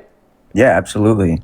Okay, if we get the right political outcomes, politics can stop that genocide. Says who? This is what they say about every single administration. Says anti-Zionist progressive no, this is like politicians a belief, who are trying to overthrow the establishment and reform the two-party system. Dean, you will have no impact. You will have no impact. You will have no impact on the political outcome when it comes to voting from here on out. So true. That's it. It's done. Just it's because been you done say before something makes COVID. it true. I know. No, it's been done since the 2000s.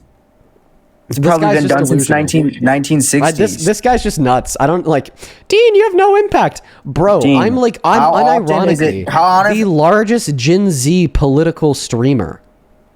I know you are. Dude, what are we doing? Yes, clearly, I think I have a little bit of an mad impact. because I'm speaking facts. You're getting upset because I'm speaking facts. I know, I'm just pointing out that what you're saying about. is so clearly false. No, it's not false. It's an opinion, so it's not something that can be false. Wait, opinions can't be false?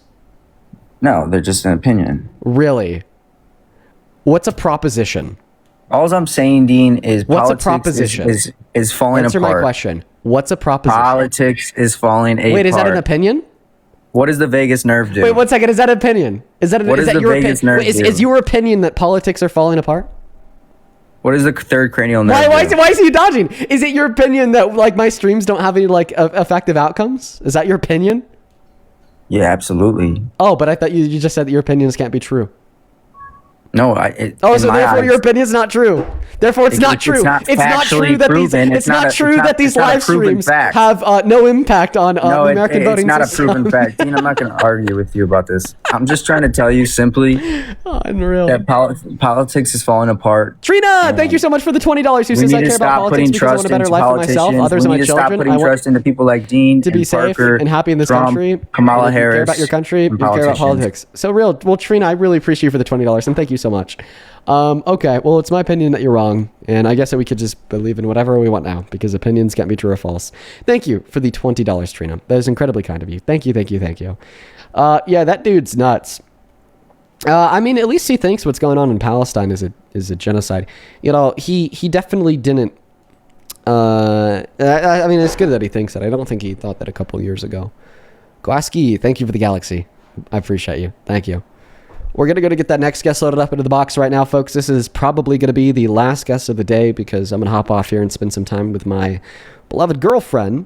But we still got a little bit of time to do another debate. So let's go to get that next guest loaded up into the box right now.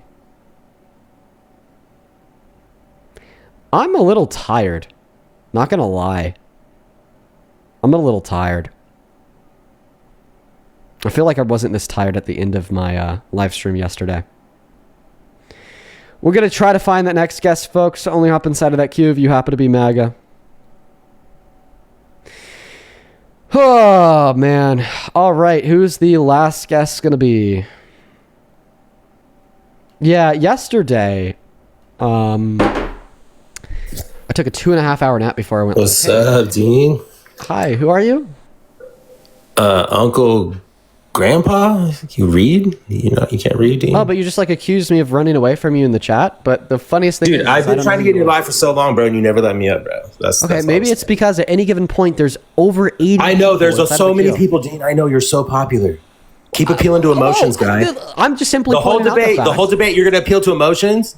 Let's set our axioms first. Trump needs to run for a third term. Set our axioms. What do you want our axioms to be? I'll let you set them. You're the judge. Go, Dean. It's your live. Okay, first and foremost, I'm not appealing by emotions. You always appeal to emotions every debate. That's all you do. That's all you can do. You interrupt people. But I'm going to stop interrupting you. This is the last time I'll interrupt you. I swear to God, I'm going to mute myself just for you. That was ironic. Dean, all you do is appeal to emotions and interrupt, as you say, and appealing to your emotions and interrupting. But anyways, so I wasn't appealing to anybody's emotions when I pointed out the statistical fact that because there's at any point 80 to 100 people inside of my guest request, that makes the statistical likelihood that you will be chosen infinitesimally small. So no, I'm not running away from you if it takes you a day or two in order to get up on the live stream. In fact, I think that the statistical probability would be is that it would actually take you much longer than sitting in my queue for 2 days to get up into the box, because we maybe have 10 debates a day with 100 people inside of the queue at any given point in time. Yeah, it might take you a while to be selected. You got lucky. Now, said that you wanted to set our axioms. What? I want to have an actual logical debate. I concede you're correct. I did. You're exactly right. You won the first debate. You won it. You won. Yes, I do. We're going to set the fundamental groundworks for our logical debate and reasoning. You better get ready, boy. I have an eidetic memory too. I also have a PhD. You have no college experience. I'm 42, going to be 43. How old are you, little boy? You better call Santana. Santana could debate me. Call him up here. I want to debate both of you at the same time. I'll debate you, Parker, and Santana at the same time. And you guys can get a little group call and mute the live and have little conversations together. Your aunt's brain will not see. Trump should run 2028. Should he or should he not? Let's debate it. You set the groundwork for it. Tell me what you want to do. You will appeal to emotion and you will run away. Somebody record this and please send it to my DMs, because I'm going to dog walk this little boy. I am all of the four horsemen of the apocalypse. I am famine. I am war. we will win in Iran because we have the greatest military that has ever existed since time began on Earth. Let's go, buddy. Debate me. I know science, math, history, politics, economics. Since the age of 3, when I taught myself to read Peter Rabbit, I've been tumbling in the briars, Dean.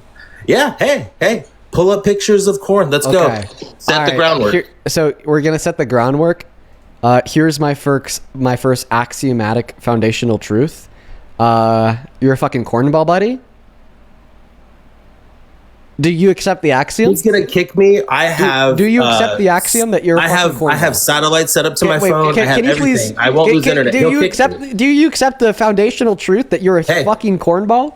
I know my words go too fast for you. I also have ADD, so my eidetic memory, the ADD. I mean, it's a videographic memory. I can take a picture of the past and then I can walk around in it like it's a video. I have Einstein in my brain writing on a whiteboard and chatting over to Isaac Newton.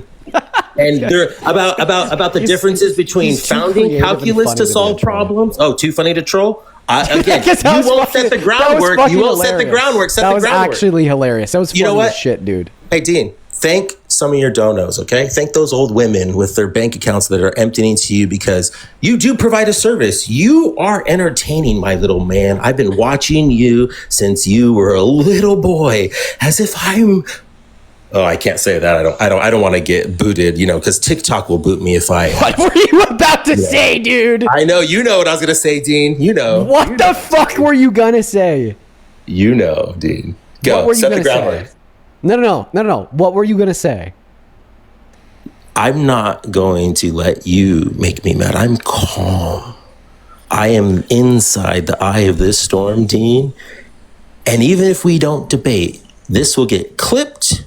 And it will show that you run from people with IQs and EQs higher than yours. You pick on all these little mega boys that don't understand the fundamentals of our universe. Dean, shake your head. I've been smoking the pipe too. It calms me down. Oh, I can tell, buddy. Oh, yeah. I know you can tell, Dean. I know. Trust me, my friend. We can tell. Wait. You told me to thank all the old ladies who emptied their bank accounts and donated to me. So I'm going to go and do that real quick. Oh, yeah. Ian, thank you so much for the 10 euros over on YouTube Super Chat. Who says, this is why you should never take Coke. So real. Thank you for the $10, Ian. Chelsea, thank you for the $10. Who says, this guy's so whiny and cringe. Couldn't have said it better myself. Slick with the $10. Who says, $10 because you KO'd that last dude so bad he actually needs a chiropractor now. That's funny as shit. You guys are hilarious. Thank you guys so much for the love and support. On Venmo, Kayla, thank you for the $2 for Einstein and Newton. They're about to work overtime. So real. Rami, thank you for the $20 donation on Venmo. Show some love to Rami, who says, thank you for your services. Hello. Thank you, old lady who's emptying her bank account.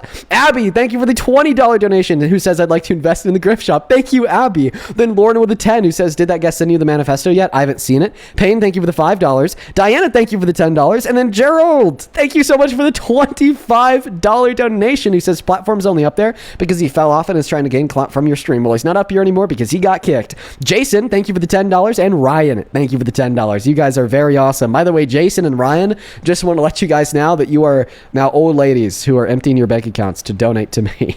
So... Thank you for the love and the support. On PayPal, Janice, thank you for the $10. Who says this caller is fantasizing about having a group activity with you and Parker. What a joke.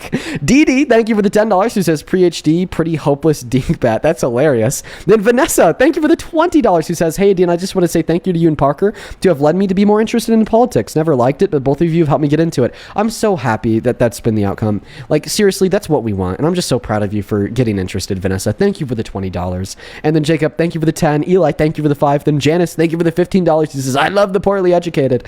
Like this guest, very poorly educated. Austin, thank you for the 5. And then Lindsay, thank you so much for the $10. And then another Lindsay, thank you for the $20. Who says, do people not understand that to have a debate, you actually have to debate? I know, it's just kind of like the workup, but I just have to thank all the old ladies emptying their bank accounts first. So thank you, old lady, for emptying your bank account. Shout out to Lindsay. Same thing to Kraken Crevice. Thank you for the $10. Who says, old lady emptying my account. Thank you. you. Thank you. Thank you. And then Scott, thank you for the $25 donation who says, I want to be an old lady too. Scott, you're an old lady, Scott. Thank you for the $25. Thank you, Miss Scott. Thank you so much. And then Marianne with the $10 who says, if you have to tell people how intelligent you are, then you probably aren't. I agree with that message. Okay, let's hop into the debate. Why do you support Trump? I support Trump because he's draining the swamp. Okay, I would posit that Trump is the swamp. He's the one with the 34 felony convictions of fraud. He's the one that tried to install himself for a second term against the voice of the vote of the people in 2020. Remember the whole J6 and hang Mike Pence fake elector scheme thing. Okay, he's the one that's installing DUI hires like Pete Hegseth with no merit to be our Secretary of Defense, renamed to the Secretary of War, who's like quoting fictitious Bible verses in official settings, giving public addresses. Okay. You know, he's the one committing the rampant cronyism and corruption by like breaking the law to not pay out food stamp benefits for 12 million low-income American starving families, saying that the power is vested in him to manage the midterm elections, not the states like Article 2 of the Constitution says, or passing illegal EOs like 14160 to reframe the Constitution as we know it and take constitutional rights away from those in which have them. You know, he's the swamp, my friend. I never said he was a good guy. I said Trump is draining the swamp. You didn't even address my point, little guy. You are playing right into my hands. I'm going to eat you alive. I have a satellite hooked up to my phone. It's a clear day over here in California, Dean. I'm going to eat you alive because I addressed your point by saying he's not draining the swamp. No, you didn't. No, you did not. You did not. Nothing you said is actual empirical evidence based on a source. Give me a source that says that, Dean. Give me a source that says.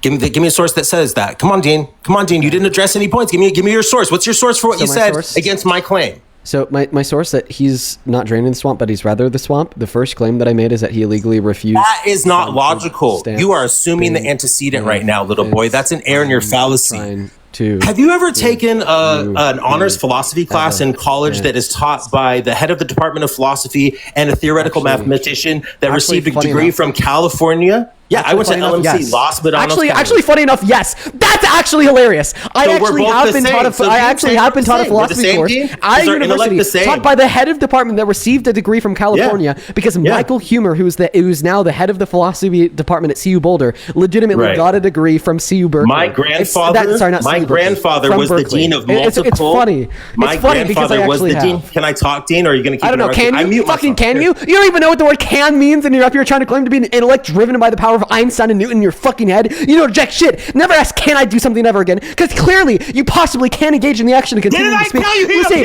may I speak? You use the word may to indicate that you're asking for permission from another individual to speak. Not the word can, because that's indicative that you have a possibility to do so. Clearly you possibly can continue to speak. You have to use the word may. Kick me. You'll only win if you kick me. Kick me right now. Kick me right now. You admit that if I kicked you, I'd win? Listen to me.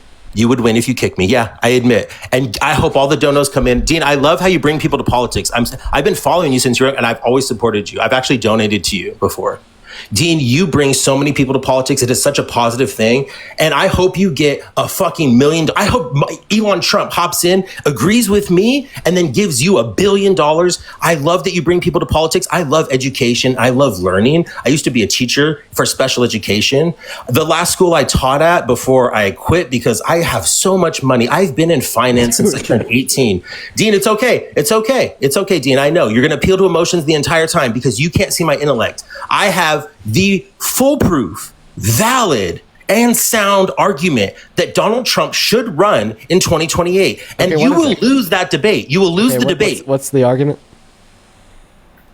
I'm going to let you go first. Say why he should not run in 2028. I already know what you're going to. I've heard you say it before, Dean. Do you want me to say it? Because Trump should not run in 2028 because it goes against what amendment, Dean? Do you know what amendment it goes against? Yes. Well, tell everybody the amendment, Dean. Be a good boy. I'm teacher. You are student. I'm going to be a fucking master Jedi, you Padawan ass bitch looking ass motherfucker. Well, you can't say that you're the teacher and then I'm the student and then ask me to teach by telling you what fucking amendment it is, okay? I think that you need to pay a little bit closer attention to the, just see how Dean has OGT. That's called oppositional defiance disorder. Every time somebody spanks Dean, he gets mad. He yells. Hold on, Dean. I'm going to mute myself. Go thank them donos I'm bringing in, boy. And megas, don't donate shit to me. Donate it all to Dean. He is the voice of the new generation. He is great at what he does. And by the time he turns my age, right now, Dean, I'm 42. I'm going to turn 43. Can you just give me the fucking argument why you think Donald Trump should? I want to hear what amendment it is first, and then I'll. I told you it's the 22nd. Okay, I didn't hear that. Sorry. When I get a little excited, Dean, because I love to speak. You know, I love to hear myself. So I'm narcissistic. I am sociopathic. I am. Oh no, I know. I memorized the DSM-3 when it came out, and you know how excited. Do you know how excited? Do you know how excited I was? Do you know how excited I was when the DSM-5 came out? I just want the argument. Why should Trump run for a third term? I'm going to mute myself and let you go off a little boy. Tell me when I can unmute and you won't interrupt me. Just speak now.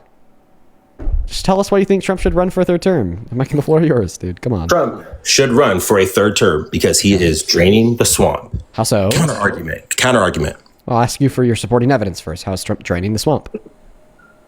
Who's been fired recently from the Trump administration? Pam Bondi, Kristi Noem. Those are the main two fired. Santana, boy. I know those are all corrupt people. I love that they've been fired. Trump is so fucking incompetent that he leaks the plans. What was Project 2024? Can you tell me, Dean? Will you remind me? I'm so fucking stupid. We could tell, my friend. Do you mean Project 2025? Sorry, my bad. You're correct. I concede. You win. That is true. Wait, so Einstein's not greasing your gears anymore? Because you said... Nah, he fell off the ladder. I'll get him back up. Hold up. Can you, since I provided evidence that he's draining the swamp, because those are corrupt people and they're no longer here. And the people that he's replacing that are more incompetent, but they will not have the same level of corruption. And how do so corruption has what, Dean? If the bad people are losing their jobs, is corruption going up or down when bad people lose their jobs, Dean? Well, when the bad people lose their jobs, then they're replaced with other bad people. It stays the same, honestly. Do you or do you not want Trump to be impeached and lose the presidency, go to jail, and be there for the rest of life? Do you or do you not want that to happen? I would like that to happen, yeah. So is J.D. Vance going to be better or worse for the United States than Donald Trump? Better. Supporting evidence and source. Sure, he's a follower, a fucking lapdog. He's willing to do whatever will get him more power and control. This is why he went from saying that Trump is America's Hitler to saying that Trump is America's best president. Because in changing his ideological belief, he was able to gain more power and control. Now, if the Democrats were able to get a majority in the Senate, in the House, impeach Trump and throw him out, then J.D. Vance would be president, but he would live under that same threat of impeachment. So in the same way he was able to change his ideological position from calling Trump Hitler to calling Trump the best president, he would then just once again reshift his ideological position to whatever the majority of Congress demanded, else risk him being thrown out too. Okay? So unironically, because J.D. Vance is a fucking following lapdog grifter, he would be more likely to be susceptible to the influence of a Democratic majority in Congress. More likely, not empirical evidence. What evidence do you have to say more likely, Dean? What evidence do you have to say more likely? What evidence do you have to say more likely? I need a source. The ideological shift in which he experienced insofar as becoming Donald Trump's VP. How many years has J.D. Vance been president? 0. Then you have no empirical evidence that he is going to be a follower, do you? You don't know, Dean. You can't predict the future. Are you Nostradamus? Trump. They're all followers. Is your name Nostradamus? The entirety of MAGA is Are you a god, Dean? You know the future? Listen, I could give you more evidence that he's a follower. The same thing with the rest of the MAGA GOP. It's because all of the traditional conservative norms in which they've claimed to and held to for so long, hang rapists,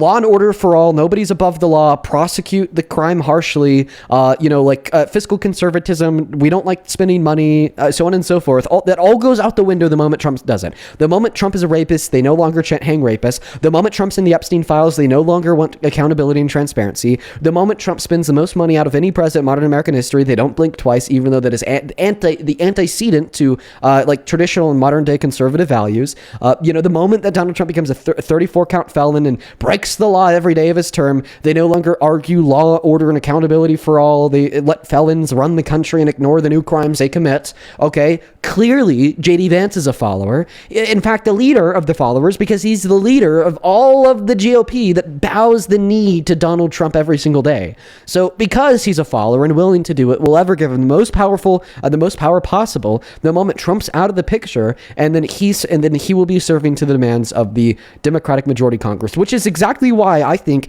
it would be better for JD Vance to be president after Trump is impeached compared to Donald Trump himself. Now, would it be optimal? No. Would it be like even beneficial for the country? No. The country would still be on a downward trend, just not as drastic as a downward trend if Trump were president. Was Adolf Hitler a follower or a leader? Oh my God. I think that Adolf Hitler was a follower of his own insanity, prejudice, and anger. Is JD Vance sane or insane? JD Vance? I actually think JD Vance is sane.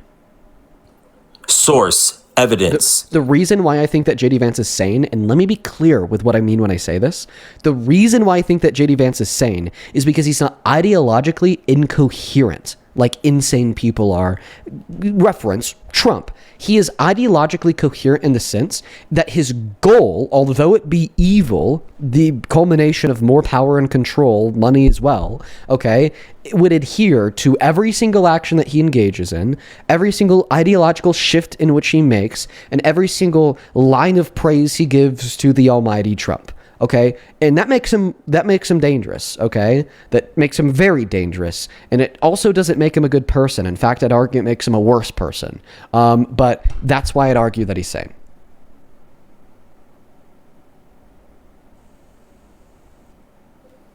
Was Project 2025 written by sane or insane people? They're ludicrous, insane. How much of Project 2025 has come true so far, Dean? Quite a bit. Alan, hop in that queue, dude.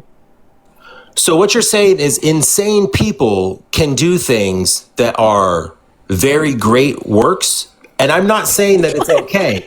I'm not arguing from a moral or ethical standpoint, Dean. What I'm saying is the think tank that created Project 2025 was made full of intelligent people, Dean, people as smart as you. However, they've been brainwashed to believe in specific ideologies. Dean, I'm not arguing Santana, that. do you have any words for the corn? Oh, Santana, dude, I love you, man. You are so smart, Santana. You are, if you were white, you would be the largest debater on TikTok. Because of racism that exists in the United States, Santana, you are not where you should be. And it's like, why is Eminem the best rapper? Because he's white. Because there's racism in America. How many white kids will argue right now that Eminem is the best rapper? It doesn't matter that he's white or black or what fucking color he is, right? It's that he is white, and that's why he'll always be the best for every white boy out there. Every white boy, right, is going to stand behind their proud leader, Eminem. And when he came out and supported Donald Trump, they even loved it more. And there's so many conspiracy theories about Eminem never he still said he supported Trump. He actually campaigned for Kamala Harris in Detroit. Dean, honestly, I don't even know what to say anymore because, I was going to make a Joe Hendry joke, but like that whole thing just completely caught me off guard. I legitimately don't even know what to say anymore. You'd win every debate except for this one. Because I've created the most sound. This guy's nuts. And valid argument based on. Be quiet. JJ, thank you for the $20 donation on PayPal. He says, intellect, but misspelled. JJ misspelled intellect, and I'm pretty sure that's a joke because this guy said intellect wrong earlier when he was calling himself intellectual. Thank you for the $20. I just want to say real quick, I was born with ADP and I have ADD. So I do stutter a lot. It was a lot worse when I was younger, but I got a lot of therapy. But thank you for making fun of that, Dean. I appreciate that.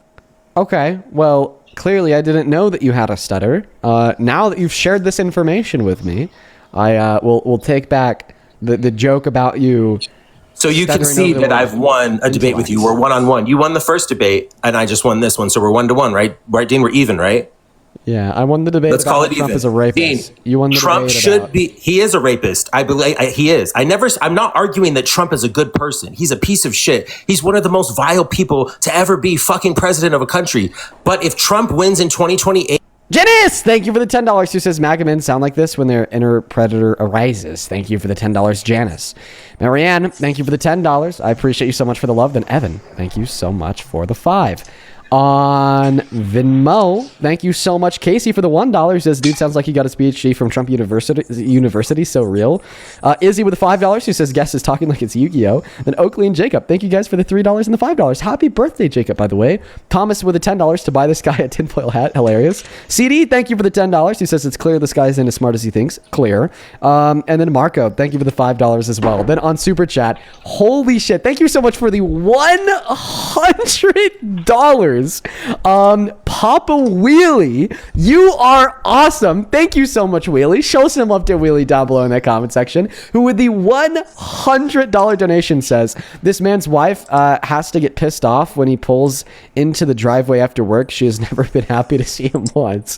Damn! Thank you so much for the $100. I love and appreciate you so very much. Thank you so much. Show some love to Wheelie. And then Stevani, thank you for the $20 donation as well. Good to see you, by the way, who says, I don't know how you do this every time, Dean. This guy's a headache. I've gotten used to the headaches. Thank you so much, Stevani. Thank you so much, Wheelie. You guys are very kind. Show some love to all the donors. I had to kick him because he got like 5 more billion flags for hate speech. Holy shit. Okay. I didn't even realize you kicked him. He had so much confidence. So much confidence. I feel like he was a troll.